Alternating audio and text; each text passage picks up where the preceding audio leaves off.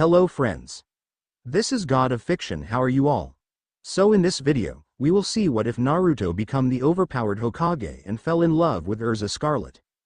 But before we start, if you want more amazing stuff like this, then be sure to subscribe to our channel and like this video. Also, if possible, share this video with your friends. Now without wasting any more time, let's begin the story. 8 years ago the Kyuubi was released, during Kushina-chan's childbirth. I don't know what happened, or how exactly it happened, considering Minato was there by her side at all time and she never did tell me everything.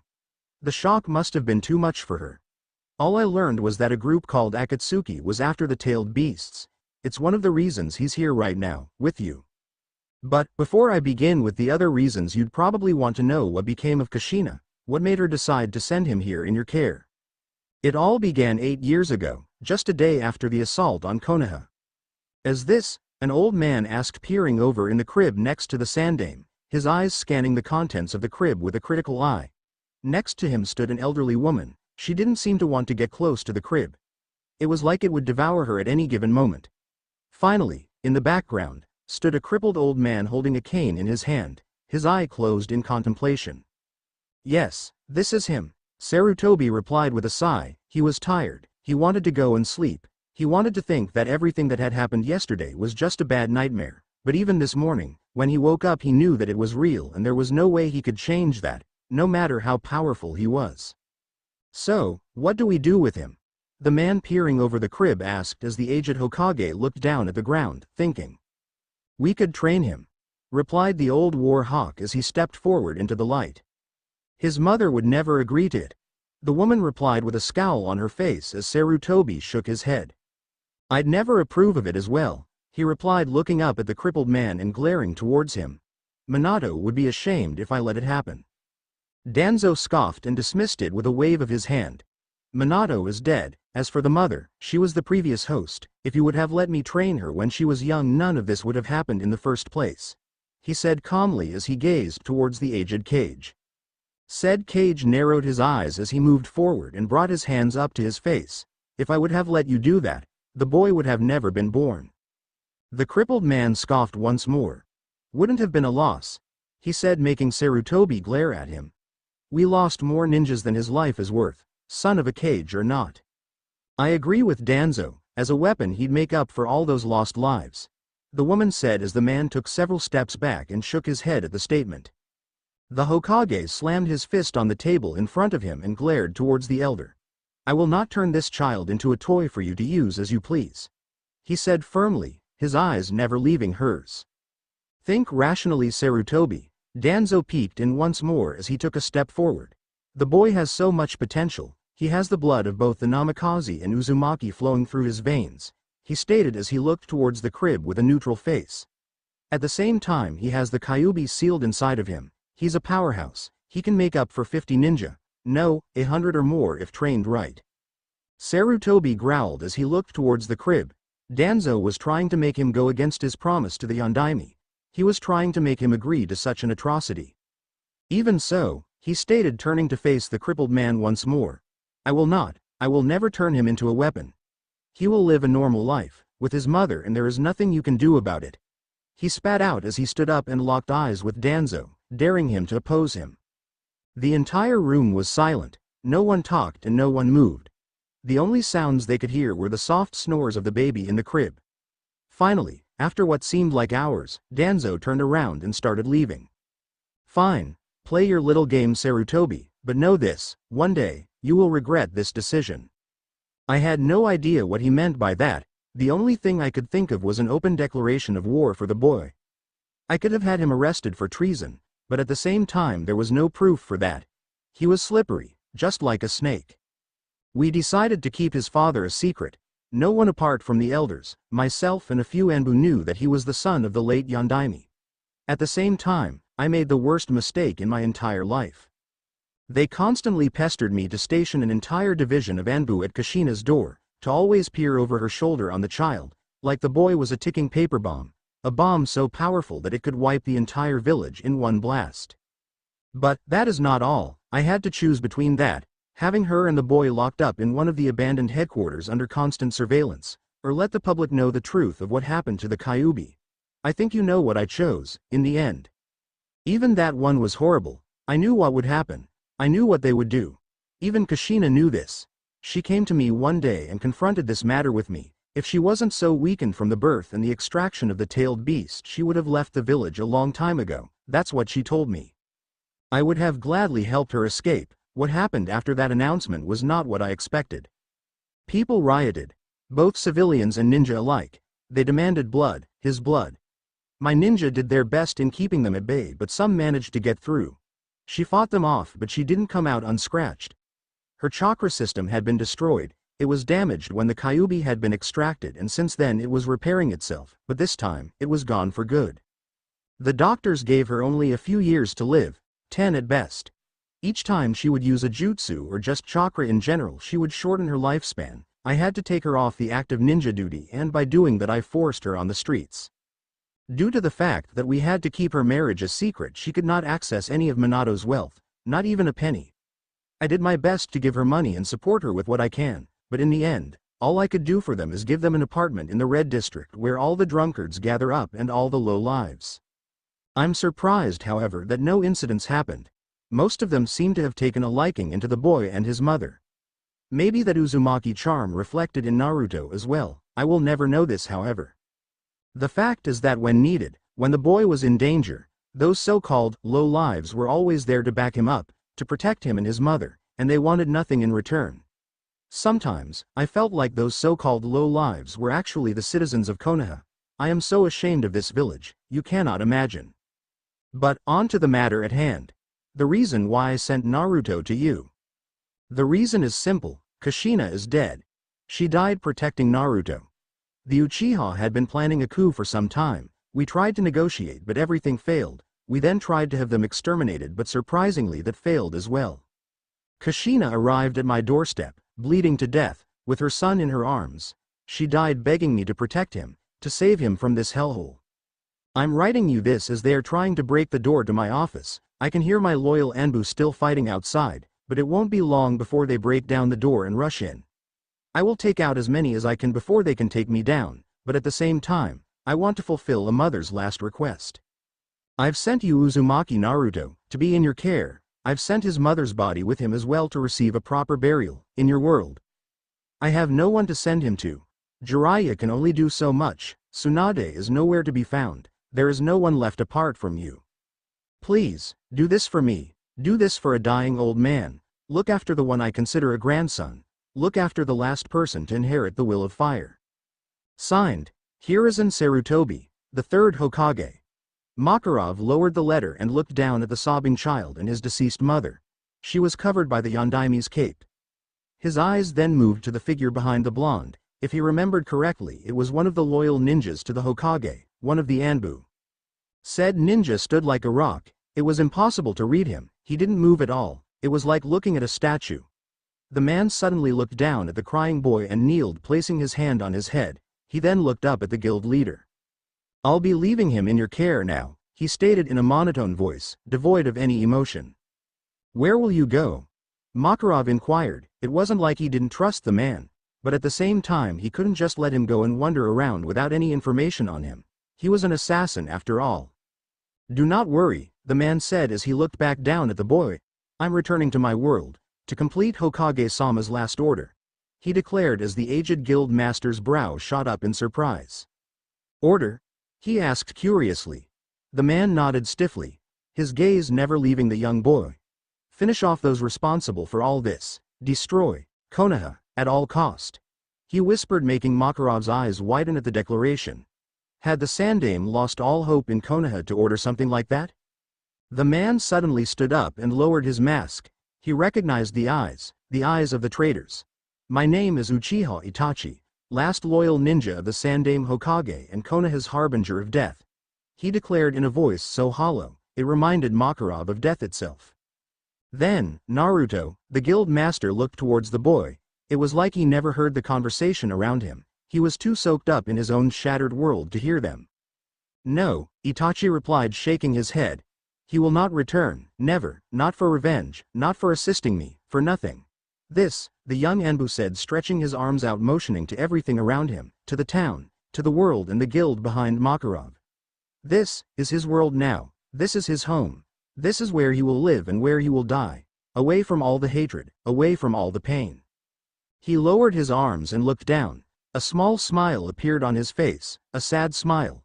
It's what his mother wanted, it's what Lord Hokage wanted, it's what we made him promise, he whispered as his face turned stoic once more and looked up at the old man. Itachi looked at the young boy once more. Naruto, he called out, but there was no reply. Brother, he whispered, but still, the child gave no signs of ever replying back. Itachi knew, however, that the boy was now listening to him. Remember your promise. Find friends here. Have your own adventure in this land and don't live your life in hate and never, ever, wish for vengeance. His gaze then turned towards Makarov one last time. I leave him in your care, farewell, forever, hopefully, he said as a portal opened behind him and swallowed him in mere seconds. Ni-san. The young blonde shouted as he felt the pressure of the portal. He turned around, but it was too late. The Uchiha had vanished from this world, returning to the nightmare he had been plucked from. Makarov looked at the boy sadly. Said boy was frozen in shock that the only person he had left as a family was now gone for good. The aged guild master walked over to the boy and placed his hand on his shoulder, gaining his attention. He looked at the boy's eyes and all he could see was pain. He could see the eyes of one that had witnessed all the horrors of mankind. He gave the boy a small reassuring smile. My name's Makarov, guild leader of Fairy Tail. He introduced himself as the boy looked down at the ground and stole a few glances towards his mother's corpse. A few tears started leaking from his eyes. Why don't we give her a funeral? Makarov asked as the blonde gave a weak nod. He smiled slightly at that and moved towards the boy. Using a bit of his Titan magic, he enlarged his body and picked up the deceased mother. She always liked the sunset, the blonde said weakly as Makarov nodded and beckoned the blonde to follow him. The entire night they had spent walking to a nearby hill. They buried her on top of the hill and waited for the sun to rise. The young blonde was impressed by the sight and happy with his mother's final resting place. He could see the large building belonging to the guild in the distance. To him, it was an impressive sight. The walk back to his new home had been made in silence. He didn't know what to talk about and was still in shock over what happened. Makarov did his best to make the young boy get over the death of his mother, but even he knew that it was something one cannot forget in such short amount of time. He opted in trying to cheer him up and explaining this world to the blonde. When Naruto heard about mages, he was immediately in. He wanted to know more. He wanted to learn everything he could about them. For him, it was like living in one of the stories his mother used to read to him. Stories with knights, mages, dragons and all of that. To think that old man Hokage would send him in a world where all of this exists. It made him happy and ever so grateful to the man. As they reached the guild, Naruto stopped and looked around uncertain. Don't worry, he heard Makarov and turned towards him. Everyone in Fairy Tail is family, they will accept you. He said with a smile as the blonde nodded vigorously and followed him inside. Master! Came the cry of two girls who suddenly appeared in front of him. Where have you been? A white-haired girl asked. She was dressed in punk gothic-style clothing, her long hair tied in a ponytail with a violet ribbon. We were worried when we didn't find you this morning. The second girl shouted. She was wearing an armor over her body and her red hair flowed down her back. It reminded Naruto of his mother. He immediately took his eyes from her as he was reminded by his mother. He felt someone placing their hand on his head and looked towards Makarov, who smiled at him. I'd like to introduce you to our newest member, Naruto Uzumaki, he said with a smile as the girls studied him and grinned. Hey there! The white-haired girl shouted, pushing the redhead away and making her fall on the floor. I'm Mirajane, she said with a grin as he blonde tried to give a small smile. The girl was suddenly pushed away as the red-haired girl appeared in her place, glaring at Mirajane. Don't mind Miss Bossy over there, I'm Urza Scarlet. Nice to meet you, she exclaimed happily as she extended her hand towards the blonde, who looked away and said nothing. The girl's smile vanished as she lowered her hand. See Urza? You are bad influence, the white-haired girl shouted with a grin as the redhead turned to glare at her. I did nothing wrong, she shouted back as Makarov shook his head and laughed softly. Girls, no one did anything wrong, he said as he looked towards Naruto. Why don't you go and meet the rest? He asked as the blonde gave a weak nod and walked past the girls, not even looking towards them. They exchanged curious glances between each other and then turned to look at the guild master.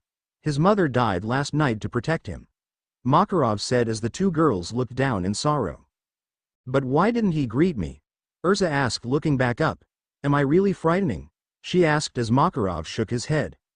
It's maybe because of the hair, he said as Urza moved her hand through her hair and looked at it curiously.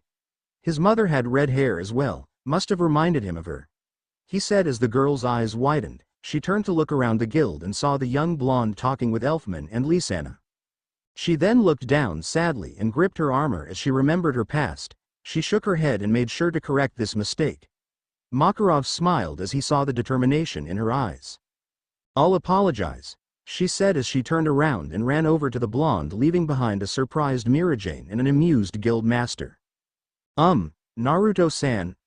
Urza asked as she stopped behind the blonde. The blonde turned to look at her and gave a weak smile as his eyes moved away from her face. I'm sorry if I brought back bad memories, she said with a low voice. Elfman and Lysana looked at her amazed. It was the first time they had heard Urza apologize for something. The blonde gave another weak smile and looked at her this time. You didn't do anything wrong, he said as tears started falling from his eyes, scaring Urza. No, wait, she cried out as she looked towards the guild master for guidance, only to see he had vanished and all that was left was a huffing Mirajane. She turned back towards the blonde and bit her lower lip as she moved forward and grabbed him in a sluggish embrace to calm him down. The blonde instinctively embraced her, making the girl blush at the act. He cried freely, not even bothering to hide it. His mother always told him there was no shame in crying for the ones you love and care. All activities stopped as the remaining members, which weren't that many to begin with, turned to see the scene before them. They were all quickly informed of the blonde's past, or at least the part that mattered. They gave him solemn looks. After a few minutes the blonde calmed down. He wiped his tears and pulled back, giving a deep bow. I'm sorry for my outburst, he told her as the girl giggled and shook her head.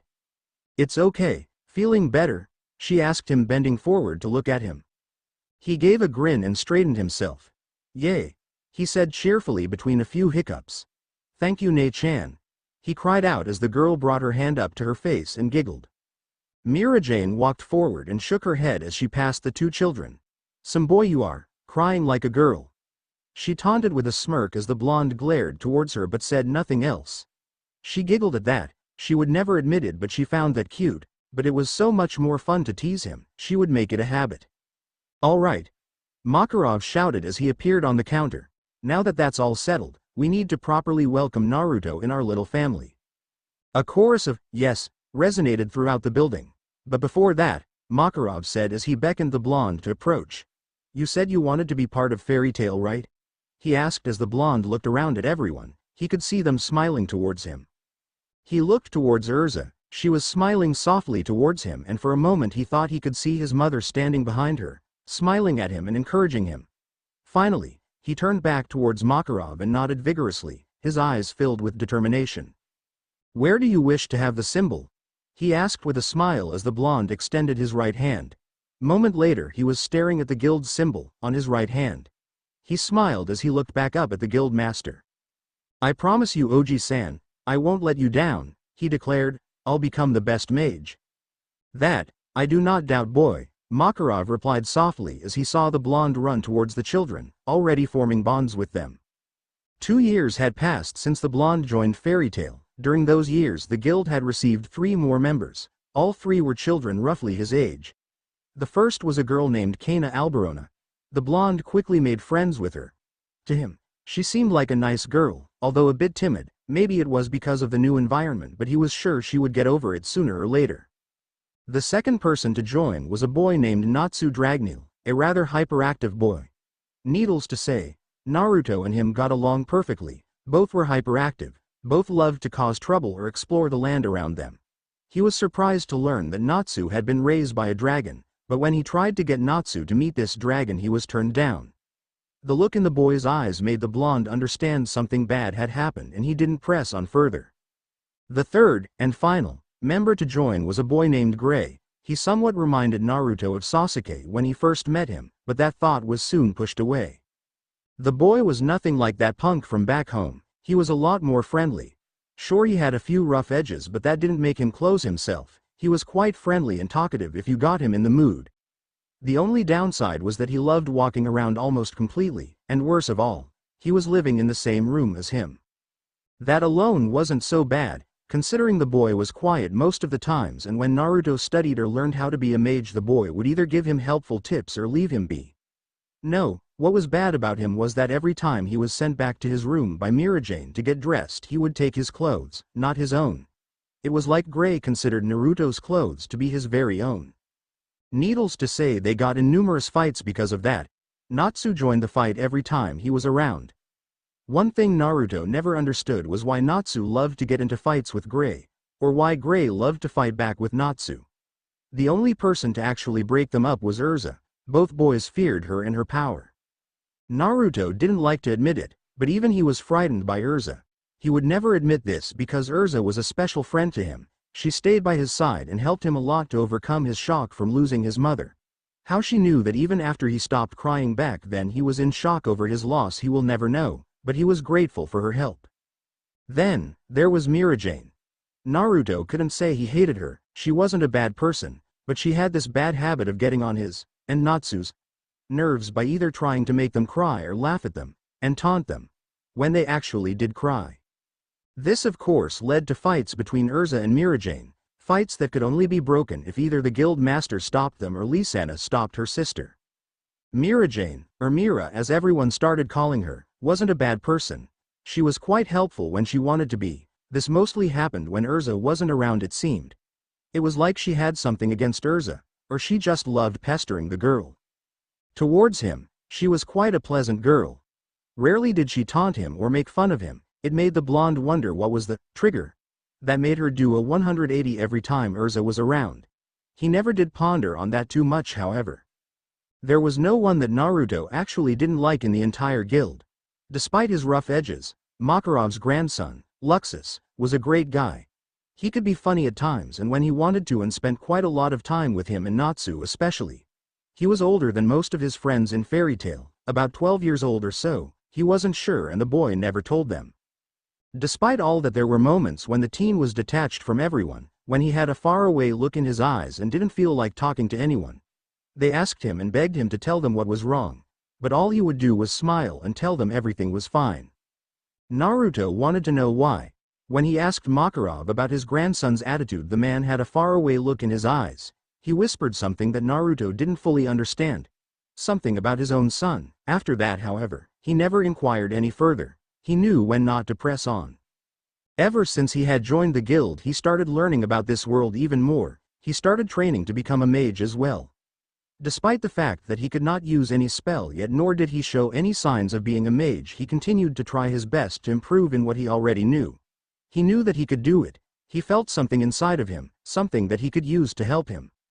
He knew that the world he came of was filled with ninja and what they used was called chakra, but he didn't know how to use that, nor how to call upon it.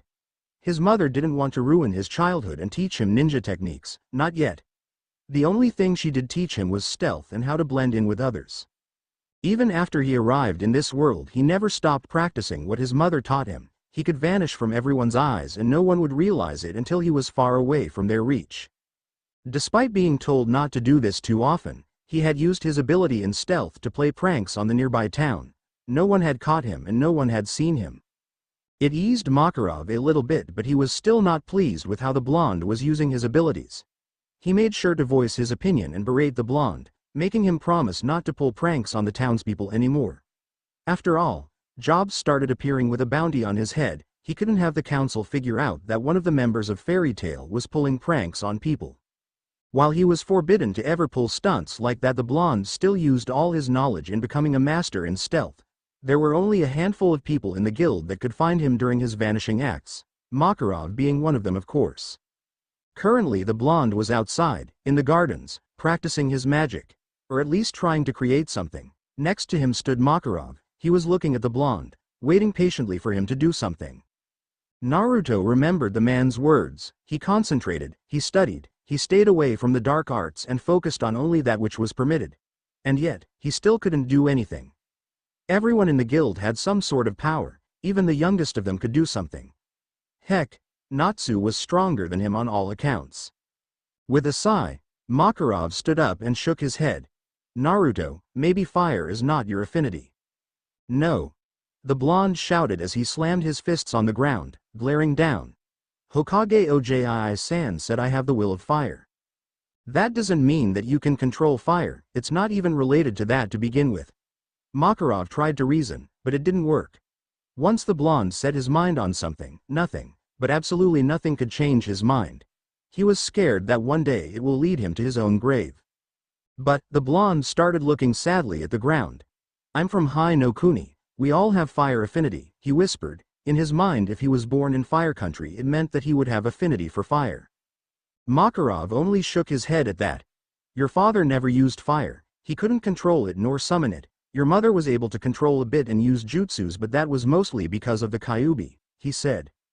Naruto twitched as he heard the name. He still didn't know what to make of the fox. Part of him wanted to hate him for everything that had happened, from his father's death to his mother's death. But part of him felt like he couldn't blame the fox and that the blame fell on the man that assaulted his mother when he was born and the villagers for their blind hatred.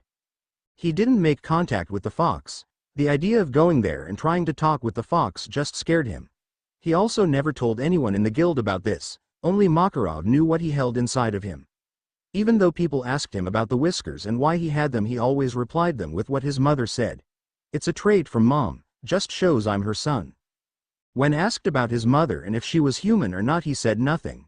Makarov cleared things up and told them she was human, but they still wanted to learn more about the whiskers. Therefore, the only thing Makarov could think of was that the whiskers were a hereditary family trait, which rarely appears. Strangely, they seemed to accept that and never inquired further. Maybe you are a different type of mage, a wind mage, or ice. No. Naruto shouted once again, startling Makarov. I'll be a fire mage, just wait and see, old man, I'll do it, I'll become the greatest fire mage in history. I will make Ka-san, Tu-san and Ni-san proud, he declared as he stood up and walked away, leaving a smiling guild master behind. The man shook his head at the blonde. Don't come crying to me when you realize it's impossible then, he called out, yet the blonde ignored him. He laughed to himself as he walked back to the guild. This was going to be interesting. Chatter and laughter echoed in the guild as everyone was sitting at the tables and eating. Only one person was missing for the 9th time in a row, and that person was none other than Naruto. Everyone was worried. The only ones that didn't seem to be worried were Makarov and his grandson. They both had faith in the blonde.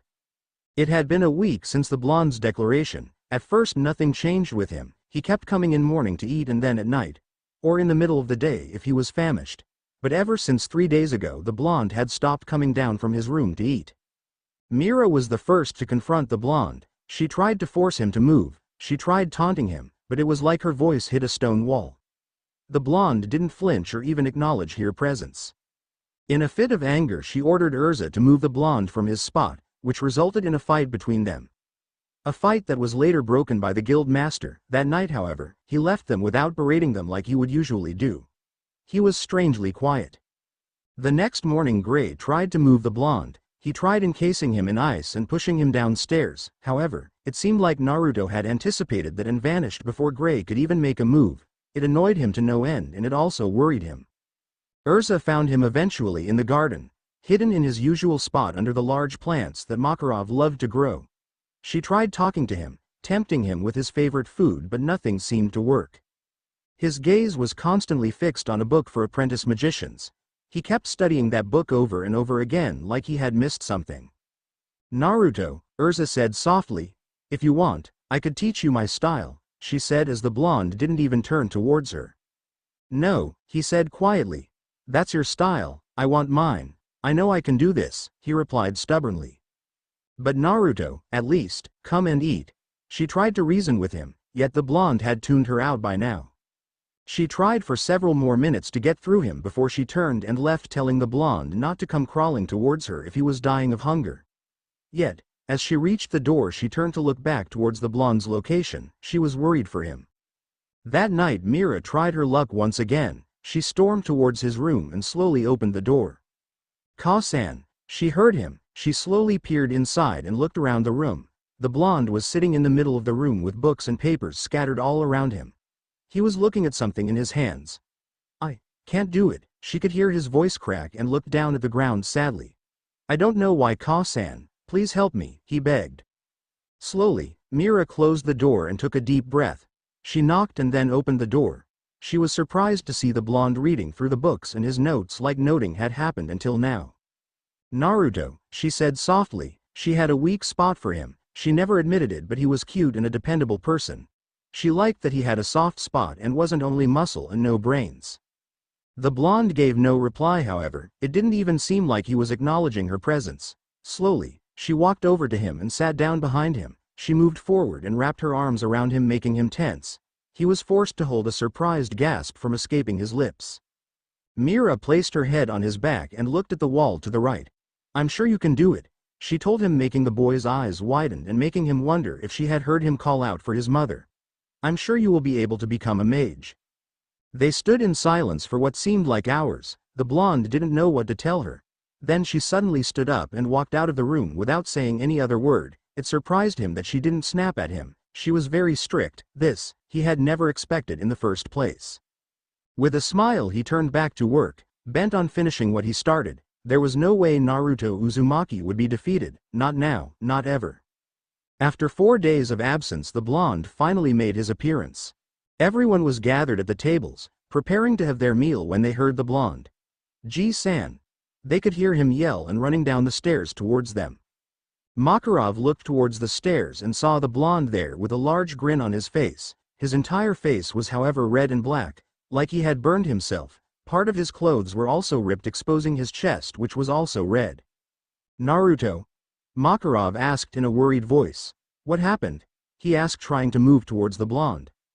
I did it, he shouted, pumping his fists in the air. Everyone jumped up from their seats and moved to help the blonde, to check on him, only to have him stop them. Look, he shouted as he extended his right arm and opened his palm, turning it to face the ceiling. A large flame then shot out of his palm, or so it seemed. It was twice as big as the blonde, yet it didn't seem like he was affected by it. You, actually, did it? Makarov asked. He never expected the blonde to create something this big. He knew that in the end the blonde could succeed, but this was beyond all his expectations. Yay! Shouted the blonde, and look what else I can do. The flame then shot upward and descended towards the blonde, scaring everyone for a second. Yet before the flame could harm the blonde, it moved to the side and started swirling around him, like it was a shield meant to protect him. And look at this, he said once more as the flame moved in front of him and started taking shape. It's happy, he declared with a grin. Indeed, the flame had taken the cat's form, even going as far as doing its trademark pose. The cat did the same pose with a resonating eye. The flame then started taking another shape. In mere seconds they were staring at a copy of Makarov. It wasn't perfect, but it looked almost like him. And this, the blonde's voice resonated once more as the flame started morphing once more. Now instead of Makarov, the flame had taken the form of a woman they had never seen in their life. They could vaguely distinguish her features as the model wasn't perfect from what it seemed. Kushina? The guild master asked, completely amazed. Yes, the blonde replied with a small smile. This is Ka-san. Everyone's eyes grew at that. The blonde had created, or at least tried to, create an image of his mother. This was something unheard of and something a low-ranking mage could barely do. Yet the blonde didn't even seem winded by all this. Finally, the guild master started laughing. That's mighty impressive, boy. He shouted with a grin on his face that was matched by said boy. Now, why don't you come and eat? I'm sure you're famished, he said as the blonde nodded happily. However, what they didn't expect was for the fire to explode in front of the blonde.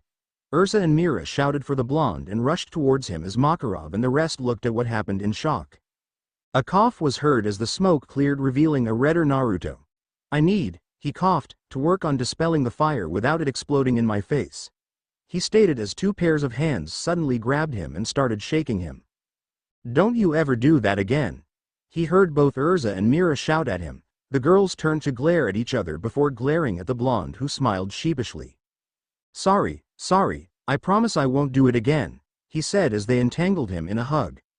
Everything had returned to normal, or as normal as it can get in the guild. Naruto ran happily through the town of Magnolia. He had finally managed to complete a low-ranking mission that the guild master let him do. It was an easy job that didn't involve any fighting, but it paid the blonde enough money to go through town and buy something that catches his eyes. The 10-year-old boy ran from store to store browsing all their articles.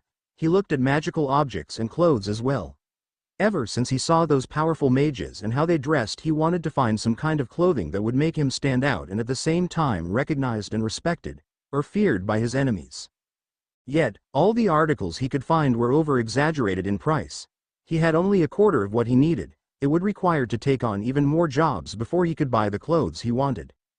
With a sigh, he left the store and kept walking down the trade district. He stopped as his eyes landed on the most prestigious store in the district. From what he heard, the most prestigious in all of Fury. They had everything a mage needed. With a large grin, he ran towards the store and pushed the doors open, stepping inside. He was amazed at how massive the place was. He felt incredibly small in here. Looking around, he saw mages browsing through the store, looking at all kinds of items. Potions, books, weapons, mediums, there was everything here. "Excuse me, boy." The blonde turned around and saw a large man carrying several scrolls under his arm. "This is a store for mages. Unless you are a mage and part of a guild, I'd have to ask you to leave," he stated. Children normally joined guilds from a young age. It wasn't a rule, but it was easier for them to get to know everyone and to gauge everyone's skill. It helped them find partners and increase their overall potential as a mage. With a grin, the boy showed the man his tattooed hand and presented him with a copy of the official papers. Makarov told him to never leave without them. It was a rule imposed by the council that mages had to have a copy of their forms when entering stores to identify them. That little fact would later change, however. The man looked at the emblem and nodded, recognizing it. He then read through the papers and a smile appeared on his serious face. "Everything is in order. Welcome to Armafor, young man. If there's anything you need, feel free to tell me," he said with a warm smile as the blonde bowed and nodded vigorously. "I will. Thank you, sir," he exclaimed as the man smiled one more time before he walked away to continue his work. The young boy turned to look around once more and held his breath as a large smile appeared on his face. He never believed he would be here to begin with. He didn't know where to start from. He shook his head. He would have to look at everything related to fire mages or just fire in general. That would narrow down his search and help him find something of use. For the next several hours, the blonde had spent his time in the store, browsing through everything they had related to fire or fire mages in general. A few of the mages were kind enough to help him around and tell him where to look for certain items. It felt so much different here than back in the land he was born. He detested thinking about it, but he loved comparing the two. It just showed how better life was here, unbound from their laws and their glares. For the first time, the blonde was sad, not because he couldn't buy something, but because he didn't actually have enough money to afford it. No one tried to scam him or change the prices. Everything was fair trade. He saw several weapons that would enhance his fire spells. He even saw a gauntlet said to have been forged by the King of Dragons himself, though that was more of an item for a dragon slayer and not for him. There was also a scythe on display. At first the blonde was scared it might be related to the dark arts. The store owner clarified his confusion. Apparently the scythe wasn't a weapon of the dark arts. The scythe had its own powers. It was able to create illusions and flames from nothing. He studied it with fascination. He had never heard of such a weapon, but at the same time he rarely spent time reading all those magazines like Urza and Mira do. He focused on his training day in and day out. He wanted to perfect everything. At times they told him he was isolating himself too much, so he did his best to correct that by hanging with his friends more and dividing his schedule so that he could spend time with the ones important in his life and keep studying and improving. He finally moved his gaze away from the scythe and returned to the books section. He studied every little book with fascination. There were books that could teach him how to create potions, elixirs, and then there were books like he had back in his room, meant to teach him the basics, to improve, and for the experts, books on how to create their own unique spells and styles of fighting. His eyes finally rested on a large red book entitled, The Art of Fire Elementals. His brows shot up in surprise. He had heard of those beings and was fascinated by them. He looked at the price and his eyes gleamed happily as he saw he had enough money to purchase it. Quickly grabbing it, he ran to the counter where the shopkeeper was sitting and reading through the scrolls.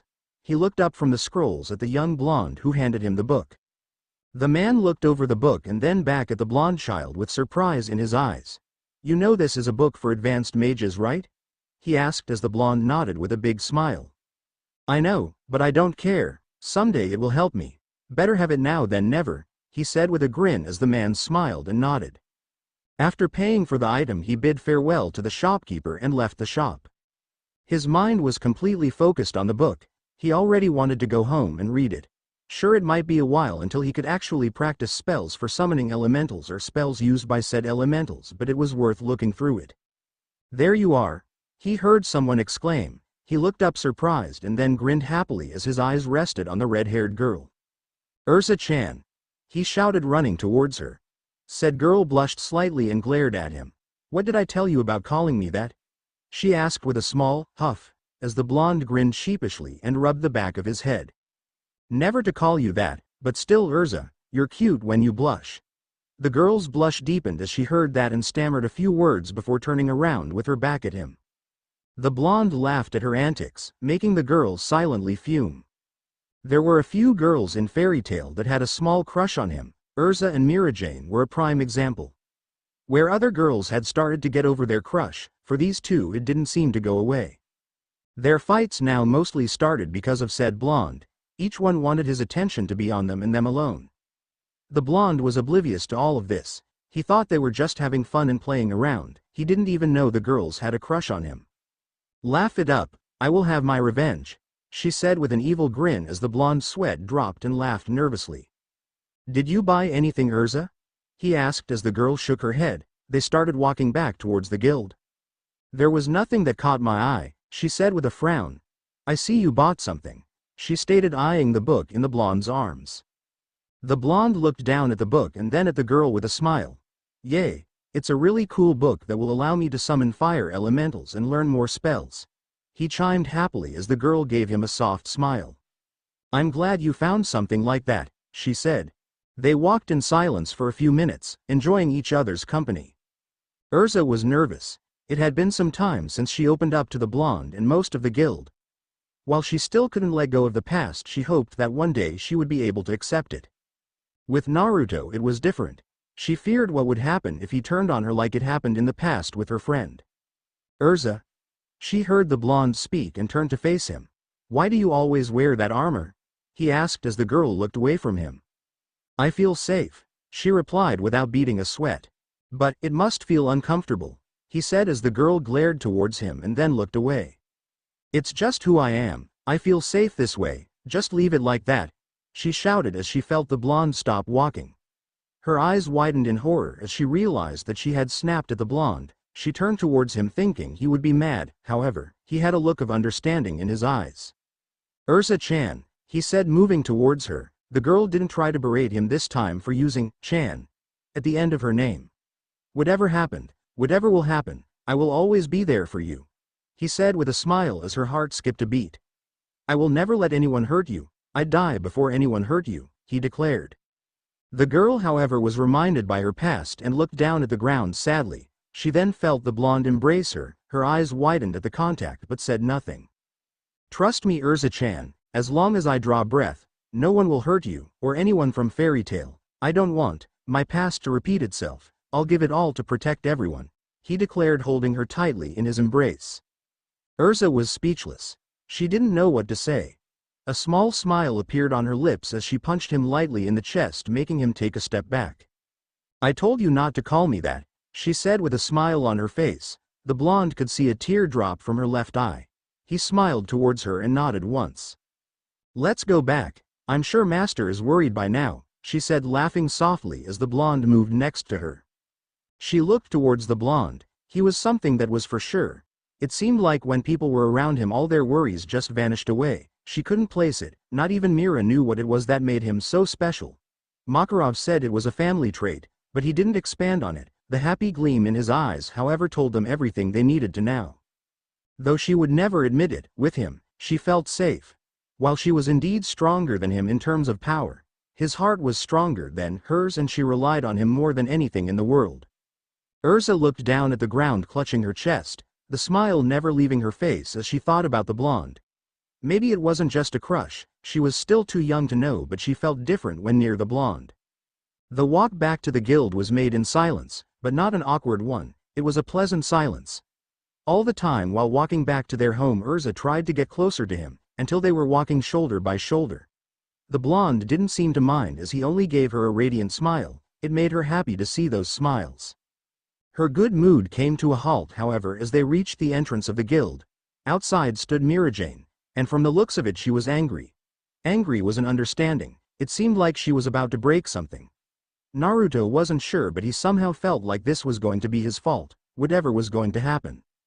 Urza glared at her rival as she stepped in front of the blonde and walked over to Mira. She glared at her before walking past her. "I had fun," she taunted as the white-haired girl's face reddened. She could hear Urza laugh victoriously as she vanished behind the guild's door. "Mira, are you sick?" the blonde asked as a hand was placed on her forehead. Her eyes widened as she slapped the hand away and stammered. "I'm fine, don't worry," she exclaimed as the blonde blinked owlishly before grinning. "All right, if you say so," he said as he ran past her. "Wait, where are you going?" Mira called as she turned towards the blonde. "To my room. I want to read this book," he shouted happily as he vanished behind the doors. A soft sigh escaped her lips as she shook her head. If only she had been faster, she could have spent the day with him. A dark aura appeared around her as she remembered the reason why she couldn't spend the day with him. She had been tricked by Urza, and the redhead had dared to taunt her a few moments ago. She began plotting her revenge. She would make sure Urza would never trick her like that. With an evil laugh, she walked back inside the guild, scaring Natsu, who was returning from a walk in the forest. He stood outside, frozen in shock and fear for a few moments before carefully walking back inside the guild. As Naruto entered his and Gray's room, he slammed the door shut and hugged the book to his chest. "Ah!" He heard a yell followed by several crashes. He looked towards the origin of the sounds and started laughing as he saw a glaring Gray under a ton of books. "How many times do I have to tell you not to place your entire book collection in one pile next to my bed?" he asked with a glare that Naruto thought it would actually burn him. "You've never complained about my stuff before," Naruto said with a deadpan look as Gray's sweat dropped. "I'm not complaining. When do I complain?" the boy retorted in shock. Naruto looked incredulously at him. "What do you call this?" he inquired, making a reference to what he said a few moments ago. "Besides, I never complained when you took my clothes." He glared at the boy, who laughed nervously. We have a barter system?" he asked nervously as the blonde rolled his eyes. But even so, Gray continued with a glare as he looked towards the pile of book on top of him. "Sorry about that," he said, scratching his head as he walked over to his bed and placed his newly purchased book on it. He then walked towards Gray and started moving all the books away, helping the boy out of them. As the last book was moved from the boy's body, it made Naruto wonder why Gray didn't just stand up when the weight wasn't that much anymore. He extended his hand to the boy and helped him back on his feet. With a nod, Gray plopped back on the bed and turned with his back towards the blonde, making said blonde sweat drop at that. If Gray wasn't picking fights with Natsu, trying to get a higher ranking job, or trying to steal someone's clothes, he would sleep and sleep to no end. With a sigh, Naruto walked back to his bed and plopped down, but before he could relax he heard Gray talking. "I hope you're cleaning your mess. Last I need is tripping on your stuff and breaking something." Naruto's eyebrows twitched at the comment. Who would be dumb enough to trip on some book or scrolls and break something? Still, he couldn't afford to get into serious fights with Gray. The boy was still stronger than him on all accounts. With a sigh, he proceeded to clean up the mess. Gray hadn't changed at all since he first met him, neither did Natsu. It made the blonde happy. He hoped that they would stay the same forever and never break the bonds they created.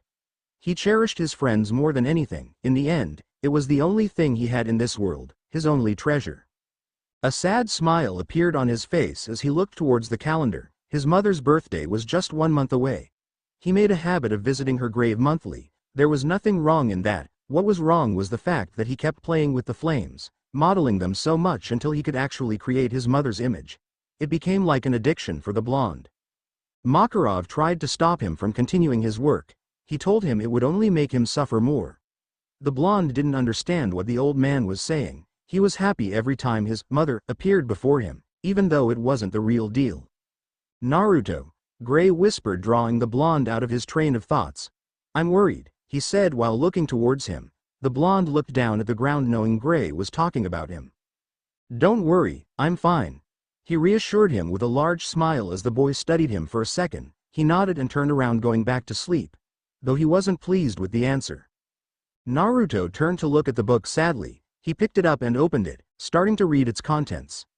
Sometimes he felt like they just couldn't understand him and his pain. Sometimes he felt like they wanted to hold the only shimmer of happiness he had from her away. Mira Jane sighed for the umpteenth time from what it seemed today. Just a day had passed since the Naruto returned from his mother's grave.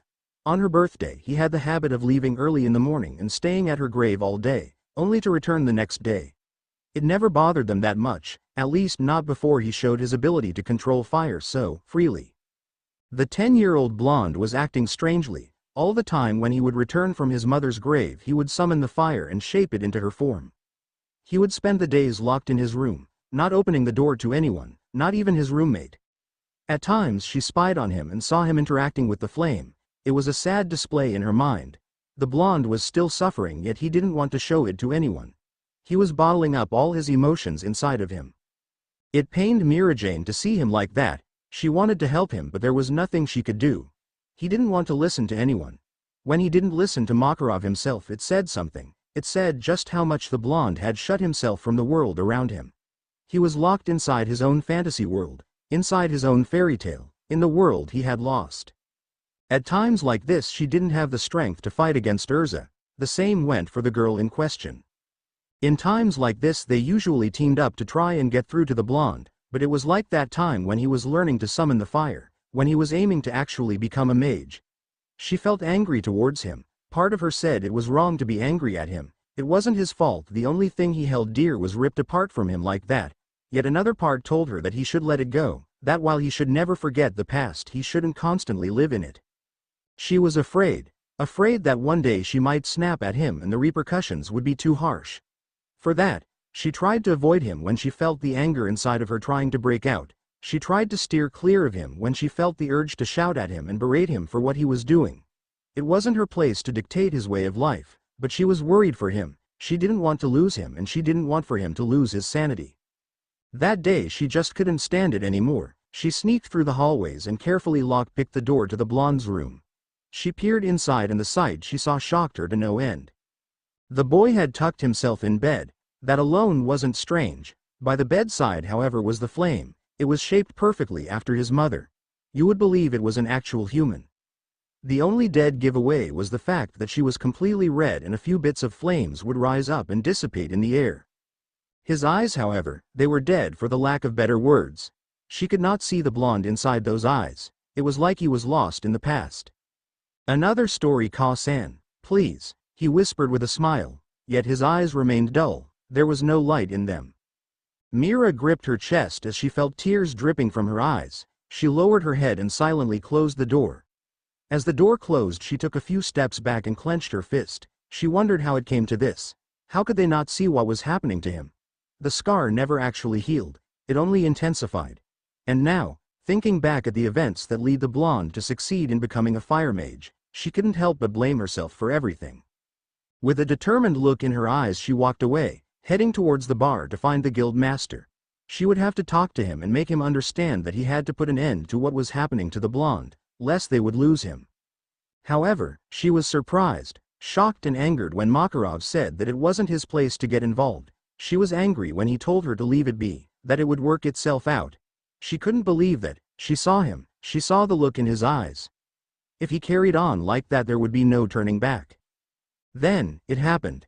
At first it was Urza that snapped at the blonde. She berated him for closing himself off from everyone. Urza was always strict, yet at the same time, she cared deeply for him. His apology never reached her as she left before he could even utter a word. He knew he had screwed up. He only hoped that it wouldn't be too late. A month before his birthday was Mira Jane's turn to snap. The blonde was slowly coming back out of his shell and returning to his old self. Yet all that anger and frustration bottled up inside the white-haired girl finally made its way out.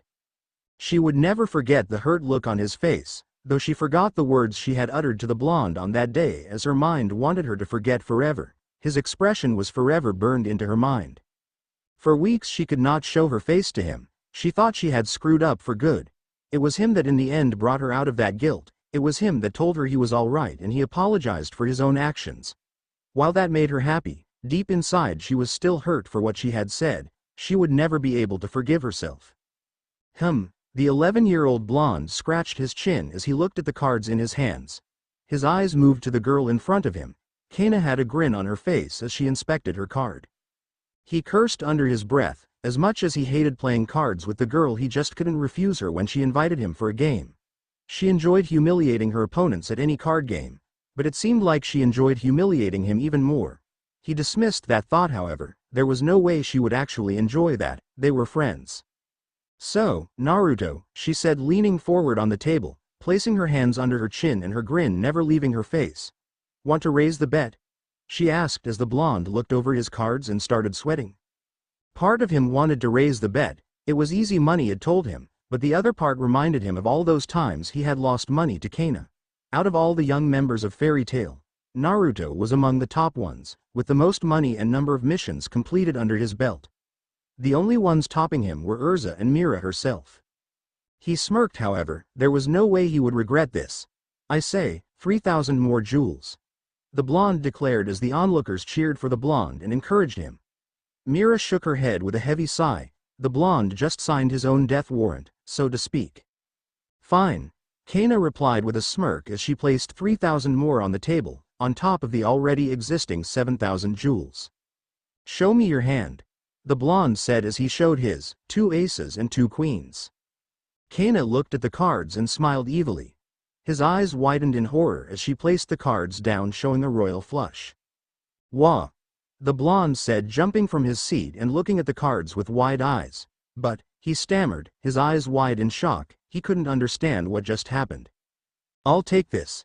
Thank you very much, Kana said grabbing the money on the table and pocketing it. Maybe next time Naru-kun, she said with a wink as the blonde started slamming his head on the table and making the girl laugh at him and his misfortune. What kind of friend laughs at their friend's misfortune? Demanded Naruto as he pointed towards Kana accusingly. One that walked home with said friend's money, she replied with a grin making the blonde slump down on the chair. I told you not to bet against Kana-chan, Mira said as she stepped forward and stopped behind the blonde. Said blonde grumbled under his breath as the girl's eyebrows twitched. She placed her hands on his shoulder making him tense and shiver uncontrollably. What was that Naruto-kun? She asked sweetly as the blonde turned towards her laughing nervously. Nothing Mira-chan, absolutely nothing, he said between nervous laughs. As much as I love seeing you beat your boyfriend, I still have a game to play with him, Kana said with a smirk as a deep blush appeared on both Mira's and Naruto's cheeks. He's not my boyfriend. The goth girl growled as she flung the blonde from his chair and into the air. Said blonde had a deadpanned look on his face as he was flying through the air. Realizing what she had done she turned towards the blonde with a frightened look on her face. Naruto, she exclaimed as he crashed in the bar. Moments later Erza walked behind the bar and picked the blonde up, dusting him, she turned towards Mira and glared. The girl returned the glare in full force. Well, little demon girl shows her true colors? She asked with a sinister look on her face. Naruto gulped knowing where this would lead, he couldn't understand why they always starting fighting because of him. It was a mystery he just couldn't solve and Makarov didn't help at all. What did you say, tomato? Mira shot back as Erza laughed at the poor attempt at insulting her. You heard me, I think it's best if Naruto stays away from you, least you will get seriously hurt from your mood swings, she replied with her grin ever present on her face. The blonde thought he could see sparks flying between the two, he knew now that there was only a moment left before they started fighting. Carefully, he slipped away and moved as far away as he could from the two girls. He was lucky they usually ignored him when they started fighting. Else he feared what they would do to him if they found him sneaking away. As he tried to walk out of bar he bumped into Natsu that was just retuning from a job. He looked up at his friend. Get me out of here, he whispered as the boy looked in the bar wondering what frightened the blonde. His eyes widened in fear as he felt the tense atmosphere and saw the two girls glaring at each other. With a swift move he grabbed the blonde by the collar and ran out of the bar. There was no way he would go inside just as the two would start fighting. He knew better than to get in between their fight. Both boys stopped in the middle of the town, panting and sweating. Slowly, they both started laughing, their laughter filling the night. Oi! Shut up! Someone yelled as a shoe was flung towards them. The boys dodged it and ran away from the area while still laughing. It was moments like these that made the blonde happy, spending time with his friends and having fun with them. He wished these moments would last forever, Even though they would soon come to the age when they would take on even more dangerous missions, he hoped that they would all prevail over all the obstacles. The two kept running down the empty streets, at one point running past a night patrol that looked at them curiously before resuming his patrol. Mostly everyone in town knew Natsu and Naruto. They were known for their talent as mages and their quirks. They came at a halt at one of the bridges. They stood on its edge throwing pebbles into the calm river. "So what happened this time?" Natsu asked, trying to strike up a conversation with the blonde. Said blonde sighed before beginning his short tale. "I played a game of cards with Kana again, lost, obviously, and then Mira-chan came and berated me." "Nothing out of the ordinary." Natsu laughed as the blonde snorted. "Yay, but then it was that Kana told Mira to leave, and I quote, 'Your boyfriend,'" he replied, taking a pause. "Or something like that," he whispered. "All I remember is being flung in the air and crashing in the bar. Urza-chan coming and starting a fight, again." Natsu's laughter filled the air as the blonde finished the tale. There was never a dull day in the guild with them around. Naruto only shook his head at his friend. The boy wasn't helping at all.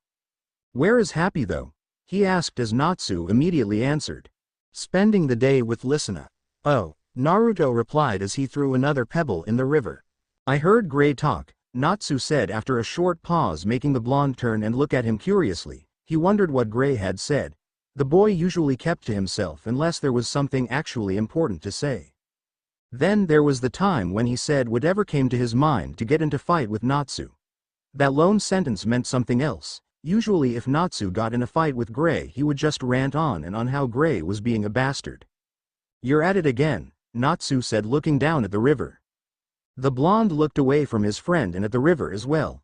He knew what he meant, but there was no helping it. As much as he wanted to stop, he just couldn't put an end to recreating his mother's image and thinking, imagining, that he was living in the past once more. "I think you should stop," the Dragon Slayer continued. "I'm afraid of what might happen if this continues," he told the blonde as he turned around and started walking back to the guild, leaving Naruto alone to think.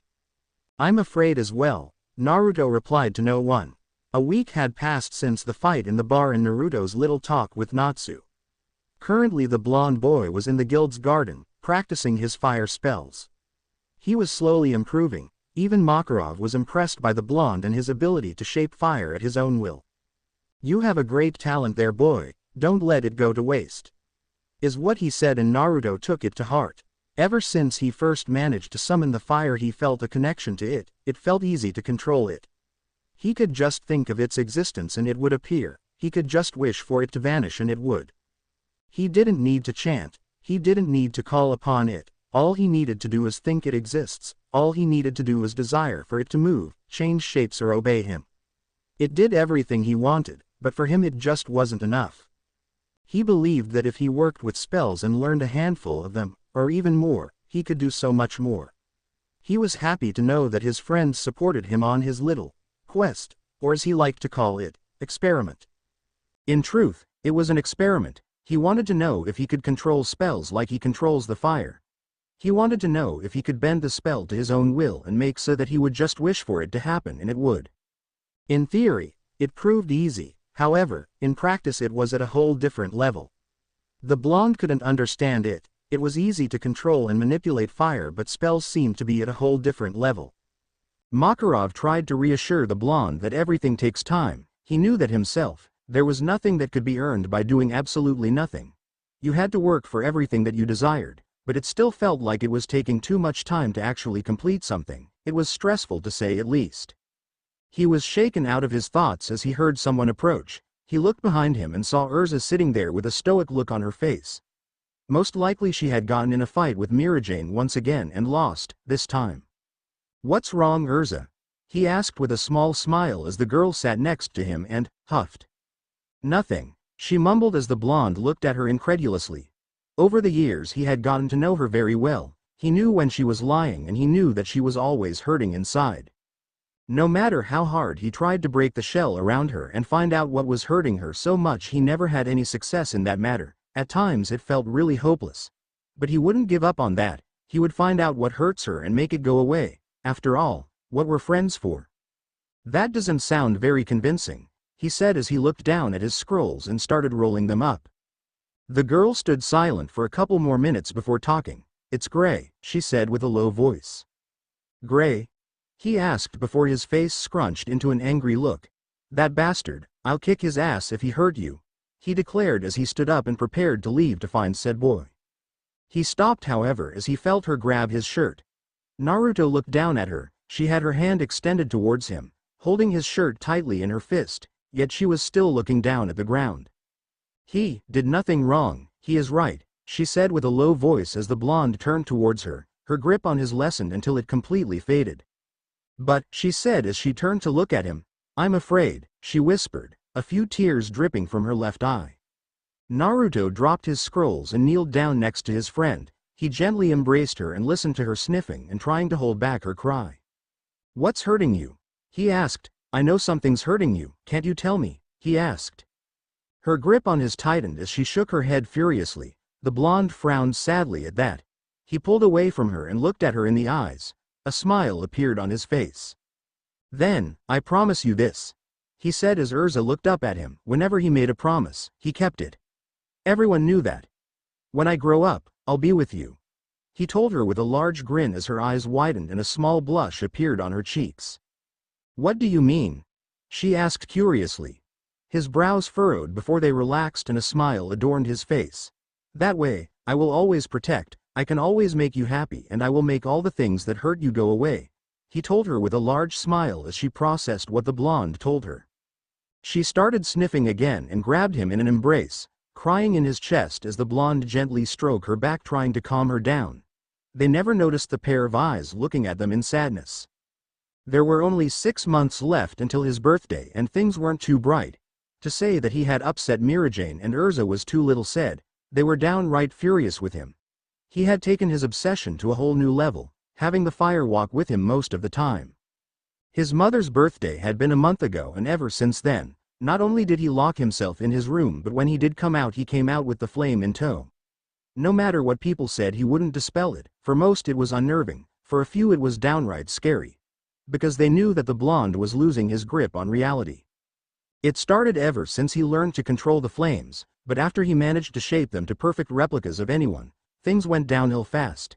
He ignored anyone that tried to make him stop, got in arguments with people over this and even managed to break a bond. Said bond was patched back together over the course of time, but at times you could still see the cracks in it. He wasn't happy with what he did. To think that he managed to break his bond with Natsu of all people. For months he didn't even spare a glance towards him, no matter how hard he tried to repair the damage and apologize. When he finally succeeded, he thought that everything would revert back to normal, but fate had other plans for him. While things around him did revert back to normal, he did not follow the flow. He stayed back, lost in his own world and continued to lose himself from those around him. He slowly became detached from them all until the guild master himself started believing that they had all lost hope in him and were trying to treat the blonde as a shadow of the past. Not that the blonde minded or even seemed to care, he was already lost in his own world. Makarov did his best talking with the blonde. He managed to pull him out of his world, if only for a bit, and make him realize what he was doing. The blonde understood, or so Makarov liked to believe. It was only later that he realized that the talk he had with the blonde didn't do much and by then it would be too late already. There were only a handful of people that still tried their best and never gave up on the blonde. The majority already saw him as a lost cause, especially after the numerous failed attempts to set him straight. Makarov himself was confronted with a dangerous decision. He knew of someone that could put the blonde with his feet back on the ground, but if word got out of what happened it would make life too harsh for the blonde in the future. He also didn't want to receive orders to terminate the blonde's contract with the guild. The council didn't understand how things worked, it's what Makarov said, and for that reason he didn't want the word to spread about the blonde. Lisanna, Mirajane and Urza kept trying to help the blonde pull himself together. For Lisanna it was due to the fact that she saw him like an older brother. She was younger than him by at least a year and Naruto had helped her a lot in the past. The blonde always helped those around him, not bothering to ask anything in return and not wanting anything in return. But they felt that this time it was him that needed help and if the others wouldn't help him then they alone could. It's impossible. The brat's already lost it. Luxus, no matter how much he hated saying that he knew that it was impossible to bring the blonde out of his imaginary world. He couldn't really understand what made the blonde so attached to his mother that he would do anything to actually have her next to him. Despite his words, they still tried. The teen felt it was hopeless and useless at the same time. There were moments when he gave it a shot as well, but nothing came out of that. He had been ignored, plain and simple. It was like talking to a brick wall. Your words would just bounce right back at you, not reaching the one on the other side. Mira Jane felt her anger building up inside of her once again. She knew that sooner or later Urza would snap as well. She could see her holding back her frustration from reaching the blonde. When talking to him, she tried to play it nice. She tried to sound nice, like there was nothing wrong in the first place. But slowly, that was crumbling. Mira tried her best to keep her emotions in check: anger, frustration, sadness and worry. She was worried for the boy she had been crushing for 3 years. She was sad for the fact that his heart was still in pain over the incident when he was 8. She was frustrated for the fact that he couldn't come to terms with what happened, and she was angered over the fact that he would use his own powers to lock himself in an imaginary world. She was angered by the fact that he just didn't seem to want to understand that there were people here that were worried for him, that wanted him back, to revert to his own normal self. Shaking her head, Mira looked at the blonde sitting at the bar and playing with a crystal amulet. She rarely saw that. It was a memento from his mother. He rarely showed it in public, fearing that someone might steal it. On the days he would actually carry it with him, he wouldn't let anyone hold it, let alone touch it. He was almost paranoid about that item. She was ashamed by herself, but it sickened her to see something like that. In her mind, it brought him pain. She wanted it to be gone so that the blonde wouldn't suffer anymore. But she steeled herself. It would only hurt him further if she took it away and hid it. He would frantically search for it and become his new addiction, or something else might happen, something worse. She was too afraid to even think of what might happen. Mira turned towards her sister and nodded at her. At least for his birthday, the blonde would return to reality, and then they would try and make him realize he needs to stay there. They would have a talk with him on that day and hopefully get through him. If that wouldn't work, she was afraid what would happen to the blonde. She then turned to the other side of the bar and saw Urza sitting at a table, alone. She seemed to be in deep thought. If Mira had to take a guess, then she was more than sure the redhead was thinking about the gift she planned to buy the blonde. It was common knowledge in the guild that the blonde had been eyeing a very expensive short sword from Armifer. It wasn't your normal short sword. It was designated for fire mages, meant to boost their overall spell power and also give them new spells. Spells that could only be created through the use of said sword. Urza had been planning for weeks on buying that sword for the blonde. She hoped that by buying what he wanted he would stop his addiction to recreate his mother's image and slowly open his heart. Urza had also tried teaching Naruto the art of swordsmanship, just for that reason. It came for the blonde like second nature. He easily learned the basics and advanced steps, and when he reached the expert level, Urza was completely shocked that the blonde would not only master the steps in a month, but he would be able to stand toe-to-toe with her. Even if it was for a very short amount of time, in a spar. Mira and Urza put aside their little war for the blonde just to get him to open up and get over his past. They hoped that they would succeed, and then things would actually return to normal in the guild. 3 months were left until his birthday. Even though he had started getting a grip on reality once more, the blonde realized that the damage had already been done. He could hear it in their whispers and he could see it in their eyes. They doubted him and his sanity now. He knew that. He was sure of that. Worst of all, people seemed to be less interested in talking to him now. He couldn't place it, but he felt like they had completely lost hope in him. He looked at the ceiling sadly. He had to figure out something. He had to overcome his past. He couldn't afford to live in it anymore. It just showed he was weak, and his mother would never be proud of him then. His eyes narrowed as he violently shook his head. He needed to stop thinking about that. As he looked back at the ceiling, he felt himself getting tired. In mere seconds he fell asleep, only to wake up outside the guild in the middle of the night. He jumped on his feet and looked around frantically. Something was amiss. There was no sound around him. The river that could be usually heard at night made no sound. There were also a few people up at this hour. He could see lights in the windows but no movement or sound. Then he heard something from in front of him, from the guild. The lights were on. He slowly walked towards the guild and peered inside. It was empty. There was no one here. Curiously, he walked inside, and as he reached the center of the bar, the doors slammed shut, scaring him. He laughed nervously as he looked around. "This isn't funny, guys," he said with a shaken voice as fire burst in front of him. He watched as the fire took a shape he thought he recognized. "Mother?" he asked as he looked at the flare. A sinister chuckle echoed around him. No, a deep voice was the reply as the fire took the shape of a fox, the size of a dog. Who are you? He stuttered as the voice started laughing, echoing around him. Yet when he looked at the fox he couldn't see its mouth, it was like it had no mouth to begin with. Here is a riddle, boy. The voice echoed around him as the blonde looked around, turning with his back at the fox. Riddle? He asked, confused and a little angry. Just tell me your name, he demanded as the voice started laughing once more. And what have you done with everyone? The voice laughed for a good 5 minutes before its words echoed around the blonde. I've existed since the dawn of time. My number is 9. My power alone is feared throughout the world. I am the strongest of the 9. I am.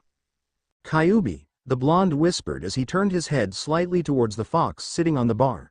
Its face started shimmering before a large, toothy grin appeared. Not bad, the fox replied as its eyes fixed with the blonde's. Though I must say, I am not that good at rhymes, or riddles for that matter, he laughed. Naruto took a step back in shock as he tried to find something to defend himself with. The fox eyed the blonde and his every move with amusement in its eyes. For the blonde it was the most terrifying experience to be standing in front of the demon that had nearly crushed his previous home. Why are you here? He inquired, shivering. Where is everyone? What have you done to them? He shouted as the fox's grin widened. Why, we are in your mind, boy. As for what I've done to everyone, the fox seemed to ponder for a second. Nothing, for now, he replied with a sick grin as he jumped off the bar and started walking towards him. No, stay back. The blonde shouted, crawling backwards, trying to get as far away as possible from the fox. The grin started fading, his face started shimmering until an angry look appeared. The fox started growling, showing its fangs as its 9 tails appeared behind it and started shaking violently. You boy, you've caused me so much trouble, he shouted as the ground around the blonde started shaking. Have you no idea how much you damaged your mind? He shouted as bits of the world around the blonde started crumbling, revealing a strange violet vortex in the cracks. What are you doing? Shouted the blonde, frightened as the fox continued to growl. Me? He asked angrily. I've been fixing your mistakes, your errors, he shouted as the blonde tried to move away further from the fox only to hit the large doors with his back. He tried to open them and run away, but as soon as he opened them he nearly fell in the large vortex. With a frightened look he turned back to face the fox. Fixing organs is one thing, he growled out, moving closer to the blonde, but fixing one's mind, do you know how hard that is? He roared as the blonde nearly fell on his back and into the vortex. In all my years of imprisonment, I've never had such a weak host. You are a disgrace, he shouted as he lounged towards the blonde only for the blonde to duck and roll under the fox. He saw as the demon fell into the vortex and was ed by it. Taking a deep breath he leaned on the table behind him. He brought his hand to his chest to calm his heart down. He needed to find a way out of here. Comfortable, he heard the fox. With a scared look on his face he turned his head and looked behind him. He found himself leaning against a grinning fox. Ah!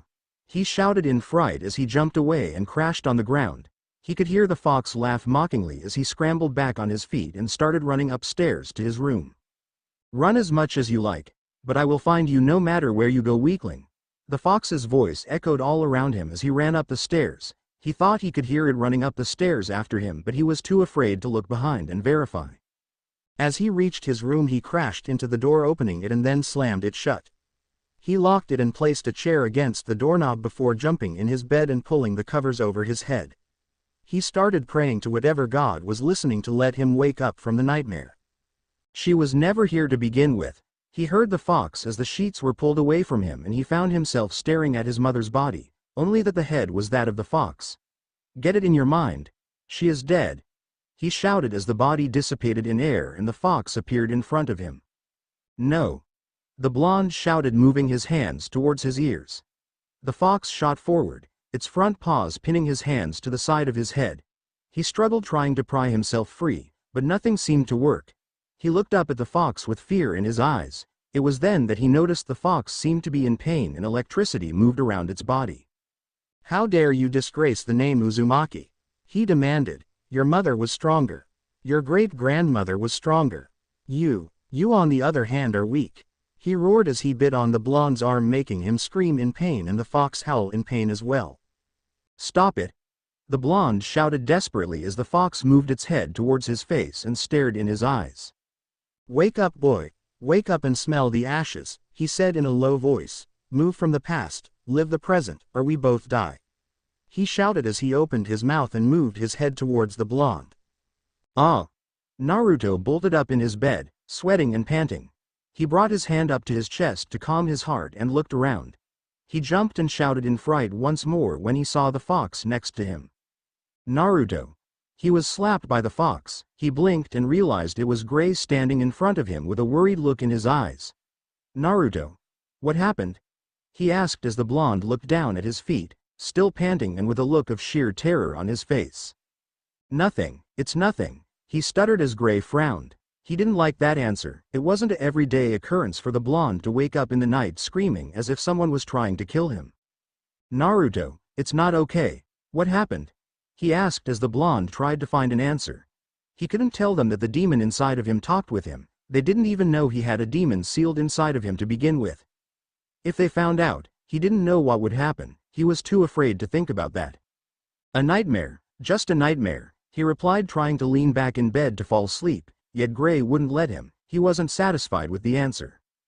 What kind of nightmare? He asked. About what? He asked again, not giving the blonde a chance to answer the first question. It took him a minute to think. He didn't really know what to tell the boy. A fox, it was a nightmare about a fox, he replied weakly as he started shaking once again. It seemed like Gray bought it as he nodded and stood up. Try not to think about it, he advised the blonde, who nodded back. Gray then turned around and walked back to his bed mumbling, "What kind of nightmare is that with a fox in it?" If Naruto hadn't been so frightened about his first encounter with the Kyuubi, he would have laughed at that question and tried to joke.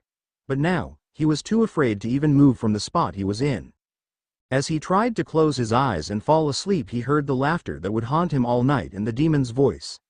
"She is dead. Get that through your mind or else we die." For the next 3 months the blonde had been acting strange in everyone's opinion. They were glad he no longer had the fire follow him around and that the life returned to his eyes, but this time, the look of sheer terror and confusion in his eyes made them worry even further. Gray told them about the nightmare. Makarov had gone into a panic as he heard it was a nightmare about a fox. They wondered what connection the fox had with the nightmare to make their master so afraid. That day Makarov had spent it with Naruto to clarify things. To say he was shocked of what he had learned was an understanding. He made the blonde promise he would keep quiet about this until they figured out what the fox meant by both of them dying. If there was some sort of impending doom for them, then why didn't Kyuubi just tell them what was going to happen? Makarov just couldn't explain this. He had never met nor talked with the fox to understand it. He only heard stories from Minato and Kushina but never actually met the fox in person. When the others asked him what he learned, he kept quiet, much to their annoyance. The fact that the blonde was avoiding everyone and keeping to himself didn't bode well with anyone in the guild. Ever since that nightmare he never smiled again. All his smiles were forced. Urza and Mira knew this for sure. After all, they had been the closest ones to the blonde ever since he joined Fairy Tail when they were young. Naruto for his part was too caught up in his thoughts to see what was happening around him. He was trying to understand what the fox was telling him. Ever since his encounter with the fox, if he tried to summon the fire, nothing would happen. It was like the fox had taken away from him his ability to summon fire and control it. He didn't tell this to anyone. He was afraid what would happen if they found out. He had to find an answer to his problem by himself and as fast as possible. Yet as the days passed, he couldn't find any kind of answer. Trying to get in touch with the fox once again didn't help at all. It was like the demon was ignoring him. At nights he could still hear its voice, saying the same words over and over again. It angered it annoyed him that he couldn't understand what the fox was saying. It didn't help that his encounter with the fox had turned into a nightmare, and every night it kept on replaying and replaying. It was like the gods were playing a sick joke on him. It was only a month before his birthday that he finally managed to make contact with the fox again. Yet, he couldn't quite call it a success. The fox did all the talking. Every time he tried to ask a question or utter a word, no sounds came from him, and the fox didn't even seem to acknowledge the fact that he was trying to speak with it. "Do you wish for your powers to return?" it asked him. He tried to question it, to find out why it took his powers away, but nothing came out of his mouth. It tried to make gestures, but it was like the fox was oblivious to them. I will return them, you will need them, however, you're still not ready, it told him. He couldn't understand what it was trying to say. He felt warm, he felt himself entangled by the flames, yet the flames didn't burn him, they were his. His power had been returned to him. Your mind is still in turmoil, that I cannot accept, fix it, or I will fix it, the fox growled out. Somehow the blonde realized that he wouldn't want the fox to fix whatever was broken about him. The thought that the demon would take bits of his mind and replace them with something else didn't bode well with him. He tried to nod, to let it know that he would do as it requested, but the fox was gone before he could do so. He woke up that night sweating and panting again, yet this time he had not woken up half the guild. For the coming weeks he thought of ways to fix whatever was broken. He tried to figure out what was wrong with him that needed to be fixed. He never realized that he was ignoring those around him until it was too late. It had been 3 months, or maybe even more, since he last spoke to anyone, especially Urza. When they met on the hallways of their dorms they bumped into each other. The blonde dusted himself and muttered an apology before walking away like nothing happened.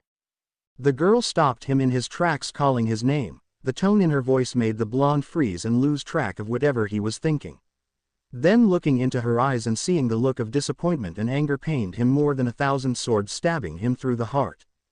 It started like a, somewhat, normal conversation, yet in the end they ended up yelling at each other. In their mind they were the ones right over the argument and the other one was wrong.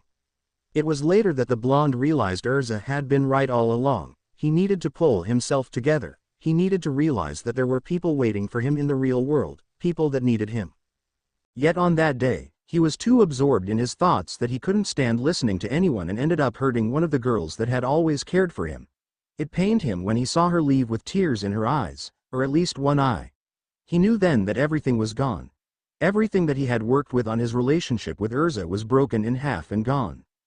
He was still too young to drown his sorrows in alcohol, so he did the next best thing. He spent most of the days at the bar, far away from everyone, rarely talking to anyone. Urza never came down from her room, or if she did Naruto never saw it.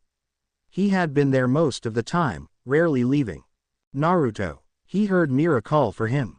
Tomorrow was his birthday, yet he didn't feel happy about that. He felt sad, he felt angry, not at those around him, but at himself, and most importantly, he felt like a complete jackass. Yay, he answered while looking at the memento from his mother. He started twirling around his fingers and playing with it, to keep his mind distracted from any bad thoughts that might pass his mind. Maybe you should check on her, I'm worried, she said as the blonde stopped playing with the amulet for a second before resuming his act.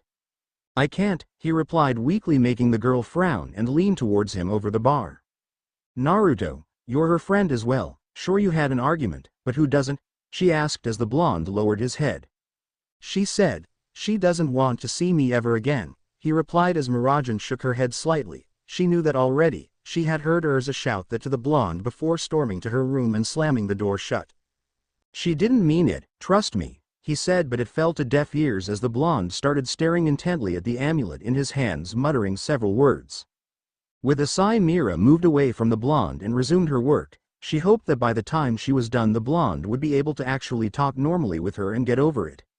She didn't have that luck. By the time it was night and the bar closed, nothing changed. The blonde was still in the same spot, with bangs under his eyes and still staring at the amulet like he was in some sort of trance. Naruto, Mira started as she waited for him to acknowledge her. Come on, you can't stay like that forever, she said, but there was still no reply. She sighed heavily as she started thinking what to do. Leave me alone, he finally replied as she looked towards him. Mother will help me, he whispered in a pained voice as Mira's eyes widened. She felt like something snapped inside of her. She lowered her head and tightened her fists. It was always about his mother, it was always about that. She didn't want him to obsess about her anymore. She didn't want him to suffer about her anymore. She glared at the amulet. If that amulet was hidden, then maybe the blonde would actually be brought back with his feet on the ground. With a quick move she snatched the memento from his hands and moved back. The blonde's head snapped up as he looked at Mirajan with surprise and shock in his eyes. He then glared towards her and extended his hand. Give it back, he growled as the girl glared at him darkly. Why? She asked in a pained voice. So that you can go back in your own world, she shouted, gaining everyone's attention. That does not concern you. He shouted back as he tried to snatch the amulet from her hands. Give it back, he demanded as the girl dodged the boy's efforts. No, Naruto, she retorted, flinging her hands around. She was furious. This is only bringing you pain and pushing you away from us. I can't stand it anymore, she shouted as the blonde tried to jump over the counter and grab it. You don't know anything about my pain. Give it back, he demanded as the girl slapped him on the face, making him pull back in shock. Don't know anything, she asked as tears threatened to spill out of her eyes. Do you have any idea how much it hurts us to see you like that? She questioned as the blonde started trembling and clenching his fists. Do you think it makes us happy to see you suffer like that? She questioned. It's the only thing I have left from mother, he shouted, looking at her. It was like he never heard her words to begin with. Give it back. He launched towards her, surprising Mirajane. She threw her hands behind her and slipped on the ground. Her fists opened and the amulet flew from her hands, hitting the wall, then the ground, and shattering in the process. Every activity stopped at that. The blonde looked at the scene with wide eyes, fear and confusion etched in his blue orbs. Mira held back her gasp as she looked at the remains of the once beautiful amulet. She looked at the petrified blonde and stood up. Naruto, she started, only to step on a piece of the shattered amulet. A crunch was heard and the blonde flinched. She stopped moving as the blonde lowered his head and turned around. Wait, she shouted, Naruto. The blonde stopped for a second and mumbled a few words. He shook his head and continued walking. Leave me alone, he whispered just enough for her to hear. The pain in his voice froze her in place. She let her anger get the best of her, and in the process she had destroyed the only memento the blonde had. She bit her lower lip as she felt like crying. How was she going to fix this? The next day everyone was gathered in the bar. The blonde had left in the morning, probably going into town. They didn't check. After what happened last night, they wanted to give him some space. Even Gray left him alone that night and spent the night someplace else. Mirajane was still overcoming her shock. She planned to make up to the blonde today, on his birthday. She made sure all preparations were in check and that everything was in order. The girl looked towards the stairs and saw Urza there with a solemn look. In her hands was her gift for the blonde, all wrapped up. She shook her head and walked back upstairs. Mira smiled slightly. She knew that Urza would come back in a few minutes to either help out or present her gift to the blonde. She looked around, admiring the decorations and the feast prepared for the blonde. She looked back at her sister as she brought out the cake and set it on the table in the middle. Moments later Urza walked down the stairs and blended in the crowd. She kept the gift in her hands. Most likely she would hand it to the blonde personally. As the clock turned 8 p.m. they turned towards the door, waiting patiently for the blonde to return. Makarov was also missing, so most likely he was bringing the blonde back. Just then the doors opened. They all smiled, waiting to see the blonde, yet it was only Makarov that walked inside, closing the doors behind him. He looked at their confused faces and then at the decorations and the cake. The candles were lit. Blow those candles off, and take the decorations away, he stated glumly as he started walking to the second floor. Everyone looked confused at that. Even Luxus moved towards the edge of the railing and looked down in confusion. But, Master, it's Naruto's birthday today, Lisanna said with a low voice, not understanding why they had to pack up everything after they worked so hard on it.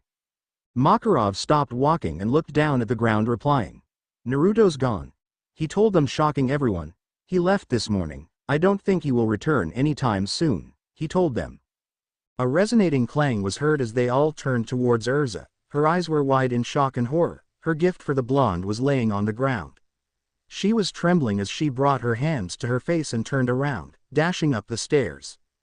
Mira didn't handle it any better as she collapsed on her knees.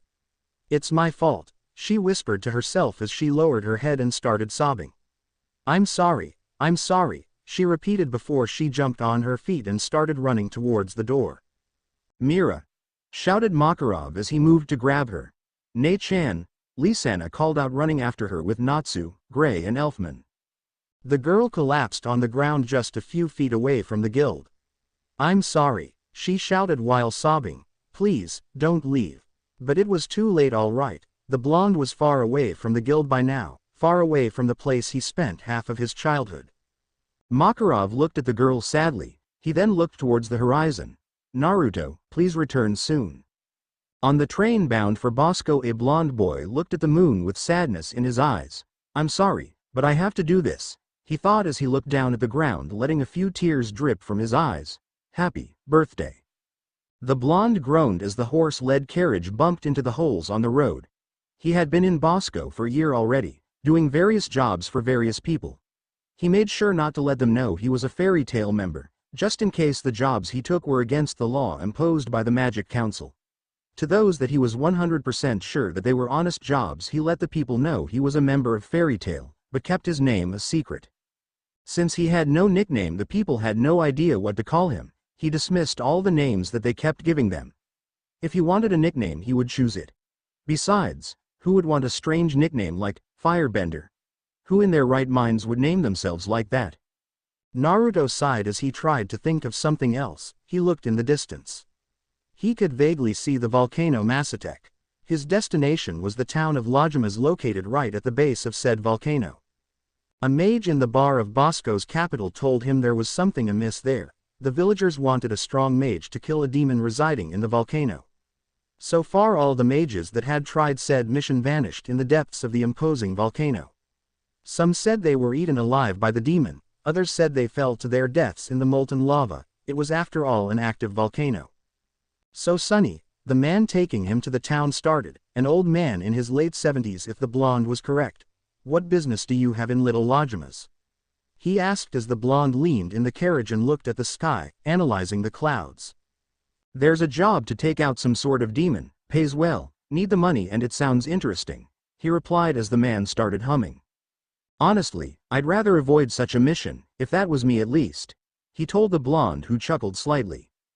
"I'm more of an adventurous type," he told the man with a small laugh. Said man grumbled something about suicidal mages, making the blonde chuckle even further. Maybe he was suicidal, maybe he wasn't. It was just one of the reasons he was out here, away from home. To get in touch with reality once again and to put his past behind him. And what better way of doing that than to help others in their time of need and get good money out of it as well. Over the 1 year since he left, he had slowly adjusted to the lifestyle he forced himself in. He couldn't complain. It could have been worse, but he did better than he would have expected. He was starting to forget about his past. He slowly started opening his eyes and seeing the world for what it was, for the bad and for the good. He fondly thought back of his mother, but this time he didn't delve in the past like before. There were moments when he thought about writing letters to send back home, to let everyone know he was all right, to apologize to them, but he needed to complete his journey before he could actually do that. He wanted to return home as a new person, as a reformed man. He wanted to make them proud and not have them worry for him anymore. Mira was right, Urza was right, he couldn't let them down, not now, not ever. "We will reach Logimas in an hour," the man said as the blonde smiled and nodded, letting the old man know he had heard him. He listened to the world around him and fell asleep with a content smile on his face. He could rest up a bit before the trials ahead. "Sonny," the blonde slowly opened his eyes and took a deep breath, stretching. "We're here," the old man said as the blonde looked around. They were in the market district of the town. The old man was setting up shop to barter his goods. There were very few stores in Lajimas and most goods came from farmers that traded them for the right price. "Thank you, mister," the blonde said with a bow as he handed him a small pouch with 1,000 jewels. The man looked at the bag amazed. He never expected the mage to pay him. He had picked up the mage on the road to the town, doing a right deed and helping him reach the town faster. If the boy was to walk to town, it would have taken him a day at best. The man wanted to ask the blonde why he paid so much, but the blonde had already vanished in the crowd. A small smile appeared on the old man's face as he silently thanked the generous mage and continued his work. Said mage was currently making his way to the center of the town. After asking a group of townspeople where the town hall was, they directed him to the center, telling him it was a large building behind a park with a fountain in the middle of said park. As the blonde walked through the streets, he could see several townspeople were on the edge. He heard whispers among them how another mage vanished in the depths of the volcano. Now the blonde was even more interested in the volcano and whatever demon was hiding in there. He only hoped he wouldn't have to go down too much to reach his target. Going in a volcano was suicidal, even if he was a fire mage and had certain immunity to fire. This was lava, The heat from it was more intense, it would tire him faster than anything else. As he reached the park he looked for the town hall. He spotted the large building across the park. It didn't look like much but that was to be expected. This was a small town with a population barely above 10,000. Naruto slowly made his way through the park, smiling as he passed several children that were playing there. Reaching the large door he bowed towards the guard and let him know he wanted to talk to the mayor. The guard nodded and opened the door telling the blonde to walk up the stairs to the last floor. Naruto did as he was told. He had to admit, he was impressed by the decorations in the building. Paintings adorned the walls. The walls were painted in a brilliant mix of red and brown and the ceiling had a deep blue color. Everything looked expensive here. He wondered how they built this structure and decorated like this. It must have taken them years to complete this. Upon reaching the last floor he looked around for the door to the mayor's office. He was surprised the last floor had only one door, meaning that it was dedicated to the mayor's office alone. He walked towards the door and knocked several times. He heard a deep voice telling him to step inside and did as he was told. Upon entering the office and closing the door behind him, Naruto bowed towards the mayor and looked around the room. The walls and ceiling were painted in the exact same color like everywhere else in the building, paintings on the walls and carpets on the floor. He was surprised the carpets weren't that exquisite like the rest of the decorations. Everything bought for the mayor's hall is done from my money, or the generous donations of the people, the mayor said as if reading the blonde's mind. He looked up towards the mayor who was sitting behind his desk and studying the blonde, a man in his mid-30s with a shaved beard, green eyes and brown hair. He was dressed in the typical clothing for mayors, which consisted of a black suit with a red bandana going down from his right shoulder towards his left hip. Other than that, the man seemed like a humble person. Unlike other mayors who had different accessories, were it cigars or jewels, this man had none at all. "May I ask what business you have in Logimas, or why you have come to see me?" he inquired as the blonde nodded. "I've come following the word of a demon located in Maestek." He noticed the man's eyes widen at that. "I've heard rumors of how mages died trying to slay the beast and that you were still looking for a mage capable of bringing it down." The mayor sighed sadly as he heard that. He stood up and turned towards the window looking at the volcano. A shiver ran down his spine as he gazed towards it. He then turned towards the blonde with a sad look in his eyes as he shook his head. "I thank you for coming all this way, but I'm afraid I will have to decline your help," he said as the blonde tilted his head to the side curiously. "Tell me, why is it that you wish to go down there and try to defeat the monster?" he asked as the blonde immediately answered. "I wish to help your people. I wish to become stronger and I need money," he replied without stopping to think or take a breath. The man smiled a little at the first part of his answer and then shook his head. He walked back to his seat and sat down looking towards the blonde. "I thank you for that, however, I feel bad sending someone so young down there." The blonde frowned at that. This was the first time someone doubted him because of his age, or was too afraid to send him on a mission. "Even so, sir, I assure you my skills are top of the notch, despite my age." The man nodded with a smile. "I never underestimated your skills, it's just," he paused there looking towards the ground. "So many mages lost their lives there already, twice your age, they surely had more experience than you." Now the blonde understood where this was going and frowned deeper. "I understand, but would you rather wait for another mage to arrive? I've heard mages talking that they are starting to stay clear of this mission. It won't be long until no one will dare try and come here," he told the man, hoping to get through to him and get this job. The man seemed to ponder over that. He could see he was having a battle inside his mind over what to do. "I assure you, even if I die for a just cause," the blonde said as the man lowered his head further. Maybe it wasn't the right thing to say. He cursed his mouth. He really needed to think up a speech of sorts before meeting his clients, else he would fuck it up and lose the jobs. They stood in silence for minutes. The only sounds they could hear were the laughter of the children in the park and the large clocks ticking. Naruto never moved his gaze from the man who seemed to be in deep thought. Finally, the man looked up at the blonde with a frown. "Very well, if you really feel that you can do this," he said with a weak voice. Naruto realized that he didn't want to have his death on his conscience. After all, he was still a child. To send a child to his death was too much for the majority of clients. There were those that didn't care, of course. They just wanted the job done, didn't care how it was done or who died. Naruto bowed deeply, showing his respect towards the man. "Rest assured, I will put an end to whatever is terrorizing your town," he said as they turned around and walked out of the office, leaving the man to his own thoughts and worries. When the blonde reached the first floor, he walked over to one of the employees of the city hall and asked her for a map towards the volcano and if she knew of an entrance. The woman looked like she had seen a ghost when the blonde asked that. Her face was deathly pale. She asked him if the mayor actually let him do the job, and he acknowledged. She was doubtful of that. However, she went on and explained the blonde how he could enter the volcano. There was no entrance at the base of it. He would have to climb up to the top on a path that was made long ago by whoever lived here before. The blonde asked her about the path. Apparently there was another civilization that lived here long ago. It's believed they sacrificed people in the volcano to their god. Or at least that is what the archaeologists said after spending a few years here digging for tombs or remains of the ancient civilization. The young mage wondered about that. He wondered if maybe the demon was a product of said sacrifices or if the ones performing the sacrifices were mages of a dark guild. Yet the woman told him that the demon had always been there. He only started acting up 6 years ago. It was like it had slumbered until then.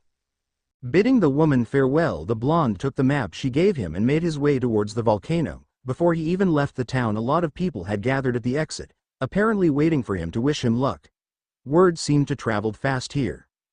He was amazed at how many came to wish him luck. He gave them a reassuring smile and continued his journey towards the tip of the volcano.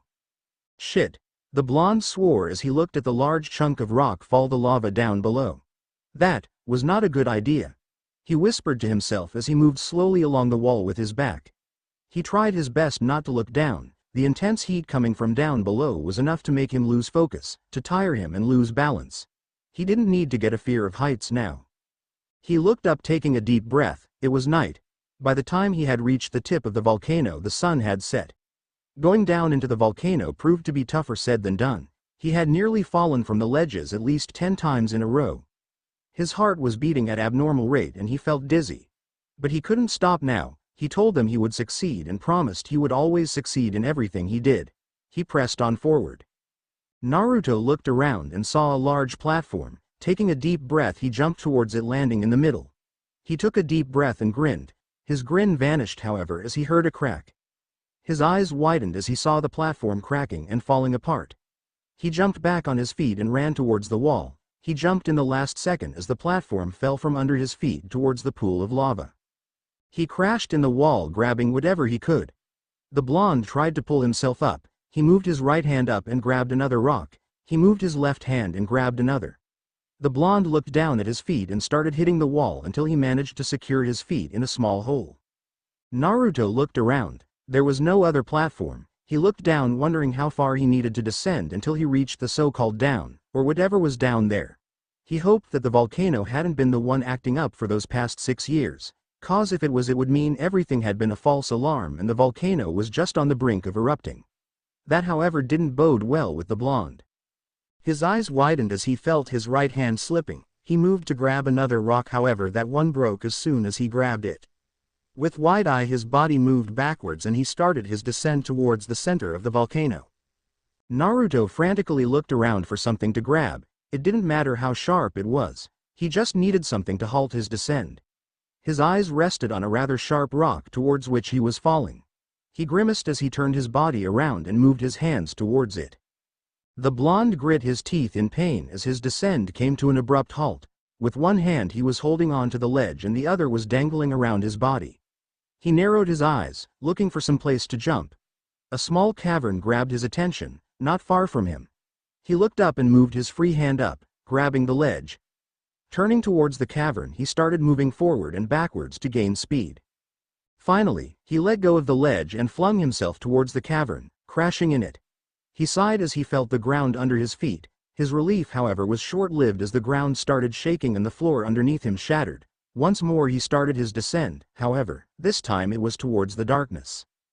With a loud thud, his body made contact with ground.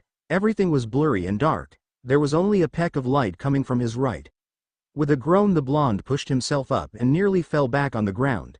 He grabbed his arm and started walking towards the light. His eyes widened as he found himself stepping back into the volcano, only that this time it seemed like he was at the very bottom. The strangest thing, however, was the fact that he wasn't suffocating from the heat. It was actually bearable, like he was at the tip of the volcano and not the very bottom. He saw a large, round platform in the middle of it and a path leading towards it.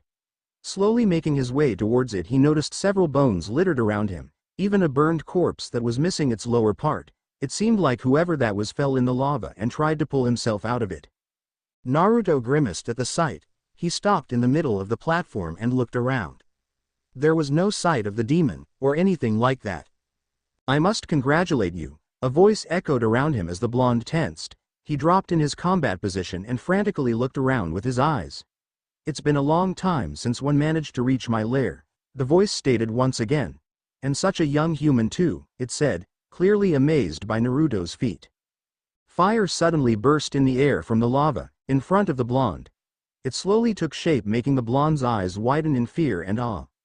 A fire elemental, he thought as he gazed upon the imposing being. Its face had no distinctive shape, it was oval, it had no mouth or nose, only a pair of golden eyes that shone brightly like the sun itself. Its body was bulky with chunks of rocks composing it as fire poured out of it, its arms bulky as well, a large bracelet of some sort on each arm. The elemental had no legs, a fiery vortex was present under it, large at the top and thinned down as it reached the ground. At its very base fire blazed around it. It seemed like the elemental hovered in the air. The being looked at the blonde, yet Naruto could not read what expression it had. I commend you for passing the first test, it said as the blonde looked at it curiously. First test? He asked, not understanding. The area started shaking, as if the being chuckled at the blonde's question, yet no such sound came from it or echoed around him. Yes, you see, I've been waiting here for a worthy mage to make a pact with him or her. I wish to have a worthy mage to become my summoner. The being stated, making the blonde's eyes widen at its proclamation. The book he had bought years ago said that finding a fire elemental that actually wanted to have a summoner was as rare as the dragons themselves. Then, all these people? He asked, looking at the corpses littered around him. The being, however, shook its head. No, they all fell to their deaths, none managed to reach me like you did, it stated, making the blonde understand what had happened to all the mages that tried reaching the center of volcano. They all fell and died, either by hitting this platform or by falling in the lava itself. How come, I'm not suffocating to death? He asked as the creature stood still, yet the blonde was sure it was smirking. I've cast a spell reducing the heat around this area so that my future summoner could take the second and final test, the being said as the blonde nodded in understanding. He wondered if he should take the test. It was rare for a mage to have an elemental as his summon, extremely rare. It would give him a lot of boost in his powers, and who knows what else it could do to benefit him for the future. What test do you have, and is it only one? He asked, looking at the being. The first test required you to reach me, to show your courage in facing one of Mother Nature's forces itself. The being started as the blonde listened to it carefully. The second test requires you to defeat me in combat. It then stated, making his eyes widen at the proclamation. What? He nearly shouted. Panic was evident in his voice. There is no way I could defeat you, he said, taking a step back. While it is true the odds are stacked against you, you have no choice.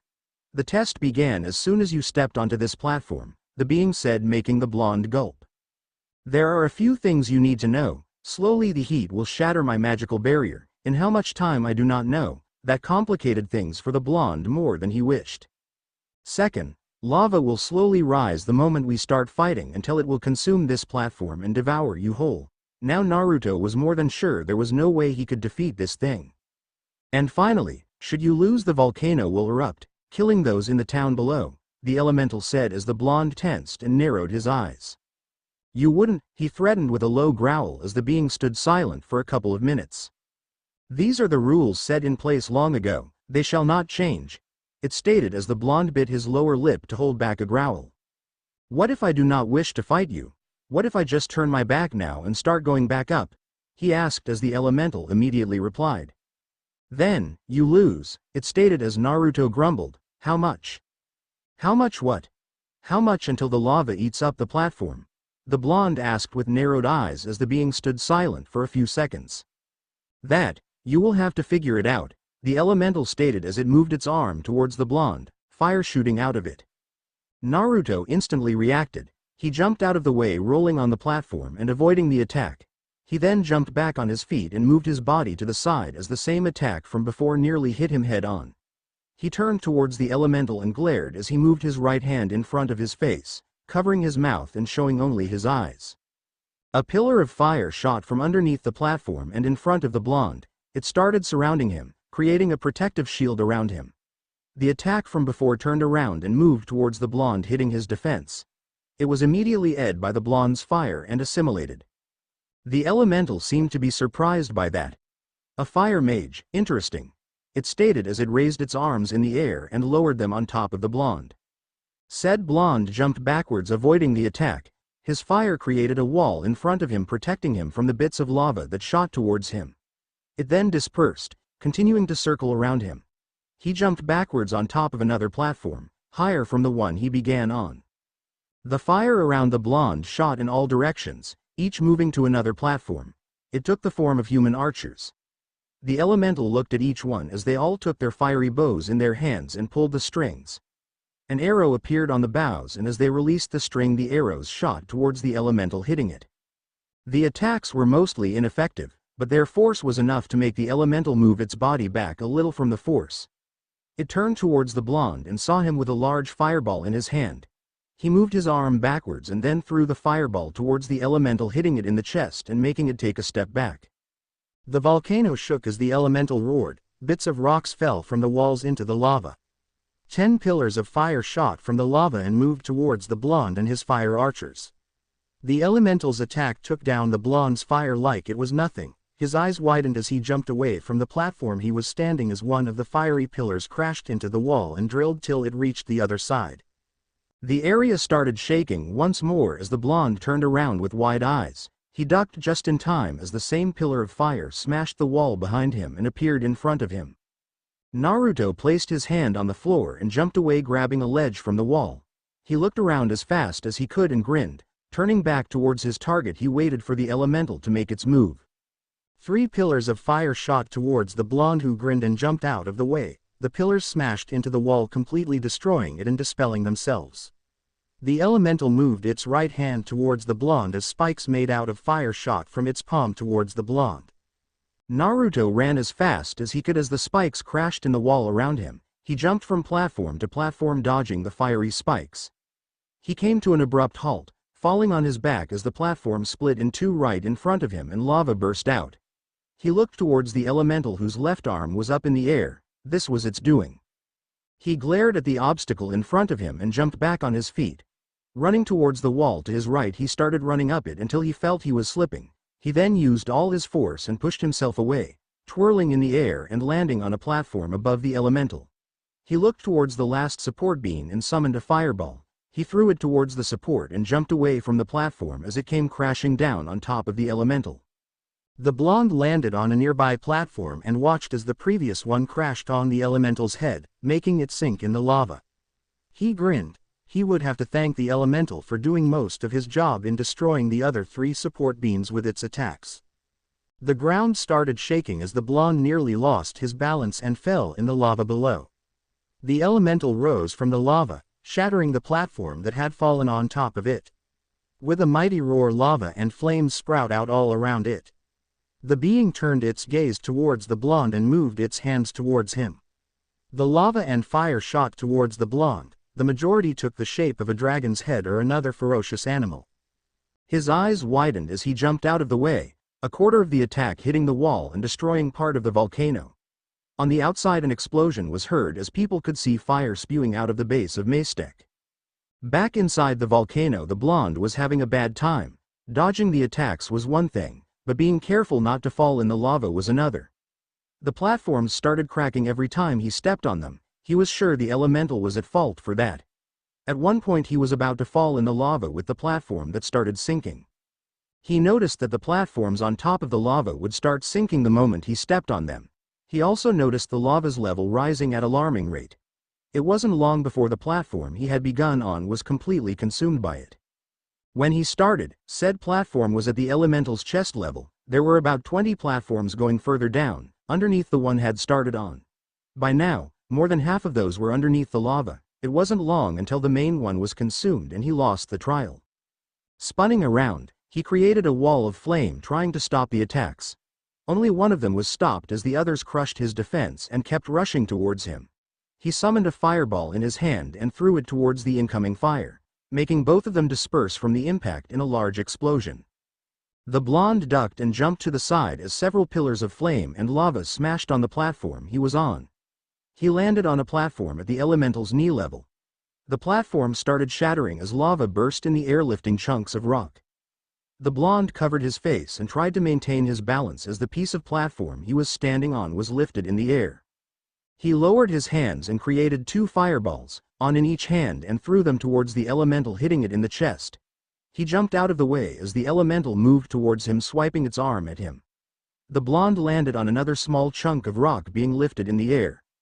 He looked around and noticed the lava was rising at increased speed, faster than before. Pieces of the platforms were lifted in the air in different locations. He turned towards the elemental and jumped out of the way as its arms smashed into the chunk of rock he was standing.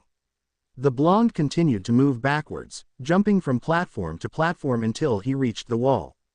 Creating 2 more fireballs, he hurled them towards the elemental. Said elemental smashed one of them with his arms and took the second one in the chest.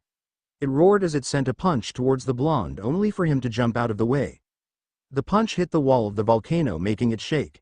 The being took its arm out of the hole and continued chasing after the blonde. Naruto kept jumping from platform to platform while hurling fireballs towards the elemental, drawing it towards him.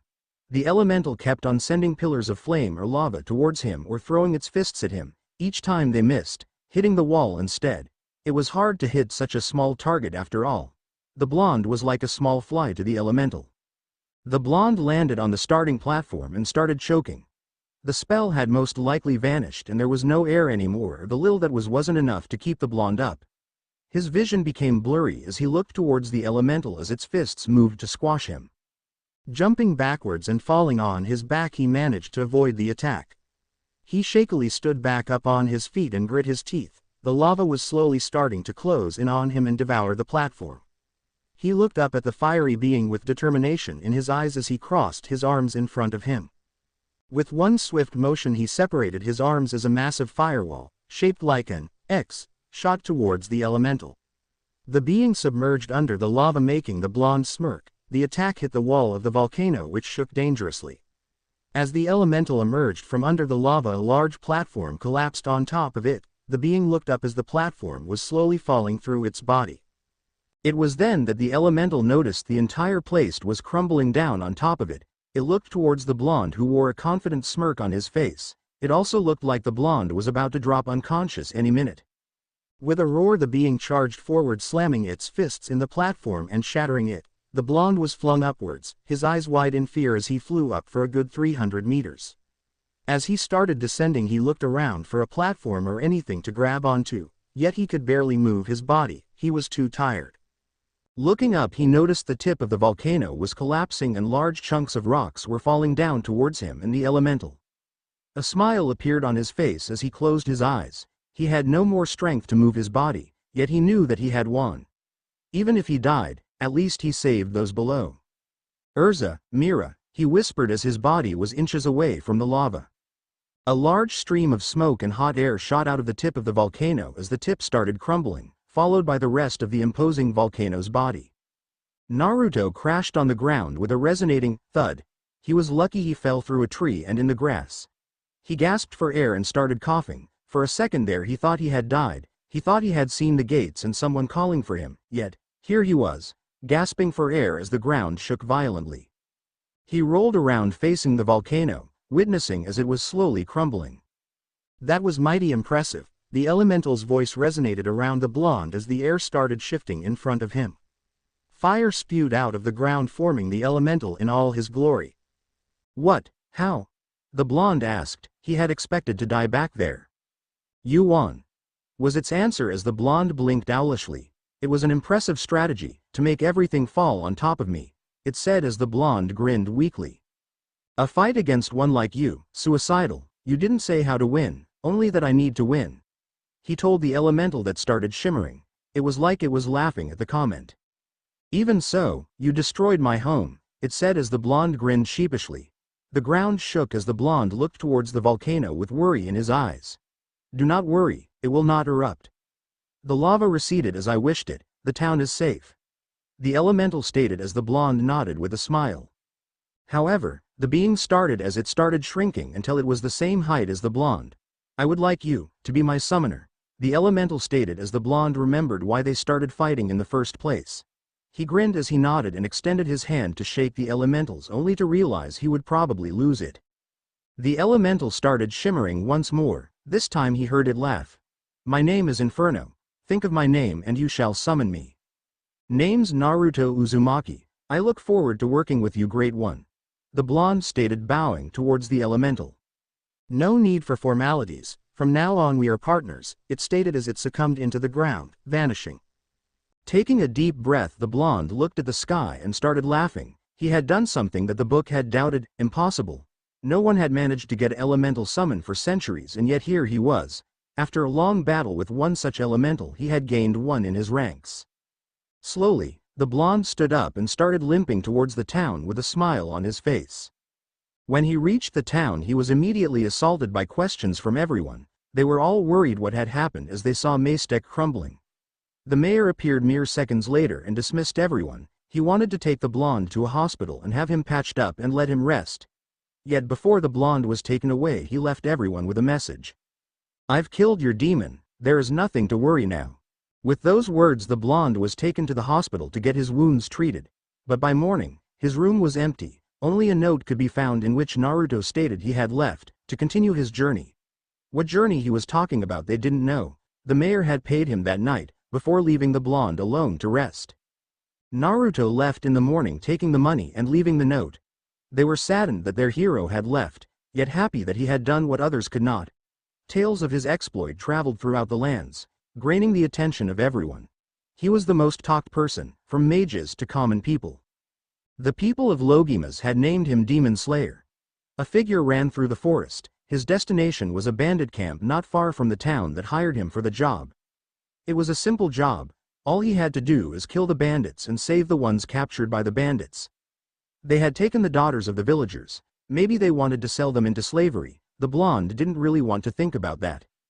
The 15-year-old blonde stopped at the edge of the forest overlooking the bandit camp in utter shock and confusion. In the middle of the camp stood a monstrous creature, as tall as Inferno. It seemed like it was feeding on something, probably the bandits, or so the blonde prayed.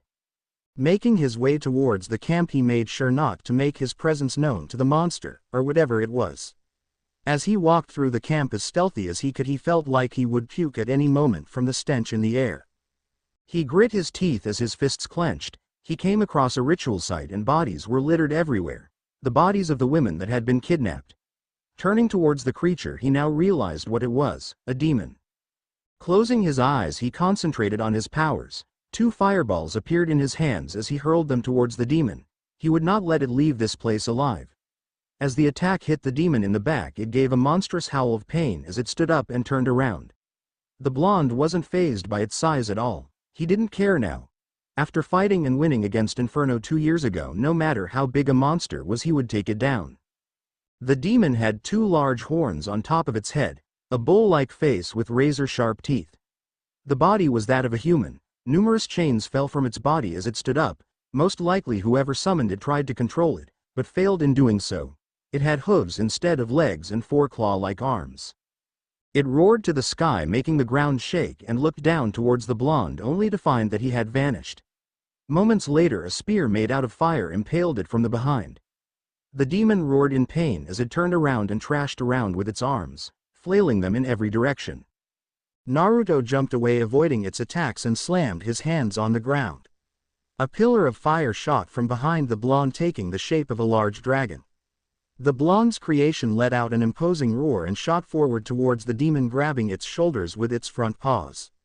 The demon roared in pain as the fire started burning its skin. It punched the dragon in the chest, making a hole that regenerated as soon as it pulled its fist out. The demon used all its force and pushed the dragon off of it. As soon as it was free, however, 2 more fireballs connected with its back, making it stagger forward. Angered, the demon stomped the ground, making it shake and the blonde to lose balance and fall on his back. A massive broadsword then shot out of the ground. The demon grabbed it with one of its hands and raised it in the air. Naruto narrowed his eyes. He jumped out of the way as the broadsword slammed in the ground, leaving a large hole. Turning his gaze towards the demon, he ordered his dragon to attack once more. The dragon shot towards its enemy, slamming its body against the demon's and making it crash on the ground. It then raised its right paw and slammed it in the demon's flesh. It roared in pain as the fire started burning its flesh and insides. The blonde calmly walked forward and stopped in front of the demon's face. Said demon opened its eyes and narrowed them at the blonde. Fire entangled the mage, completely obstructing the demon from seeing his face and body. A massive spear formed out of fire appeared above the demon's head. Before it lowered on its skull and taking its life, the demon muttered two ancient words, Ignis Deus. The blonde looked at the corpse of the demon and dismissed the dragon. The flames evaporated in thin air, like they had never existed in the first place. He looked around the carnage that took place here. He recognized the ritual, albeit a little. He had come across these markings across the world in his travels, in 3 different places at least. One of them was quite ancient and took place not far from a town that had been utterly destroyed by Deliora. Most likely someone had summoned it there in the first place, but the blonde would never know for sure. As he scoured the area, he came across a trap door. Opening it, he saw a ladder leading down into the depths. He hoped that whoever was responsible for this was down there so that he could kill them, slow and painfully. 5 mages stood in a circular room channeling energy into an orb when said orb cracked and then shattered to 1,000,000 pieces. They stopped channeling as one of them walked to the center of the room and inspected the damage. Someone killed it, he muttered as the others looked surprised. But who could have killed it? One asked with surprise evident in his voice as footsteps echoed around them. They immediately tensed and looked around for the origin of the sound. They suddenly heard the sound come to a stop and turned around. In the doorway stood a person wearing a brown leather trench coat unbuttoned up, the inner part being orange. He wore black pants with a gray shirt tucked in by a belt. On his head he wore a black cloth mask, completely covering his face. Only his 2 eyes could be seen. "Who the fuck are you?" demanded the leader of the 3 as the man turned towards him and raised his hand up, his palm open and facing him. "Your death," he answered as a fire spike shot out of his hand and pierced the unsuspecting man in between his eyes. The man dropped on the ground, face first. Moments later his entire body burst into flames, completely destroying his remains. The other 4 recovered from their shock and immediately attacked the newcomer. The blonde took a few steps back and closed his eyes, vanishing in the shadows just as an ice shard struck the wall where he once stood. They started looking around frantically for the blonde, wondering where he had gone to. A gurgling sound was heard, soon followed by a thud. They turned towards the origin of the sound and found their ice mage lying in a pool of his own blood, with his face on the ground. Yet the man was nowhere in sight. With a panicked scream, one of them started throwing enchanted daggers everywhere. "Do you have any idea who you're dealing with?" one of them demanded as his partner calmed down the third. "Don't know, don't care," was the reply. It echoed all around them, sending shivers down their spines. "Come out and face us like a man, you rat," the second yelled as no reply came. They stood in silence for a couple of seconds until the ground started shaking. They looked around trying to figure out what the blonde was going to do next. All of a sudden light started appearing from all directions. The room had a total of 5 entrances. Light appeared in all 5 hallways. Moments later 5 pillars of fire emerged from the hallways, moving towards the mages. One of them, reacting on instinct, raised a wall of mud around them, protecting them from the attack. Yet the pillars never hit the wall. They started moving around the wall of mud as if waiting for them to make a move. They stood there for what seemed like hours. The newcomer was nowhere in sight and the pillars of flame kept on moving around them, waiting for them to step out. That is until the man's voice echoed around them once more. "This bores me," was what he said. The pillars of fire suddenly shot up and moved above the mages. Realizing what was going to happen, 2 of them jumped out of the way as the 3 pillars of fire descended upon their colleague, burning him alive. His screams echoed in the chamber, making the remaining 2 move back in fright. The wall of mud collapsed and the fire shot towards them. They were too afraid to move as the fires created a large head and swallowed them whole, killing them in one go. Slowly, the fires started vanishing. As they did, footsteps echoed around the chamber. The blonde stepped in the middle of the chamber and smelled the air. It smelled like burned flesh. A grin appeared on his face as he snapped his fingers and the entire place was on fire. He calmly walked out of the chamber, letting the place burn away. The people of the small village on the northern coast of Seven looked towards the horizon, waiting for the mage they had hired to return with news or with their daughters. As the sun started rising in the sky, they could see a masked figure walking towards the village. They recognized the figure as being the mage they hired a day ago. Though they wondered why he was alone, they started fearing the worst. As the blonde reached the entrance to the village, he looked at the assembled people and lowered his head. He slowly kneeled down in front of them and started talking. "I apologize, I was too late," he told them as he heard several gasps following by crying. He could hear people crying at the news, yet he didn't raise his head to see them. He heard them scream the names of those that had died, or so he thought, he didn't know for sure. "Why are you kneeling before us?" He heard the village leader asking between sobs. Most likely he had someone that died there. "I've failed my mission, this is the first time it happened, and like this," he said, his voice becoming but a whisper. "If only I had been faster, I could have stopped them," he said as he continued to listen to the chaos around him. "What happened to them?" he heard someone ask. He bit his lip, not knowing what to tell them. Should he tell them the truth? Or should he lie to them? He didn't know if they would go there and see the corpse of the demon. Couldn't burn it down, the skin was too hard to burn. It would have taken him at least 2 weeks to fully destroy the body. "They were used for a ritual," he said calmly. He tried to find the right words. "They summoned a demon by sacrificing them all," he explained. He could hear people gasp and he thought he heard some faint from the news.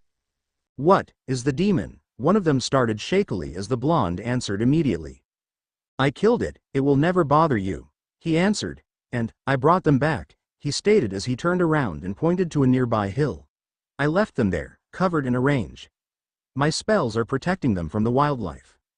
They looked amazed at what he said and grateful at the same time. Why did you do all this for us?" one of them asked as the blonde turned back to face them, yet his head still bowed down.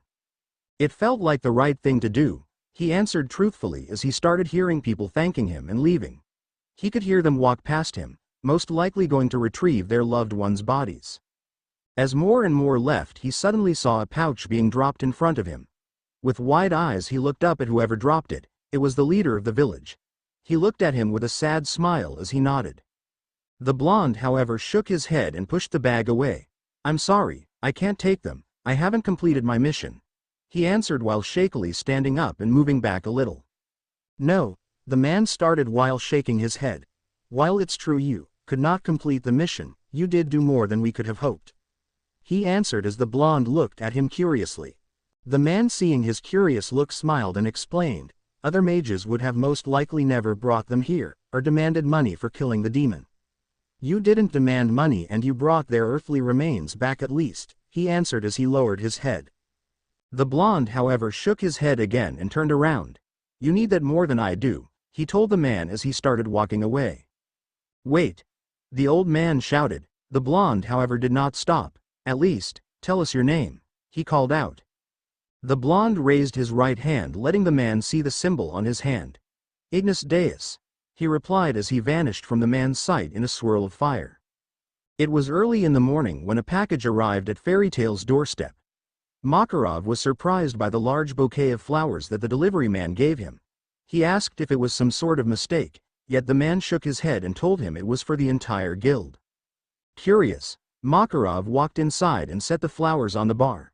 Everyone looked at the man curiously as he walked inside with the flowers. Wonder for who they were or from where they came. As Makarov set the flowers on the bar, a letter dropped on the ground. He picked it up and opened it. After reading it, a smile appeared on his face, knowing what it was all about. "Mira-chan, please put these in a vase," he said as the girl nodded and ran to find a vase. He then walked to the mission board and took a nail out. He placed the letter on the board and nailed it there just as Mira returned with the vase. "Ah, good, please put them next to the board," he said with a smile as he turned around and walked out of the bar. As soon as he made his way out of the bar, everyone rushed to the board and started reading the letter. Mira carefully walked through them and placed the vase on a table near the board, then turned her attention to the letter. "We're sending this letter and bouquet as a thank you to Fairytale for helping us when others would not. Though the mission itself was not completed as the ones needed to be saved were killed before the mage could reach them, He had gone above and beyond to repay his mistake by not only punishing those to blame for our loved one's death, but by killing the monster they had summoned from the blood of our kin. Even after that he cleaned the bodies and brought them home to us, carried them all the way to our doorstep. When given the reward for the mission he declined it. No matter how much we tried to persuade him into taking his just reward, he would not. We had never seen such a humble person in our entire life. He bowed before us and apologized for failing the mission. Others would have most likely demanded a reward for killing the beast summoned from our kin's blood. Yet, he didn't demand anything. He only asked for forgiveness. This bouquet is a thank you, for all those in Fairy Tale, but most importantly, for the one that helped us. A thank you from all those in our little village to Ignis Deus, may he live a long and happy life. Signed, Mayor Omater. As they finished reading the thank you letter, one thought passed through all their minds. Just who was Ignis Deus? For the first time in his life Naruto felt scared and unsecure. As he walked through the forest at the border of Fury and Seven, the 16-year-old blonde had this strange feeling that someone or something was watching him. As the wind blew through the trees he stopped and looked around. He was in a clearing. He carefully looked around, trying to figure out where the one spying on him was, yet he couldn't see or feel anyone around. It unnerved him. Looking around one last time, the blonde took a step forward, then another and another until he felt the presence shift once more. Flames sprouted around him, shooting in the direction he last felt the presence. Nothing happened. No scream was heard. He bit his lip, wondering who was following him. Again he felt the presence and it vanished just as soon as he felt it. Having enough of these games, he decided to call out whoever was out there.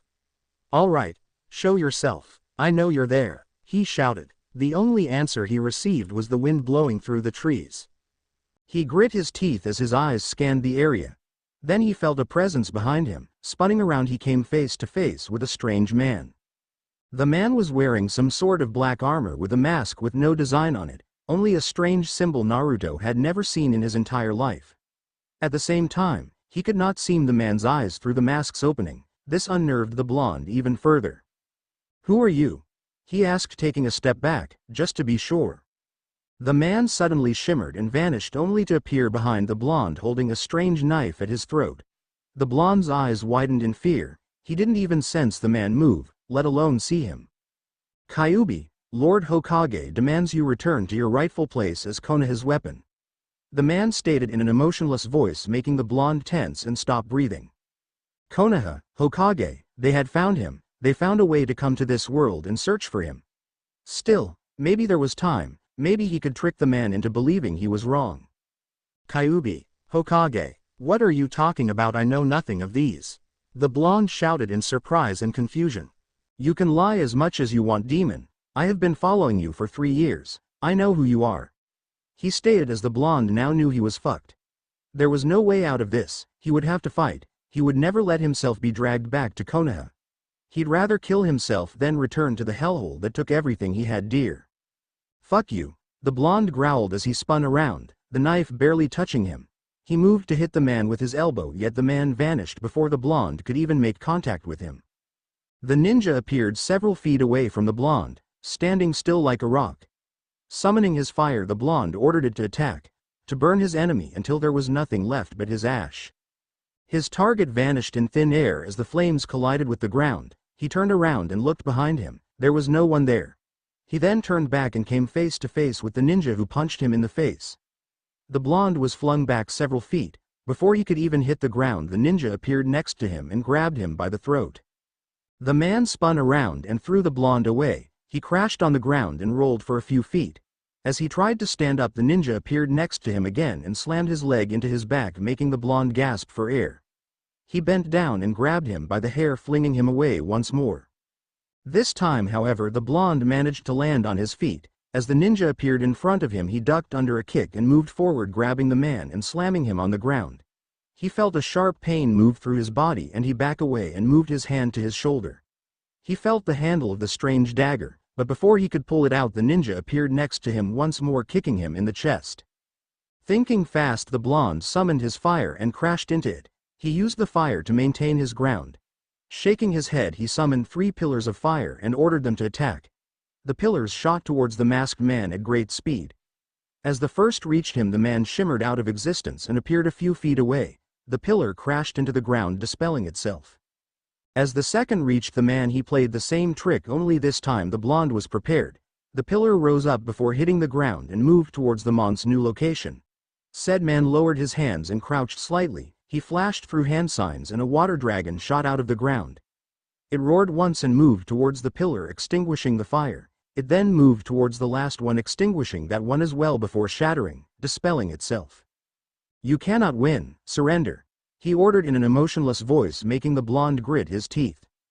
He crossed his arms in front of him and concentrated. He then moved them away. A large wall of fire shaped like an X raced towards the ninja, burning everything in its way.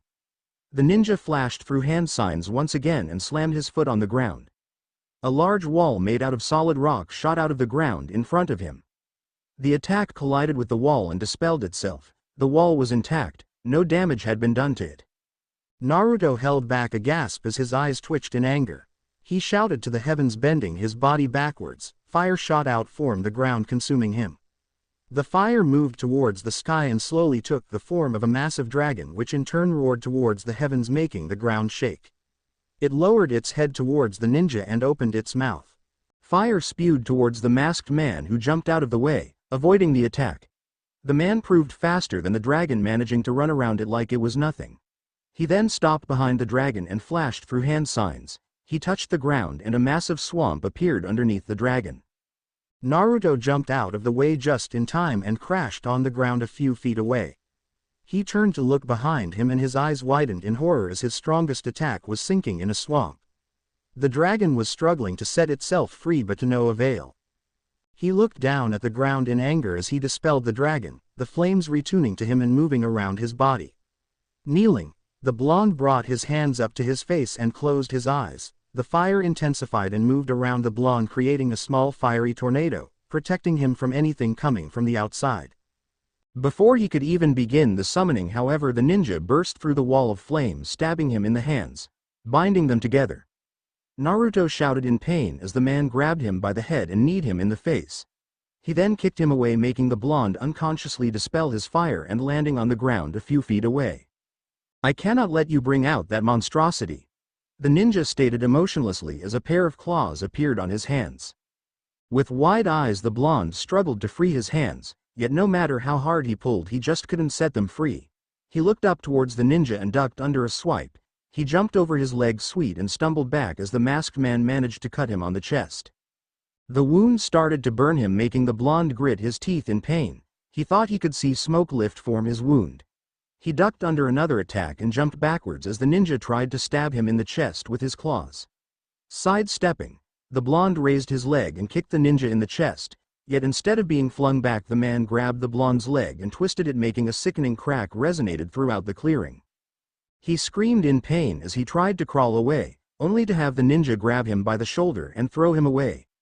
The blonde stopped a few feet from his enemy. He slowly got back on his feet and glared at the ninja.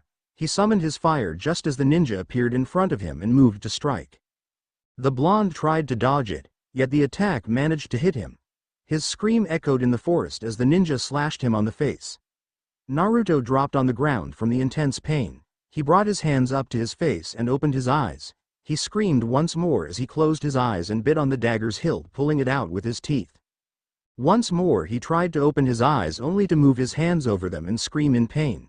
He started writhing in pain on the ground, trashing all around and cursing the ninja for what he had done. As the ninja moved to pick the blonde up, another person stepped into the clearing. "Move away from the boy," the newcomer stated with anger evident in his voice. The ninja turned towards the newcomer and pulled out several knives from his sleeve, yet before he could even throw them, he was led into the newcomer's attack. His screams echoed in the forest as he dropped dead on the ground several seconds later. The newcomer slowly walked towards the blonde and kneeled beside him. "Who's there?" he shouted. He tried to put up a strong face, yet the fear in his voice was evident. "Don't worry, I'm one of yours, from Fairy Tale," the newcomer stated as the blonde visibly relaxed a little. "Take your hands from your face so I may see the extent of the damage." His voice was surprisingly calm. Slowly, the blonde moved his hands away from his face, yet kept his eyes closed.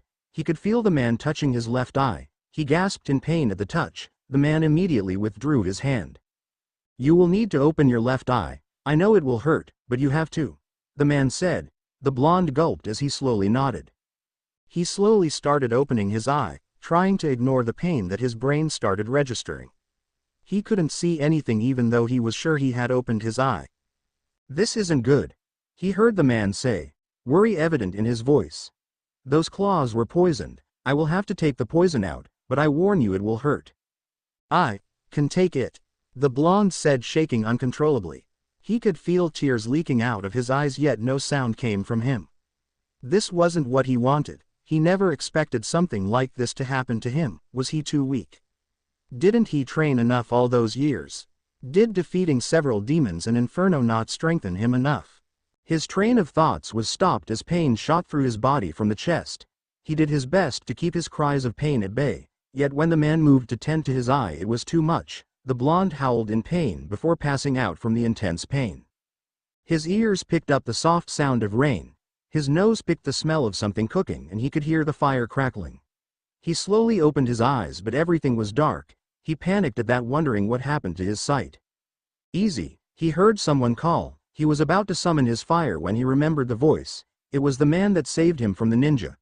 Let me help you, the man stated as he felt his hands on his face. Moments later the darkness disappeared and he could see what was around him. Yet, there was something odd. He moved his hand up to his face. A piece of clothing was tied to his head, covering his left eye. He moved to remove the clothing only to have the man grab his hand.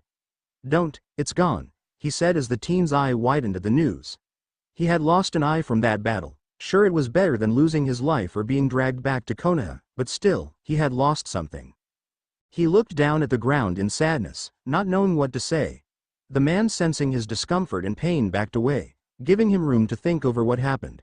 They stood in silence for a long time. The blonde did not talk even when the food was done, yet he had accepted the man's generous offer and ate what he was given in silence. After hours of staying in complete silence, the blonde decided to talk. Who are you? He asked weakly. He could barely feel his strength. Mistgun, the man replied. Been a member of Fairy Tail for a year now, he said, showing the blonde his mark and proving he was indeed a fellow member.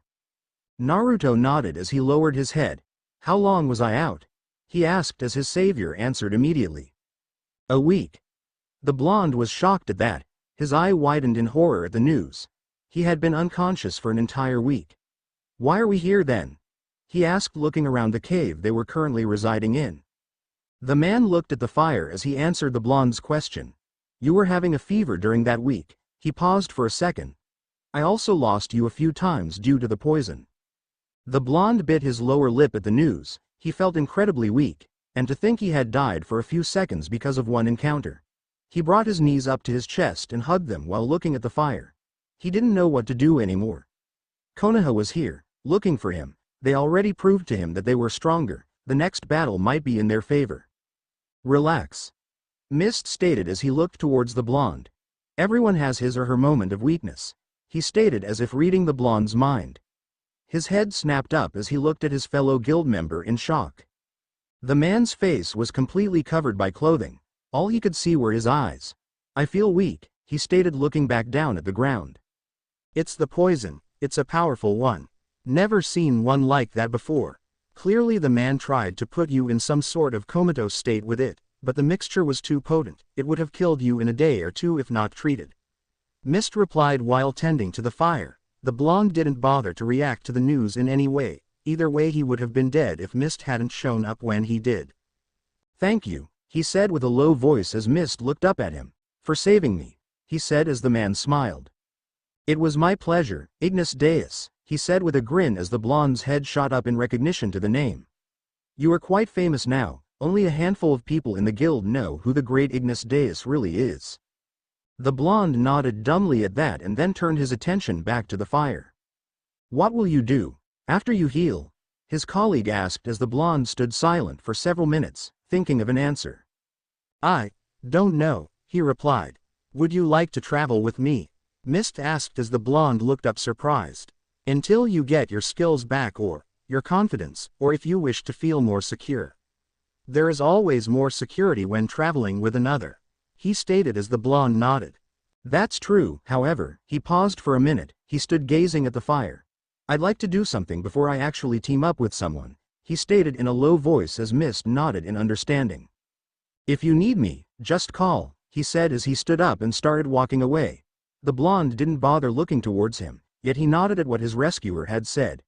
He stood looking at the fire and thinking about his next move, wondering what he would do now. For 3 days Naruto stayed in the cave, pondering on his new predicament before actually making up his mind and leaving. He would not let this hold him back. He would train to become even stronger and fight back those that tried anything against him. He had grown to detest Konoha even more in those 3 days. He promised to himself that if he ever stumbled across a Konoha nin in this world he would immediately kill him or her. Mistgun had never returned after he left. The blonde believed he had a mission or something. Even so, he didn't hold it against him if he didn't want to stay anymore.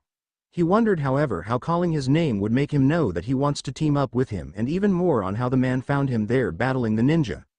Had he been following him for the past days, weeks or months? Or was it just that, blind luck? He shook his head. He had no idea. He would have to ask the man when he would meet him again. Currently the blonde was making his way out of Eridas, a large town at the border of Fiore and Bosco, in Fiore's territory. He had finished a small job to get some money and travel towards Tully village. As he reached the end of the town his eye widened at the person approaching him. It was none other than Urza Scarlet. Lowering his head he made sure not to make eye contact with her and walked past the girl. The girl noticed the man from a distance. He resembled the rumors of how Ignis Deus looked like, yet she couldn't be sure. Still, it didn't matter to her. She wasn't here to look for a mystery. She had a job to complete. As she passed by the man however something caught her eyes, the fairy tale mark on his right hand. She stopped walking and turned towards her. You, she said with authority in her voice, pointing towards the blonde who stopped for a second before slowly starting to walk away. Stop right there. How did you get that mark? She demanded, yet the blonde started walking faster. Her eyes narrowed as she unsheathed her sword and immediately charged towards the man. For her, the lack of response meant he was an imposter, posing as one of the members of Fairy Tail to get his way around with people. As the blonde sensed her approaching he started running away, sparing only one glance back towards her. He gulped as he saw the serious look on her face. He couldn't afford to get caught. He didn't want to explain to her everything from the moment he had left without saying anything to why he looked the way he did. He ran out of town crashing into merchants and making their carts drop on the ground in an attempt to delay Urza or lose her. Yet she masterfully avoided all of them until she managed to catch up with him on the plains outside of town. She grabbed him by the collar and threw him back making him roll on the ground several feet. The blonde jumped back on his feet and faced her. He was lucky he decided to wear the mask, else she would have recognized him and either killed him on the spot for what he did when they were 12, or beat him to a pulp and demand answers. His sweat dropped as he realized she was about to do one of those just now despite the fact she didn't know it was him. How dare you pose as a Fairy Tail member? She growled out as she didn't give the blonde any time to reply. She charged forward swinging her sword towards the blonde. Naruto ducked under her swing and moved backward, stepping to the side and avoiding a slash. He ducked again as she tried to cut him in half and then jumped out of the way to avoid her punch. If he were to use his magic it would be over. She still wouldn't stop her attacks, only for a moment due to the shock, then she would renew them. His eyes narrowed as he managed to grab her hand and throw her over his shoulder. She crashed on the ground and the blonde moved on top of her stepping on her arms. Yield, he demanded, yet she only growled and hit him in the back with her feet. Naruto stumbled forward as the girl rolled out of the way and jumped back on her feet. She turned towards him and attacked once again. Naruto ducked as she swung her sword, cutting the air in front of his face, mere inches away from him. He ducked and grabbed one of her hands. She slammed her head in his face making the blonde release her and take a step back. His eyes widened as he jumped to the side avoiding her sword, yet before he could move out of the way she grabbed his mask and the clothing over his eye and pulled ripping them both. The blonde shouted in pain as she touched his still healing wounds and grabbed his face. He dropped on his knees with his head down towards the ground. Urza stopped as she saw the blonde hair. With narrowed eyes she pointed her sword towards her opponent. Up! She ordered as the blonde shook for a few seconds and slowly stood up, his hands never leaving his left eye. As he raised his head he looked towards the girl which gasped in surprise and dropped her sword from the shock. Naruto, she asked shakily as the blonde looked at the ground and nodded. Yay, he replied as she took a step forward and moved her hands towards his. The blonde pulled away from her as he pushed her hands away with his right hand, his left hand still covering the left side of his face. She narrowed her eyes at that. "Why did you do that?" she asked as the blonde looked away and shook his head. Her eyes narrowed further at that display. It was then that she remembered something. When she fought the blonde, she only saw one of his eyes through the mask's holes. In the other one she saw some sort of blue clothing. The girl looked at the mask and started searching it. She pulled out a blue piece of clothing. It was soaked in blood. With wide eyes she moved towards the blonde and grabbed his hand. Naruto glared at her as he tried to pry himself free from her grasp. "Stop it, Urza." Yet she continued trying to pry his hand away from his face. She could vaguely see something that looked like a cut on his face, but she wasn't sure. "Urza," he shouted, pushing her away and shocking her. "Please, stop." His voice was weak, scaring the girl. He looked down at the ground. He couldn't let her see, it would only worry her further. Once more he heard her approaching. He raised his head up, wanting to tell her to stop, yet this time she moved her hands to the side of his head. A piece of clothing was in her hands. She placed it over his eye and tied it from behind before stepping away with a small smile. Naruto looked down at the ground and adjusted the clothing before looking back at her. He lowered his hand. Her eyes widened at what she could see. There were 3 large gashes going down from his forehead, over his eye from what she assumed, and reaching down to the middle of his left cheek. Urza took a step forward and placed her hand on his cheek, over the clothing. The blonde flinched as pain washed through him. He didn't know if she saw that or realized it. "Naruto," his voice was soft and she seemed scared.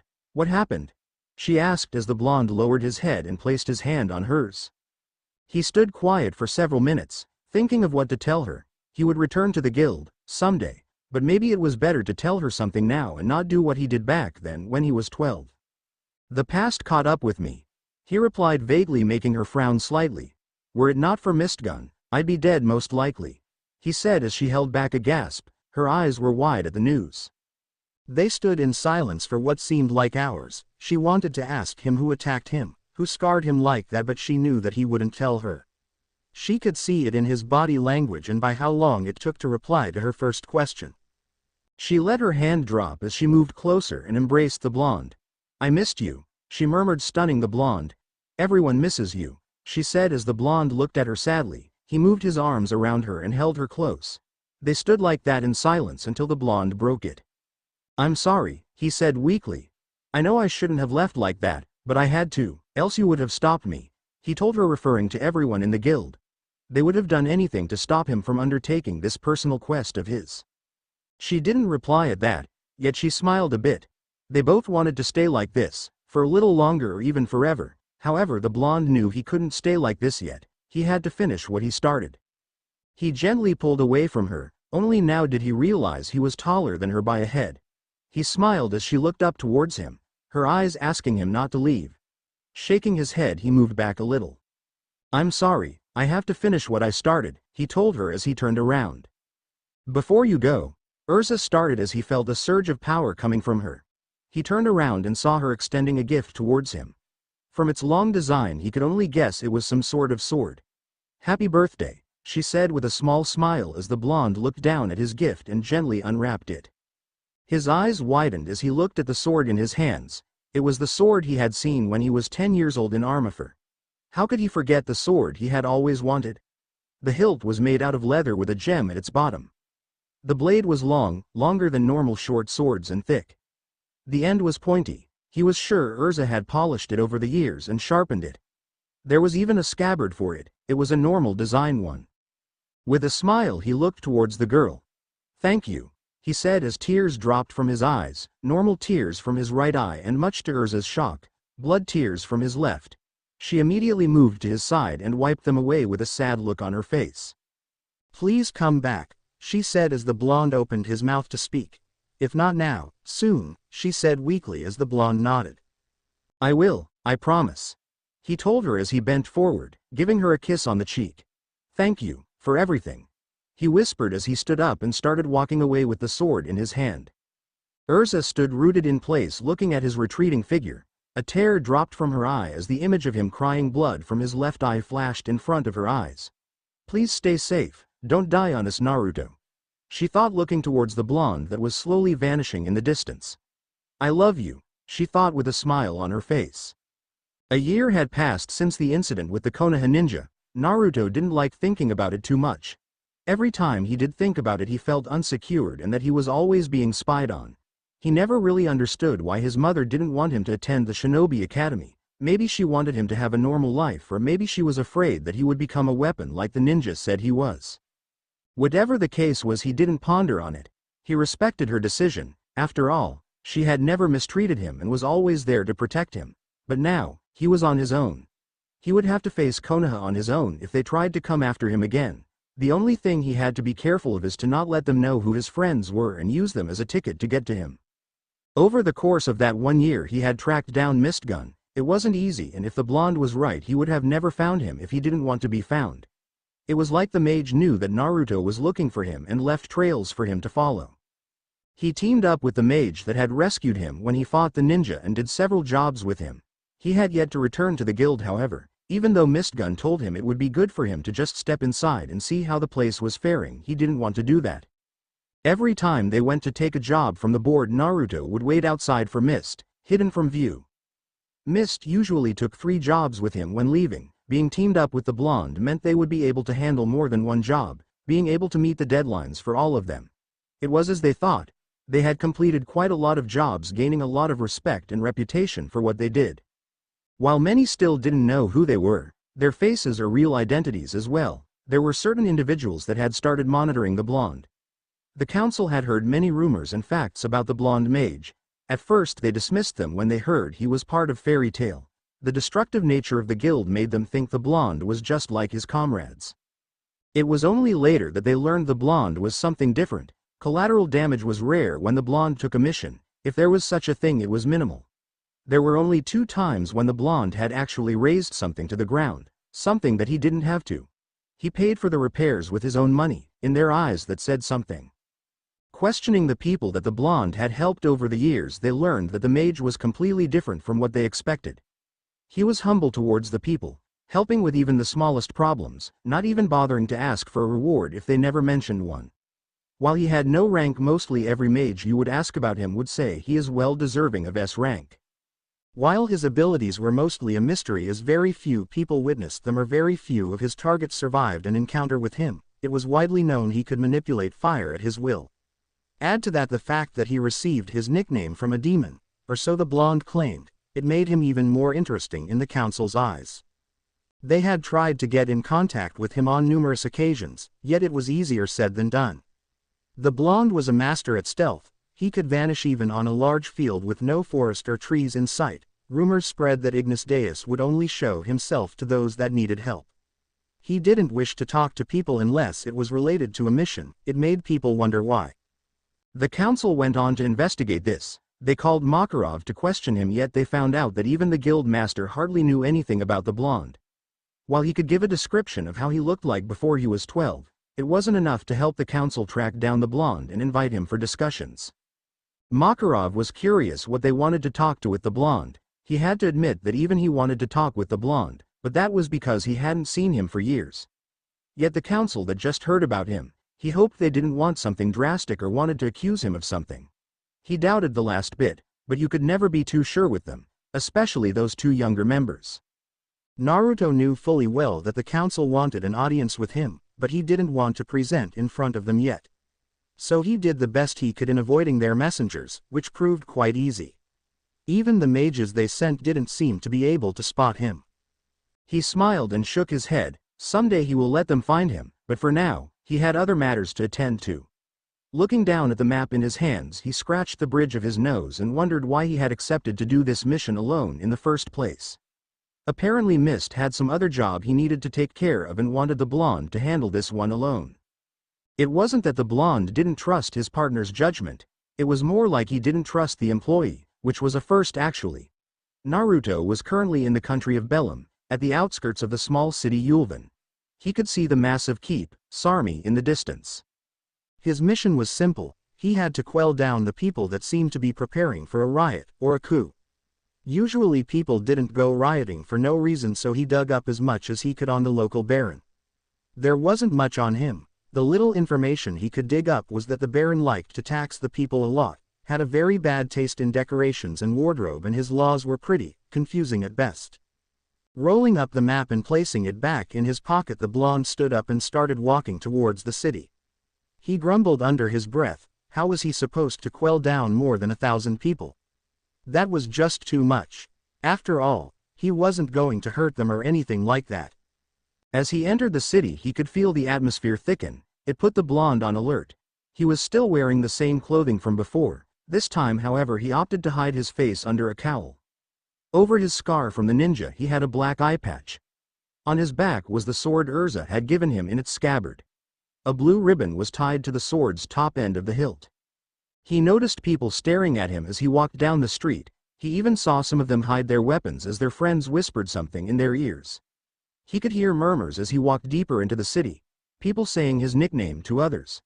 Had they already realized who he was? Then again, the sword and clothing was a dead giveaway, the clothes more than the sword he imagined. While making his way to the keep, the blonde spotted a bar for mages. He stopped and looked at the entrance for a bit before walking inside. As he entered the bar, all eyes turned towards him. The vast majority of the mages there immediately tensed, like he was going to attack them at any given moment.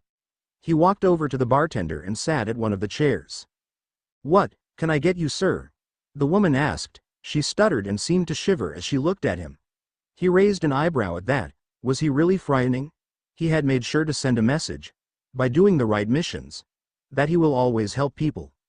"A beer," he answered as the woman nodded and turned around, grabbing a random bottle and bending down with it. He heard her open the bottle.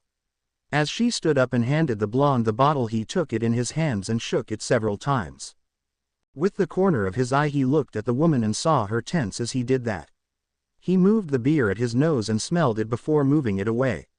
The blonde looked at the bottle for what seemed like hours. The atmosphere so was tense you could cut it with a knife.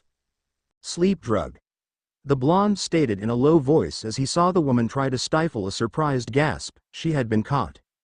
He looked around and saw all the mages preparing to fight, most likely him. Looking at the woman, he moved the bottle out of the way and placed his hands under his chin. "Tell me, why did you try to poison me?"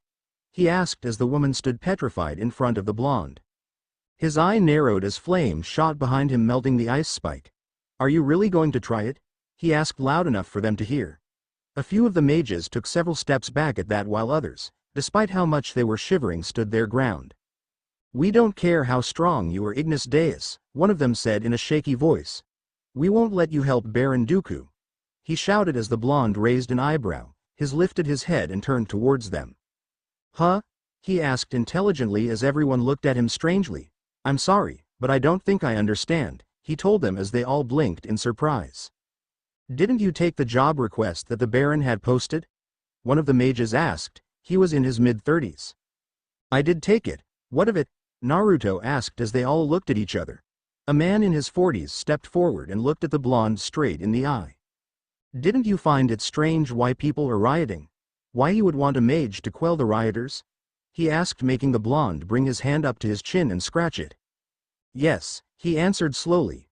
"I did think it was strange, but my digging up on him didn't bring out anything more than the fact he loves to tax way beyond the normal rate," he stated as the mages started whispering among each other. "It's not only that," he heard someone say in a weak voice. He turned around and looked at the bartender, who was looking down at the ground in sadness. All of them first came here for the exact same job, until they realized what was actually happening. She said as she looked towards the blonde. "And what, pray tell me, is actually happening here?" he asked, leaning forward. The girl flinched a little at him. "I'm sorry for before," she said, looking towards the bottle. The mage looked at the bottle and grabbed it. He turned it upside down and started pouring the contents on the floor. As the last drop fell on the floor, he looked up at the woman and slammed the empty bottle on the counter, making her flinch. "So, what is happening here?" he asked again as the woman started fidgeting. "Maybe it's better if I show you," she replied in a weak voice as Naruto nodded and stood up. He followed the woman outside in the streets. They were heading for the city center, if the blonde was right. As they walked, he could feel something strange. There was a dark aura lingering over the city. The closer they got to the center, Naruto noticed that the number of people around them started dwindling. It was like they were avoiding the city center. The moment they entered the town center, Naruto's eyes widened at what he saw. In the middle of the center stood 5 people, hanged. Their faces were burned and their clothes covered in blood. It's what happens to those that disobey the law. The woman murmured silently as Naruto scratched his chin. The man is a fool, he stated, making her look at him with surprise. The royal army would have noticed this by now. He bribed them, she interrupted the blonde, making him look at her strangely. That's impossible, they know better than to accept bribes, the blonde said, glaring towards her and making the young woman flinch. They did. A voice interrupted them as they both turned around facing one of the mages from the bar.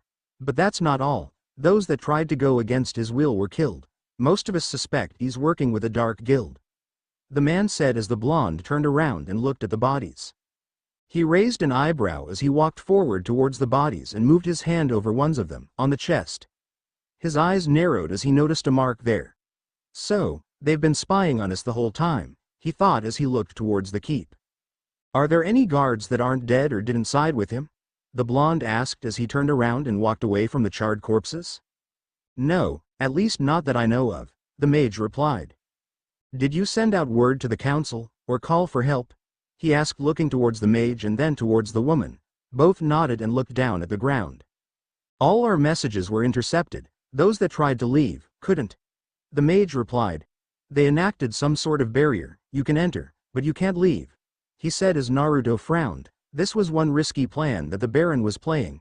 People would eventually notice something was amiss with the city, and the more people that would vanish here, the more attention it would bring to it. He wondered what they were actually after. The Baron, in his opinion, was a small-time player in all of this.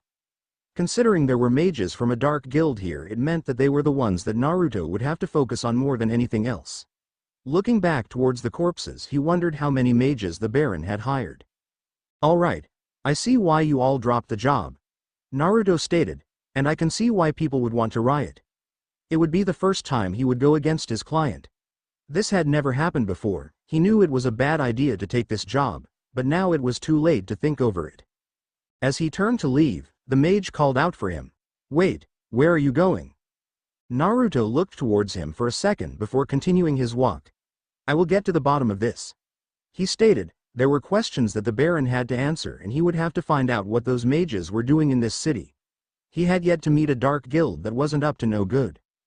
Word traveled through town. The great mage Ignis Deus was on his way to the Baron's keep to question him and maybe even end his tyranny.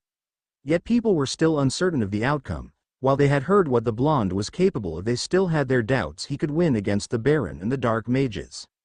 The mages trapped in the town sent out word to those ready to stand up for themselves, rallying them to start a coup against the Baron and take him down from his seat of power. There were a total of 10 mages, 11 with the blonde. Even if the Baron had a few royal guards under his control, they would be able to win against him. Word spread around the city. Many grabbed all the weapons they could find. The 2 local blacksmiths provided the people with all the weapons and armor they had before the Baron shut them down and denied them the resources to produce any more. The little they had was enough to equip 50 men. Under the cover of darkness they cut down several trees and produced old-fashioned bows for those that could use them. The number of archers far exceeded the number of melee fighters. By the break of dawn, the people were more than prepared to go against their enemy and put an end to their suffering. Led by the 10 mages, they moved through the streets with torches in their hands.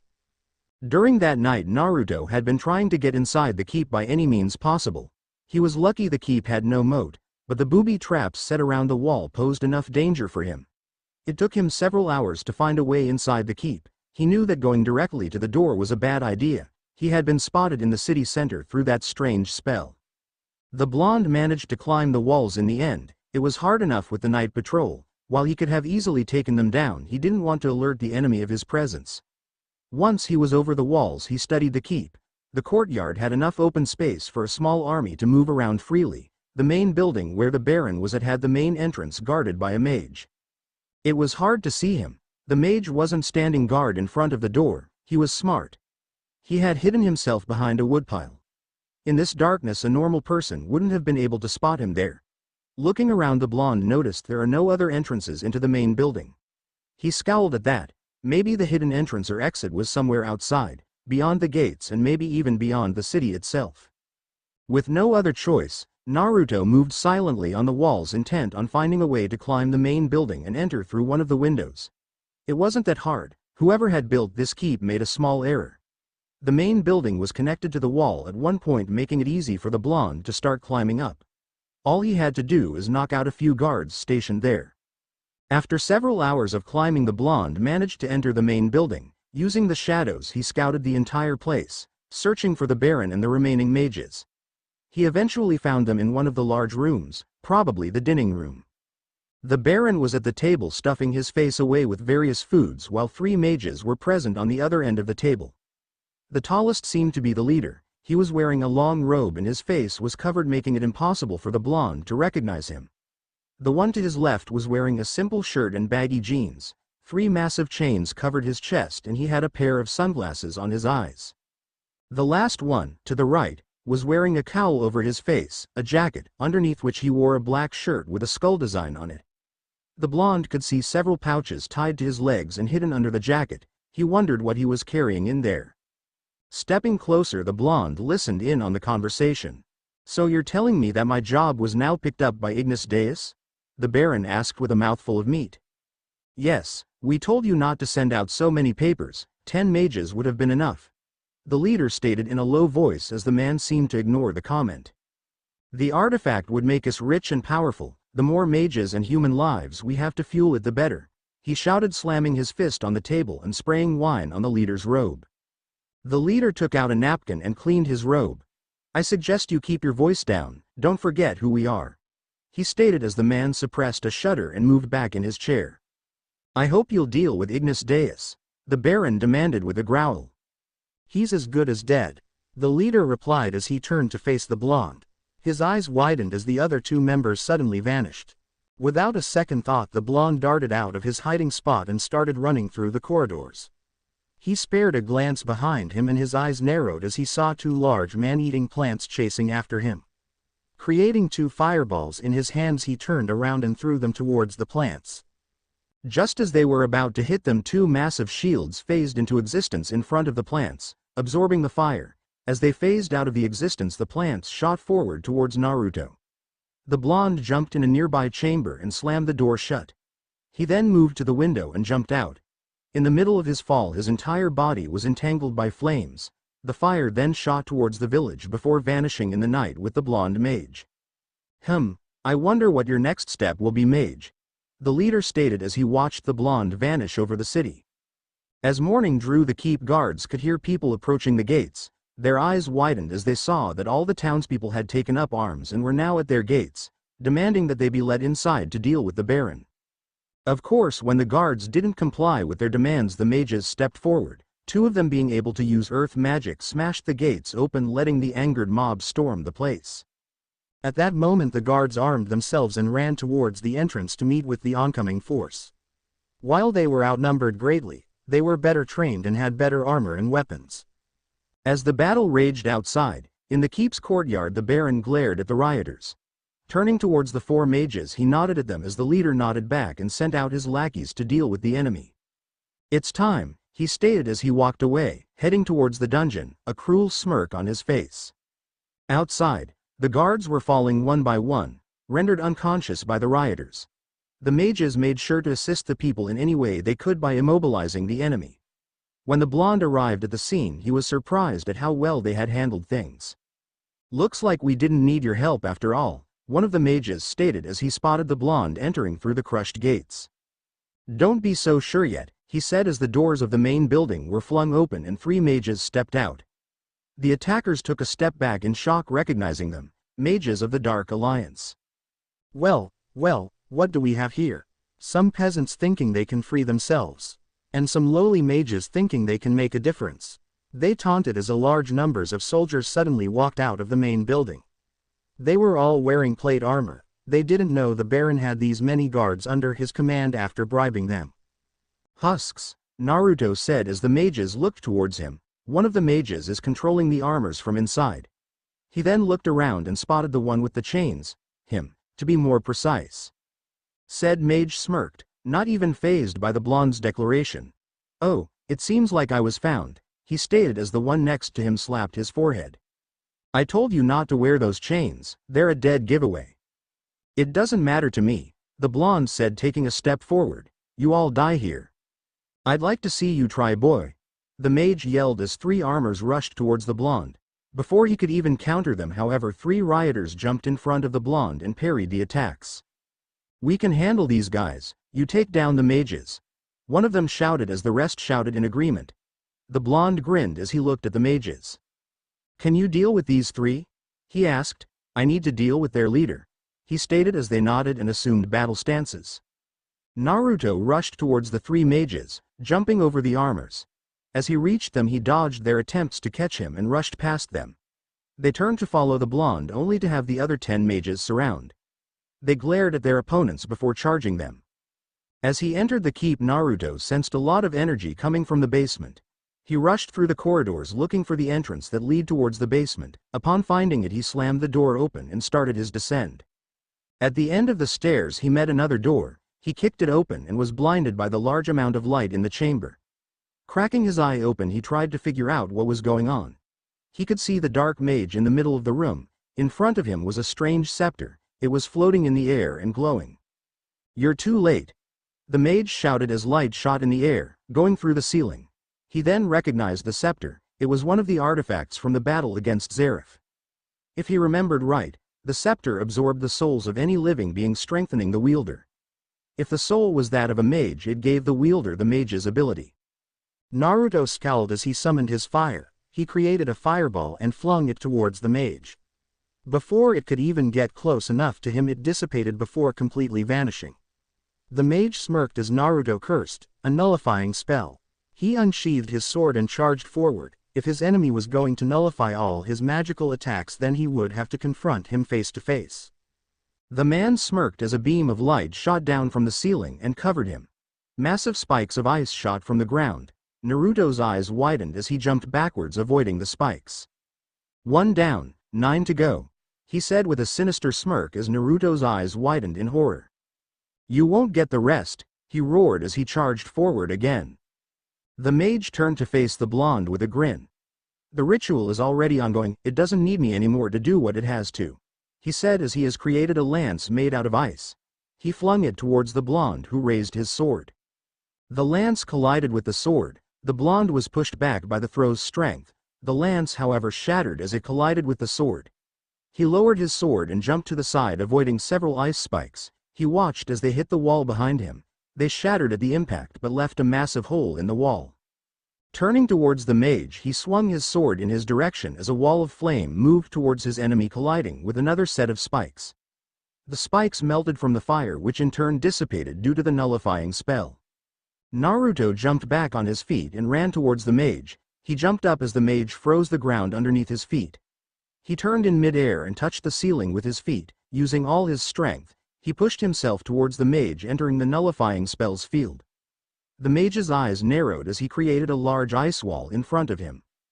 The blonde collided with the wall, his sword cutting the wall in half. It seems like even your own spells are nullified here, he stated with a smirk as the mage smirked back. Think again, he said as he extended his hand towards the blonde and 5 black orbs shot towards him. Naruto's eyes widened as he jumped out of the way and deflected one of the orbs with his sword. It proved to be a bad idea as the orb exploded as it collided with the blonde's sword, throwing him back out of the field. He coughed as he stood back up and glared towards his opponent. His eyes widened as another ray of light shot from the ceiling on top of the mage, who started laughing. He turned towards the blonde with a maniacal grin on his face.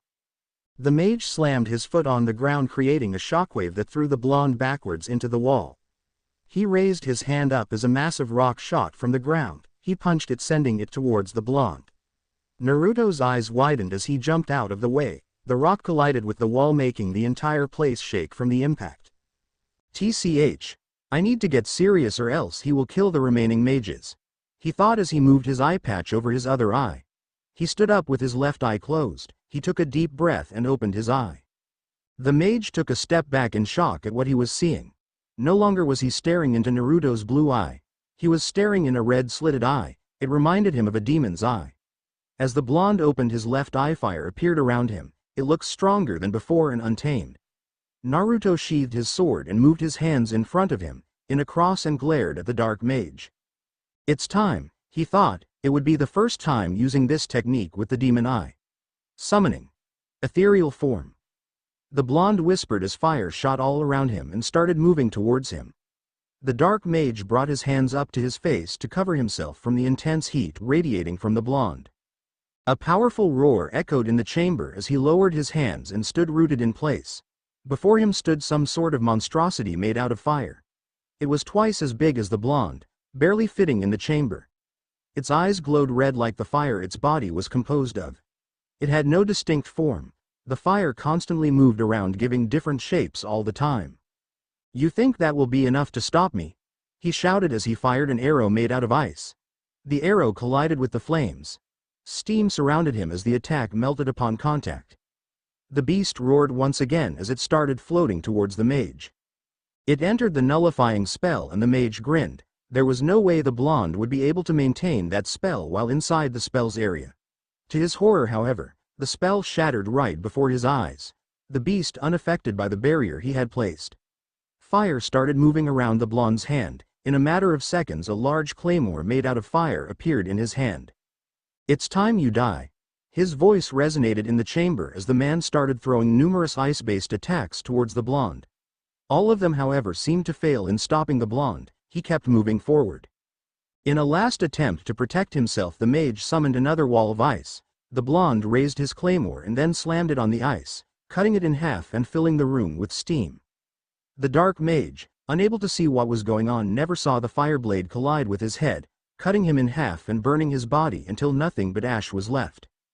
Naruto then turned his attention towards the scepter, his hand extended towards it, grabbing it and canceling the ritual in the process. If he was right, then the scepter was the one that enacted the barrier around the city, and now it would have fallen. He roared as his body shattered into numerous pillars of fire that shot out of the chamber through the door he had entered. The flames moved through the keep's hallway until reaching the courtyard. There they united and recreated the blonde in his ethereal form. The fighting came to an abrupt halt as they gazed upon the creature in front of them. The fire mage looked around the courtyard. He could see the two mages that had their souls ripped from their bodies. He didn't know how to return the souls from the scepter, however. He continued to look around until he saw two of the three dark mages. One of them was already lying on the ground, unconscious. Fire shot from his body and moved towards him opponents. The two mages immediately used their spells to try and block the attack. One of them, however, died in an instant. Apparently said mage could control the plants around him. Against fire it didn't help him at all. The second one, however, managed to block the attack by summoning a large stone golem. The golem moved towards the blonde and tried to punch him. Its fist moved right through his body, not affecting him at all. The blonde grabbed the golem's arm and slammed it on the ground. The ground shook as the golem shattered and turned into dust. He then turned to face the mage, who seemed unable to move from shock and fear. He extended his hand towards the mage and fire spikes shot from his palm. It impaled the man, killing him instantly. As the mage fell on the ground with smoke coming out of his wounds, Naruto turned to face the townspeople and the mages. The mages moved in front of the people to protect them. He expected this. It was the first time anyone ever saw this form. "The Baron is on the last floor. The leader of the dark mages is dead. Do what you wish with the unconscious one in the Baron," Naruto stated as his body once again split into numerous pillars of fire and shot towards the nearby forest. As they reached the forest, they reconstructed his ethereal form. Naruto cancelled the spell. The fire dispersed and started moving around his body as he fell on the ground. He quickly closed his left eye and placed the eye patch over it. The fire was no longer wild. It became tame once more, making it easy for the blonde to dispel it. He shook his head as he took a deep breath. He never expected the fire to be so wild when using his left eye. But the job was done. He looked at the glowing scepter in his hand. Placing it on the ground, he took out a sheet of paper and started scribbling on it. While he didn't know many sealing spells, he knew one that he would be able to use on the scepter until he found someone to completely seal the scepter. As he finished scribbling, he placed the specter on the paper. Seal. Slowly, the scepter's glow vanished and two numbers appeared on it. Both of them were a 9. Satisfied with his work, the blonde stood up and covered his head. He walked into the forest, heading back towards Fury. Naruto's eyes snapped open as he frantically looked around. He relaxed, remembering where he was. He had been walking for the past 3 days and had fallen asleep in the forest, in midday. He brought his hands to his face, calming down. Why was he so afraid? He shook his head and suppressed a shudder. It was moments like these that reminded him that he wasn't invincible, that he was still human. Standing back on his feet, he looked up towards the sky. It was night. A sigh escaped his lips as he closed his eyes. He had managed to find a mage specialized in sealing. It was hard to make him keep quiet about the scepter, but it was worth it. The mage was from a small village from Bosco. He shook his head and opened his eyes.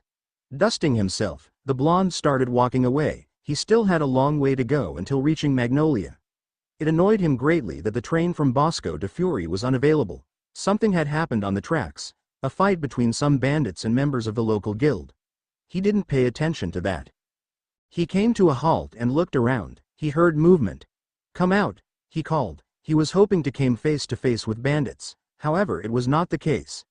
Several Royal Guard scouts appeared in front of the blonde, making him narrow his eyes. "Who are you and what are you doing here?" demanded one of the scouts, pointing his short sword at the blonde's throat. Said blonde growled as fire appeared around him.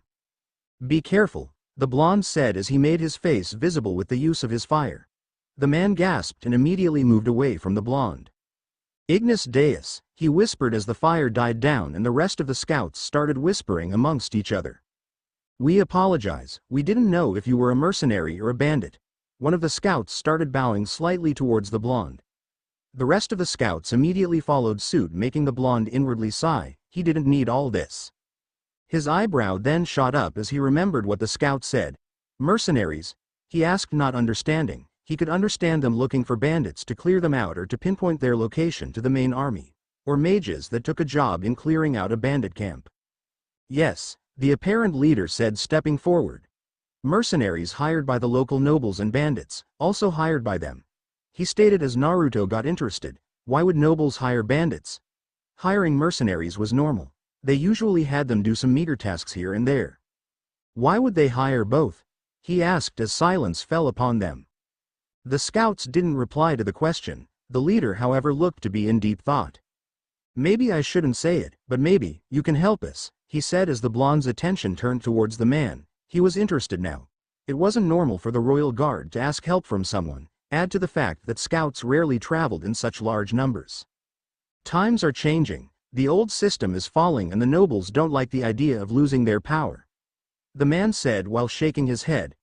So they're trying to get their power back by taking down Castle Tazik. Naruto raised an eyebrow at that. The castle was filled with Royal Guard members.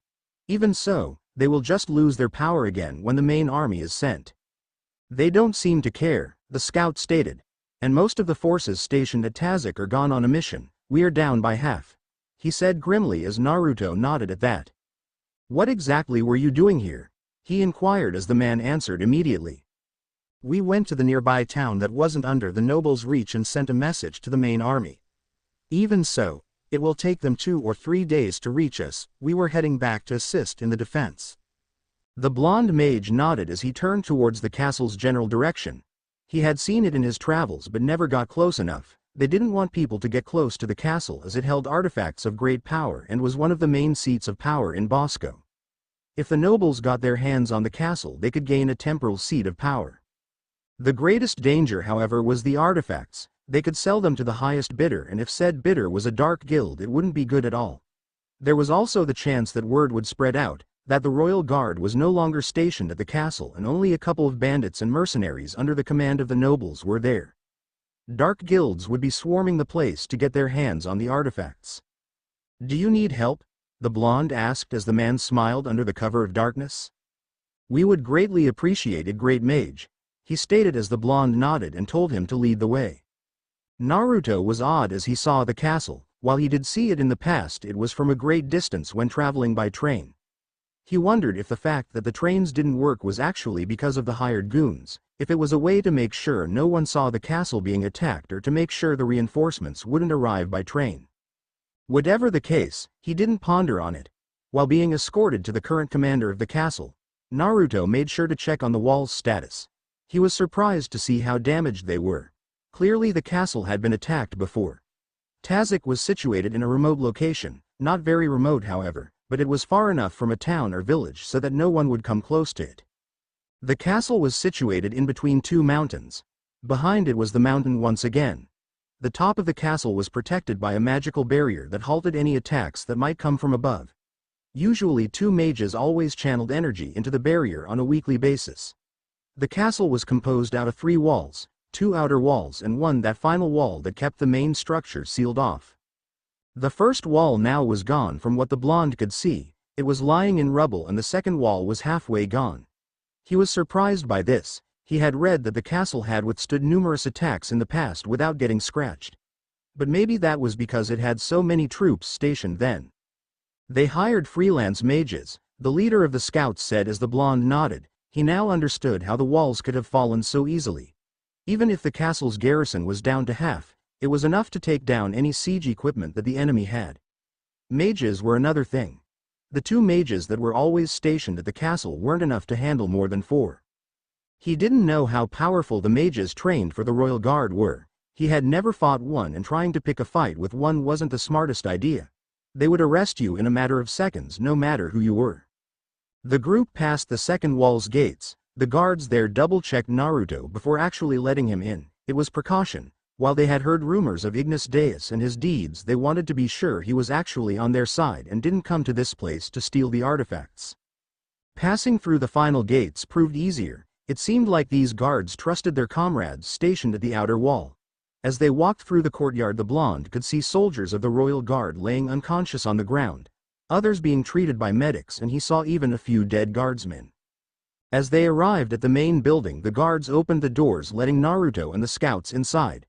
Naruto's eyes widened at the sheer size of the chamber. At the very end of the chamber he could see a throne. In the past this had been a seat of power for kings. In the middle of the room he could see a large table. Several maps were on the table and 3 people stood around it, talking amongst each other and inspecting the maps. The leader of the scouts walked forward. The movement caught the attention of those at the table. They turned to face the scout, who saluted his superiors and proceeded to give his report. We were able to relay the message. We hadn't encountered any enemies on our way there and back. However, we did encounter a mage from the guild fairy tale on our way back, he said, stepping away and letting the 3 see the blonde. Ah, Ignis Deus. One of them said with a smile on his face. He was a man in his late 50s if the blonde was correct. He had a large beard, brown hair and green eyes. He was wearing plate armor and a massive claymore on his back. I am Knight Commander Klaus, he stated, extending his hand towards the blonde.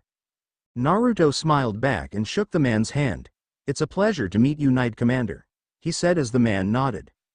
I assume Yuha told you about our situation. I hope you came to assist us. His voice was low at that. After all, he couldn't force the blonde to help them. He could just pack his stuff and leave if he wanted to. Yes, he did, and I will gladly help out, Naruto stated as the man brightened up. Wonderful, he shouted, moving his arms to the side. He then turned to the last 2 members. I would like to introduce you to our strategist, Gurren. The 30-year-old man named Gurren bowed towards the blonde. He was wearing plain clothes. And our lieutenant, Livia. He motioned towards the woman who studied the blonde before nodding in his direction. She seemed to be the youngest of them all, had blonde hair and brown eyes. She was wearing plate armor as Klaus, a short sword strapped to her waist and a bow on her back. Now, the situation is pretty grim. Klaus started as he motioned for the blonde to step closer. He did as he was told and looked over the map. We have about 500 troops left. The enemy, however, he paused there and frowned. Double in number, said Livia slowly, and those are just the mercenaries. We have no idea how many bandits they hired. She continued slowly as the blonde bit his thumb lightly. The situation was very grim. To think that the nobles managed to hire that many mercenaries and a couple of bandits on top of that. What are our options? Naruto asked as they all looked towards him. We can't just sit and hold the fort hoping reinforcements would arrive sooner or later, he stated as the commander sighed and nodded at that. While that is true, we simply cannot leave this place. It would leave it open and they could just storm right in and take it from under our noses, he told the blonde, who seemed to think over the answer. And don't think about going out there alone. Even you can't take down that many mercenaries. Want to make a bet? The blonde asked with a grin as the knight commander shook his head and sighed. No bets, you have to realize it's next to impossible, he said sternly. I'd rather have you here helping the defenses than out there fighting against all of them at once. The blonde sighed as he conceded, there was no point in rushing against the enemy if they outnumbered you that much. He looked back at the map as the commander started talking with the strategist. Question. The blonde started drawing their attention. Do you happen to have siege weapons here? Catapults? Ballistas? Anything like that? He asked as they looked at each other strangely. This is all that we have, Klaus said as 10 guardsmen opened the large doors to the workshop. Inside were 8 catapults, already assembled. He scratched his chin and looked at the map in his hands and the plans the strategist had devised. Time to make a change then, he told the men with a grin on his face. I want 4 of them stationed on the final walls, as high as you can. The other 4 will be in the courtyard between the outer and inner wall, he stated as he turned to face the inner wall. Archers will be stationed on both walls. The number of archers on the inner wall will have to exceed those on the outer wall, he told them as Gurren stepped forward. No offense, he started as Naruto turned towards him, but shouldn't we have more on the outer wall, to crush as many as we can before they can even reach it? He asked as the blonde nodded. That is true, however, we have the catapults and you have me to deal with that, he told them with a grin. All of our close-range fighters will be guarding the catapults between the inner and outer wall. We will lost the outer wall but we will not lose the inner wall. Tomorrow night we will stop them in their tracks and completely crush them. Gurren looked skeptical at the blonde's plan. It didn't seem right at all. In fact, it seemed way too simple to actually work.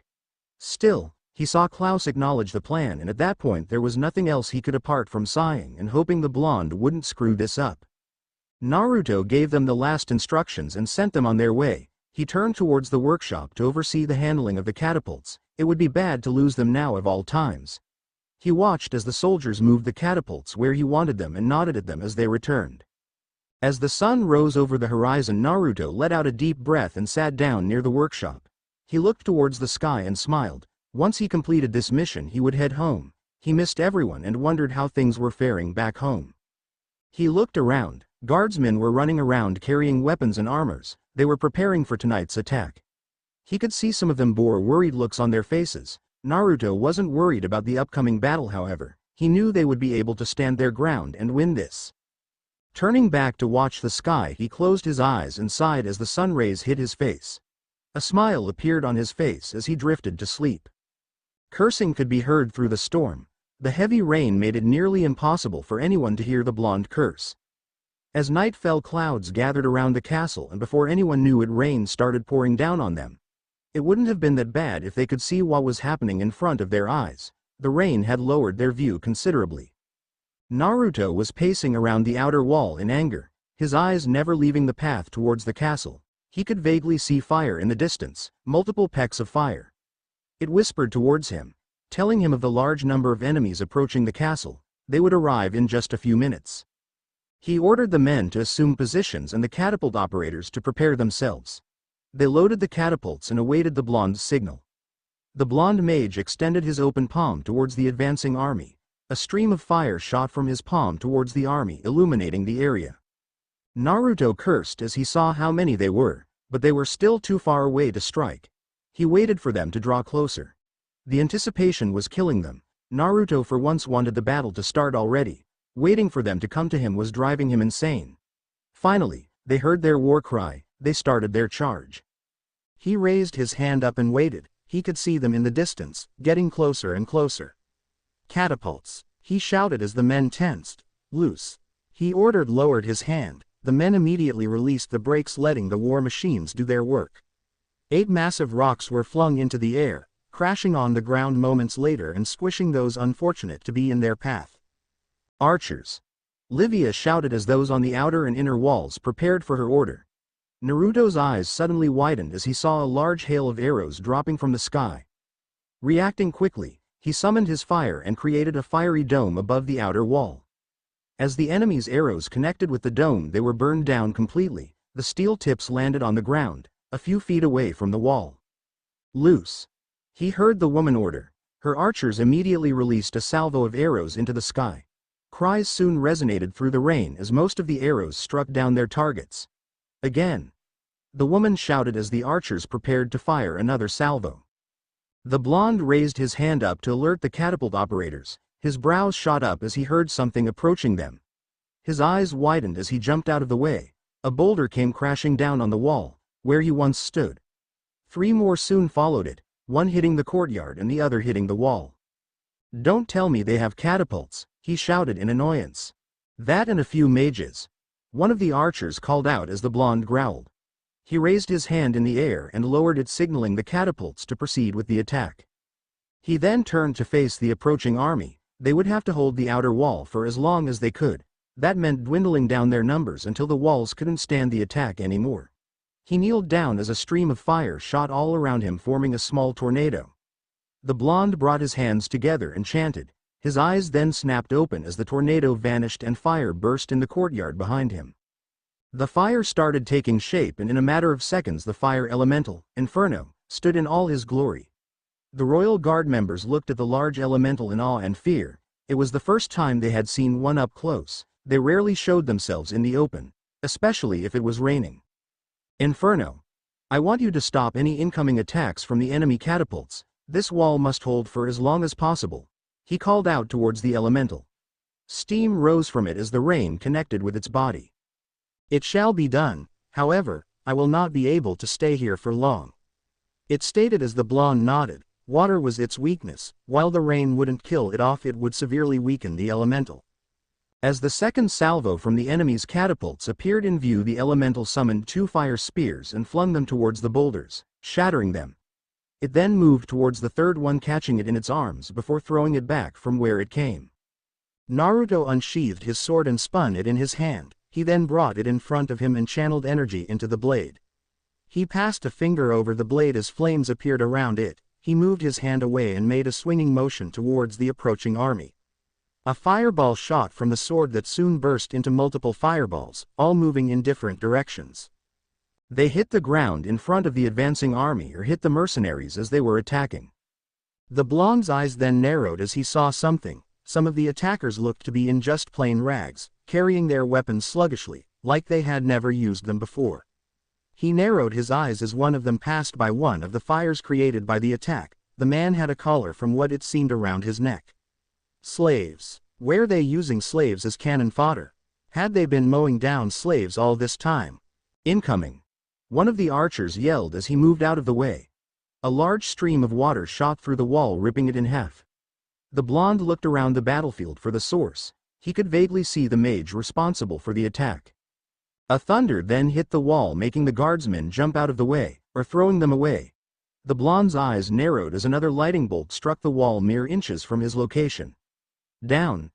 Everyone on the ground!" he shouted as they all complied and started abandoning their posts. The blonde glared towards the oncoming army as he jumped down from the wall. Another thunder hit the wall, this time where he used to stand. A crack formed in the wall as water burst through it, making a large opening. "Fuck!" he shouted as he saw the opening in the wall. He turned towards the fire elemental and nodded. The elemental bowed before vanishing. It was too weakened to continue fighting. "Move those catapults beyond the inner walls and keep firing them," he shouted as the operators complied and started moving them away. "Rest of you form up. We will meet the enemy here and stop them in their tracks," he shouted as guardsmen moved towards the blonde. Some were wearing plain leather armor or chain mails, others were wearing plate armor like the Knight Commander. "You all know the formations. Get to it," he shouted as the guardsmen with plate armor moved in front of those with chain mail, and the last ones were the ones wearing leather armor. Behind them, close to the inner walls, stood the archers, ready to support the close-range fighters. They then waited for the enemy to approach.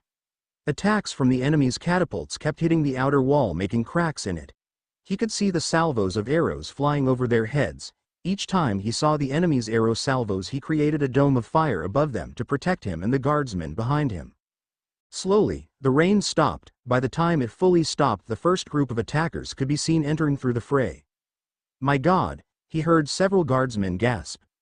"Those assholes," another growled as the blonde turned his head slightly towards them. "What's happening?" he inquired as the guardsmen tensed.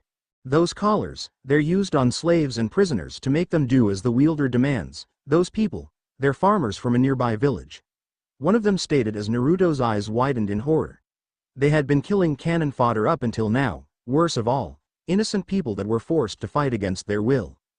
His eyes then narrowed as he saw another group entering the courtyard. These guys were definitely mercenaries. They wore different types of armors and had different types of weapons in their hands. They also looked like they knew how to handle the weapons in their hands. All right. Kill all bandits and mercenaries you can. Render the farmers unconscious. He ordered as the men let out a battle cry and waited for the blonde to give the attack signal. Naruto waited for them to come closer. He would have to draw the mages into the battle as well, but he was sure that after they saw Inferno they'd try to keep their distance. It didn't matter that much. As long as they took down the forces coming towards them, the rest didn't matter. Raising his sword in the air, he watched as the mercenaries charged forward with their weapons ready to strike. He lowered his arm, cutting the air with his sword and sending a large pillar of fire towards the mercenaries, burning those that in made contact with. The guardsmen let out another war cry as they charged forward towards the approaching army with the blonde leading them.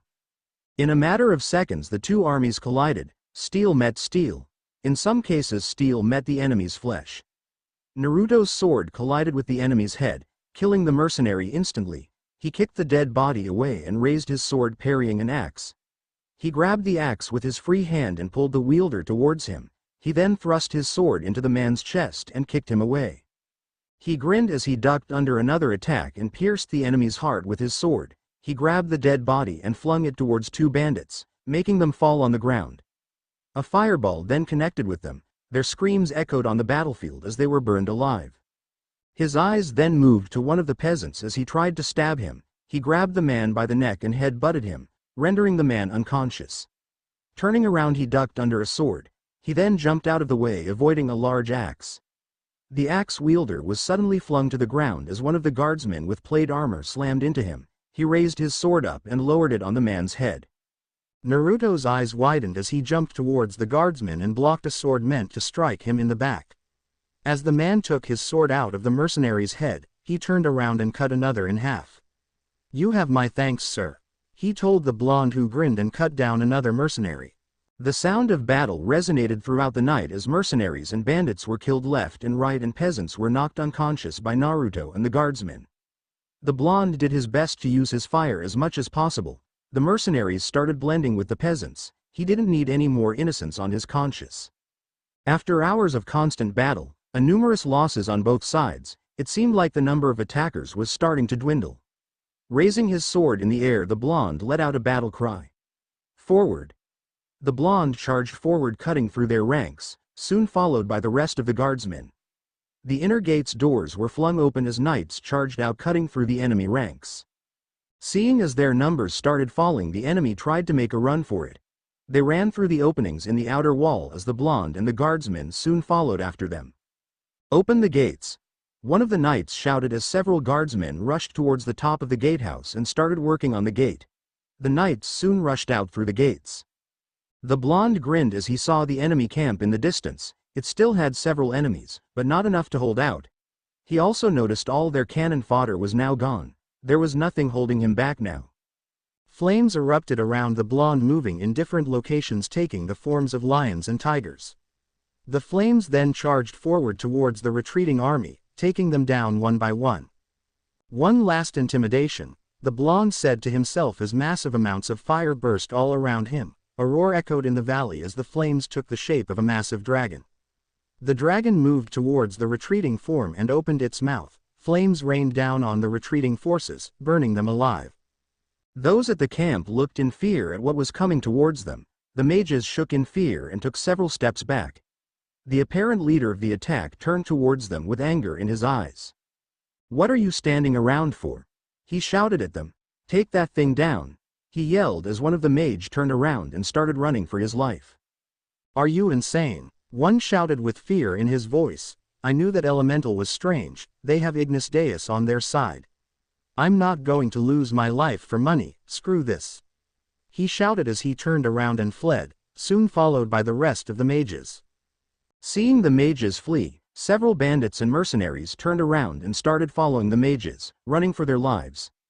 No matter how much they would get paid, it was not worth dying while fighting against a mage that could summon a dragon and a demon. "Stop running, you cowards," the leader shouted as he turned towards the approaching army. He grit his teeth as he tried to hold his ground. But as the dragon roared one more time and spewed fire on the battlefield, he dropped his sword and turned tail and ran. Seeing their enemy running away, the guardsmen stopped their charge and started cheering. The blonde grinned as he dropped on the ground panting. The dragon dispelled itself and the flames returned to the blonde before dissipating in thin air. He didn't know how much he could keep the dragon up and running. He felt like he had drained himself completely. Finally, he said in an exhausted tone as the knights kept charging forward to clean up any stragglers. Naruto sighed happily as he looked out the window of the train. He could see the castle in the distance. Smoke was rising in the air. People around him were confused as to what was happening there, if the castle was all right. Naruto already knew the answer to that. The enemy had been crushed a day ago and the Knight Commander sent troops to find the nobles responsible for the attacks. With the blonde's help they were able to locate them and imprison them. As soon as the rest of the forces would return they would be escorted to the capital and judged for their crimes. The Knight Commander was adamant in giving the blonde a reward as soon as he told the man that he was going to leave. Trying to argue with the man was impossible. Klaus wouldn't let him leave until he accepted the reward. He had given the blonde a tabard with the banner of Castle Tazik as well as a decree through which it stated that should the blonde ever require the assistance of the royal guard they would help him no matter what. This seat taken? The blonde smiled as he turned towards the newcomer. Nope, he said as the man sat in front of the blonde. So, where have you been, Mistgun? He asked as the man moved his right leg over his left and looked out the window. Doing some business. I must apologize for not showing up sooner, though I heard you didn't require my help at all. His voice held pride, making the blonde grin at him. What can I say? Sometimes I amaze even myself, he joked as his comrade laughed lightly. Ready to head back? He asked and turned to look at the blonde. Said blonde smiled as he looked back out the window and nodded. Yay, but only to say hello, he stated. The Knight Commander asked for a favor, he told Mist, who nodded in understanding. Need help? He asked as the blonde seemed to think over the question. He smiled and shook his head however. No, I think I can handle it, he told him as his comrade nodded back. The rest of the trip was made in silence, not that blonde minded. Mistgun didn't talk unless needed to or had something to say. Naruto smiled as they walked through Magnolia. People looked at him and Mist strangely. Those that recognized the blonde immediately waved towards him with friendly smiles on their faces. The blonde nodded towards those. They didn't know he was Uzumaki Naruto. They recognized Ignis Deus by the clothing. Mistgun wanted to take a different route, to avoid contact or being seen by people. Naruto however managed to convince his friend to walk with him through the town. Their faces were covered anyway, there was no way they would see their face. The blonde was surprised and pleased that Magnolia didn't change that much over the years. It was mostly just as he remembered it. The stores were still there, the people were mostly still the same. As soon as he entered the town he felt right at home. As they came to the guild's entrance the blonde felt Mistgun release his spell. He chuckled at that. As they entered the guild he saw everyone sleeping, due to Mist's spell. The only one that wasn't asleep was the guild master. He hadn't changed at all from what Naruto saw. As they walked through the guild the blonde looked around and noticed many new faces. There were a few familiar faces. He immediately recognized Urza and Mira who were sleeping on the bar counter. Ah, welcome back Mist, Makarov said with a smile as said mage nodded in recognition. And I see you brought an old friend of ours with you this time, he said as he turned towards the blonde who grinned under his hood. It's been a long time Jii-san. Naruto chuckled as the guild master laughed heartily. Indeed it has, have a seat, tell me of your adventures, he told the blonde as he opened a bottle of beer and handed it to the blonde with a cup. During this time Mistgun studied the job board and picked a job for himself. He looked at the guild master and the blonde. He nodded at them saying his goodbye and left the guild. As he left the spell cast on everyone started lifting. Loud bunch, the blonde chuckled as everyone started complaining about Mist and his way of entering the guild. Mist is too shy for his own good, Makarov said with a grin as the blonde chuckled once again. He poured the contents of the bottle in the cup and took a large sip. You were right about that, and I thought I made him a bit more outgoing, he said with a chuckle as Makarov laughed. The man's laughter brought everyone's attention towards him. Only now they noticed the strange man sitting at the bar next to their guildmaster, chatting like they had known each other for years. Ah, I should probably get going, the blonde said as he placed the empty cup on the table. Where to? Makarov inquired as he looked at the blonde. A friend asked for a favor, couldn't say no, the blonde replied with a smile. I should be back in a week or so. He told the old guild master as he turned around and started leaving. He raised his right hand up in a wave as everyone saw the symbol on his hand. It was then that Urza recognized the sword strapped to his back and the ribbon attached to the hilt of said sword. She jumped from her seat and ran after the blonde. Wait, however, the blonde had already left the guild. As she arrived outside, she was shocked to see that the blonde was nowhere in sight, like he had disappeared. A small smile appeared on her lips despite all that. I guess you're back, she said to no one in particular as she walked back inside the guild. For once the blonde felt like he didn't want to do a job. Looking at the ruins of the tower at the top of the hill made the blonde think twice about this little request. There was something completely wrong with that tower. The abundance of dark energy surrounding the tower was unbelievable. Now he knew why the area was constantly under lockdown by the royal guard. Still, the Knight Commander wanted to know why the men stationed at the tower hadn't sent the monthly report like they should have, so Naruto was stuck doing this small favor for the man. Slowly, the blonde started walking up towards the tower. It didn't take long for him to reach the tower. Up close he was mighty impressed by it. Whoever built it knew how to construct something to last. Despite the obvious decay that could be seen on the tower's walls, it was still standing as imposing as ever. 15 meters tall, it served as a lookout point. It was mainly used by mages, so the walls were infused by their magic even now. Normal attacks wouldn't be enough in taking down the tower, only a mage, or more, would be able to scratch it. The blonde gingerly touched the wall and immediately pulled away. He looked at his hand, it was burned. Looking up from his hand, he scanned the interior of the tower. The stairs leading to the top of the tower were destroyed. Dust fell from the walls as the wind blew inside. His eyes then moved to his right. He could see a large door on the floor. He raised an eyebrow. When he was little he had read about the fact that certain towers had dungeons or crypts underneath them. They served either as a refuge point for allied troops or as prisons during wars. He walked closer to the large doors. A skeleton stood next to the door. The blonde glanced at the bones for a second before returning his gaze to the doors. A large chain was thrown on the ground in front of the doors, but the blonde couldn't see the lock. He scowled. Clearly those stationed here weren't up in the tower, since climbing it without stairs was practically impossible, so that left the dungeon or crypt, or whatever the tower had underneath it. Naruto shivered slightly as he grabbed the handle and pulled. The door opened with a loud creak. The fire mage peered inside and lifted a finger. A small streak of fire shot inside, illuminating the area. A cold breeze blew around him, making the blonde shiver involuntarily. He couldn't see anything out of the ordinary. Carefully he stepped inside and closed the door behind him. Lifting his palm up, he summoned a larger flame and looked around. Spider webs, shackles, bones. He already didn't like where this was going. He took a step forward, then another. Slowly he started walking deeper into the crypt. The dark energy was incredibly powerful here. He wondered what the tower might hide, and he wondered why no one bothered to take whatever was inside here and seal it somewhere safer. He came to a halt as he felt his foot drop deeper into the floor. His eyes widened as saw something shine in the darkness. Before his eyes a large spiked trunk appeared. He jumped over it in the last second and turned around. The backside didn't have any spikes. He stopped it as it came back towards him. Great, booby traps, he mumbled as he saw the ropes attached to the trunk. The blonde turned around and raised his hand up again. He scanned the area for any more nearby traps, yet he found none. He knew that spotting a trap wouldn't be that easy. He knew now that he had to be extremely careful here. Last thing he would want would be to fall in a pit with spikes. Turning around, he continued walking through the corridor, stepping carefully and looking down at the floor with each step he took. He came to a halt as he saw a round metal plate on the ground.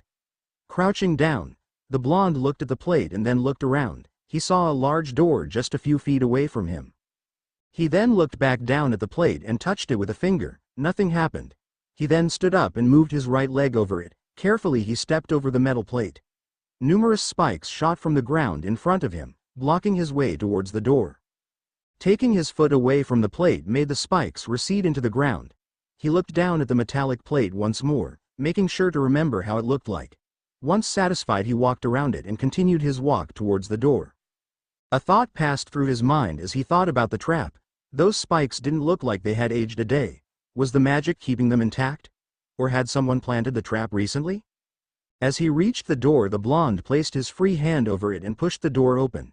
In front of him was a large room and a stone-made catwalk. He stepped inside and peered down from the catwalk. He couldn't see what was down there, but he didn't actually want to find out. Taking a deep breath, Naruto started walking forward, his free hand touching the stone pillars that sustained the catwalk. A breeze suddenly passed in front of him, followed by a loud noise. He blinked as he looked around, trying to figure out what went past him. Pain shot through his hand as he immediately lowered it and cancelled the fireball. His eyes widened as he looked at his hand. There was an arrow stuck in his hand. Gritting his teeth, the blonde ripped the metal tip of the arrow and threw it on the ground. He then pulled the remainder out of his hand and bandaged the wound. Carefully, he stood back up and summoned a pillar of fire. The pillar then shot to all corners of the room, illuminating the room. He looked around, trying to figure out where the trap was. Then he looked down towards the bottom of the room and his eyes widened as he ducked. Several arrows flew over his head. "You have got to be kidding me," he whispered as he peered down. Several skeletons with bows in their hands patrolled the bottom floor. A few of them were scanning the walkway, trying to spot the intruder. This was new for the blonde. He had never seen walking skeletons, only read about them in books. Maybe the magic had something to do with them. Or maybe someone had created them and was controlling them. He didn't know for sure, and staying there to ponder on it was not a good idea. Looking down the catwalk, his eyes narrowed as he saw several pressure plates, traps and skeleton archers. This was definitely not his day. He looked up at the pillar of fire. He called it back. The flames returned to him and started circling around his body, illuminating the area around him. Taking a deep breath, Naruto stood up and started running down the catwalk. Arrows flew all around him as the skeletons tried to take him down. The firewall around him, however, melted the arrows before they could make contact with his body. He jumped over the pressure plates. He didn't need any more traps to activate. He could see the door in the distance. He was getting close. His eyes widened as he felt his foot go deeper into the ground. A loud humming noise echoed around the room. Acting on instinct, the blonde jumped forward and landed on the ground, on his stomach. Numerous needles shot above him, hitting the walls on the opposite end. As the last needle flew over him, the blonde stood back up and continued running towards the door. Upon reaching it, he grabbed the handle and opened it. He then stepped inside the hallway and slammed the door shut behind him. He took a deep breath as he slumped down on the ground. This was getting stranger by the minute. At least now he understood why they never moved the artifacts from these places. They were already secured. Shaking his head, the blonde dismissed the fire and stood back up. He could see several torches burning in the hallway, giving a little bit of light. Footsteps echoed in the hallway, making the fire mage tense. He looked around carefully, then he pinpointed where the origin of the sound.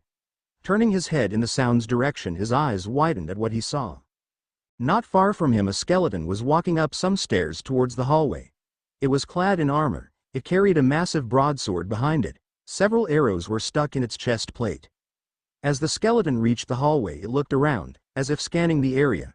It didn't spot the blonde as it turned to the right and walked down a different hallway. Naruto cursed under his breath. What sort of magic protected this place? Reviving the dead, even if it's just their bones, was unheard of. Or at least there were no mentions of such a thing in any history books. Dark magic wasn't excluded, but why would the royal guard leave such a powerful artifact here? Sure, the traps were good enough to hold back your average treasure hunters, but a mage with a lot of experience would be able to pass right through them. He grumbled as he started walking down the hallway. Now that he thought about it, he didn't know where he needed to go or where he was supposed to go. He looked around. There were numerous pathways all around him. He didn't know which one to take. With a sigh, he continued walking down the same path he had started. It seemed like hours had passed until he reached the next large room. Navigating through all the traps set up in this place and making sure he didn't get seen by the skeletons proved to be harder than he had thought. Sure, he could have easily taken down the patrols, but what if the spell that had reanimated them could also be used to alert the others if one of them went down? He could risk getting swarmed by God knows how many skeletons. The room he had entered was larger than the previous one. There were 4 pillars in the middle of the room. On top of said pillars stood a large crystal. 4 in total, 1 on top of each pillar. They all had a light blue glow. Said glow was illuminating the room. Even though they were barely illuminating the room, Naruto realized that he could see everything around him clearly. There were numerous weapons discarded on the floor. The vast majority were broken and rusty. Pieces of pots and broken wood lay all over the room. Apart from that, however, the place was bare of anything else. Most likely it had been stripped clean of anything valuable in the past. Something caught his eye, however. There was a body at the end of the room, near a large metal door. Carefully, the blonde walked through the room, his eyes constantly scanning the area around him, making sure that there were no traps around or no patrols. As he got closer to the body, the blonde recognized the armor. It belonged to the royal guard, which meant that he had found the first missing guardsman. He moved to check for a pulse. The man's hand shot up, grabbing the blonde's and making his yell in surprise. "Quiet," the man rasped out. "They will hear you," he said between pants. "What happened here?" he asked as soon as his heart stopped racing from the scare. The man was covered in blood. His weapon was laying next to him, broken in half. "We were attacked," he replied with a weak voice as he pointed towards the large door. "He went through there." "Who attacked you? What's he after?" the mage asked as the man's grip on his hand started dying down. "Stop him," he rasped out as he collapsed on the ground. The blonde checked the man and shook his head. He was dead. A lot of question ran through his head. He wondered who attacked the guards and what the attacker was looking for. Standing back up, he looked towards the metal door and walked over to it. The door was open. He peered inside. He could see a long hallway illuminated by the same crystals that were illuminating the room he was in.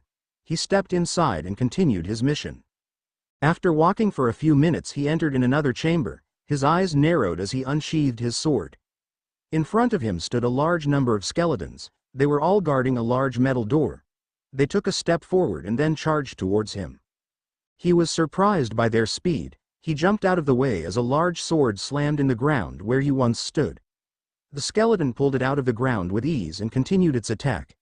He ducked under its next attack, and then with one swift motion he cut the skeleton in half, making its bones fall on the ground in a pile. Fire burst in front of him as numerous arrows hit the blonde's defense. He turned to face the archers. His fire shot forward and slammed in them, destroying them. Naruto then turned to face the close-range fighters.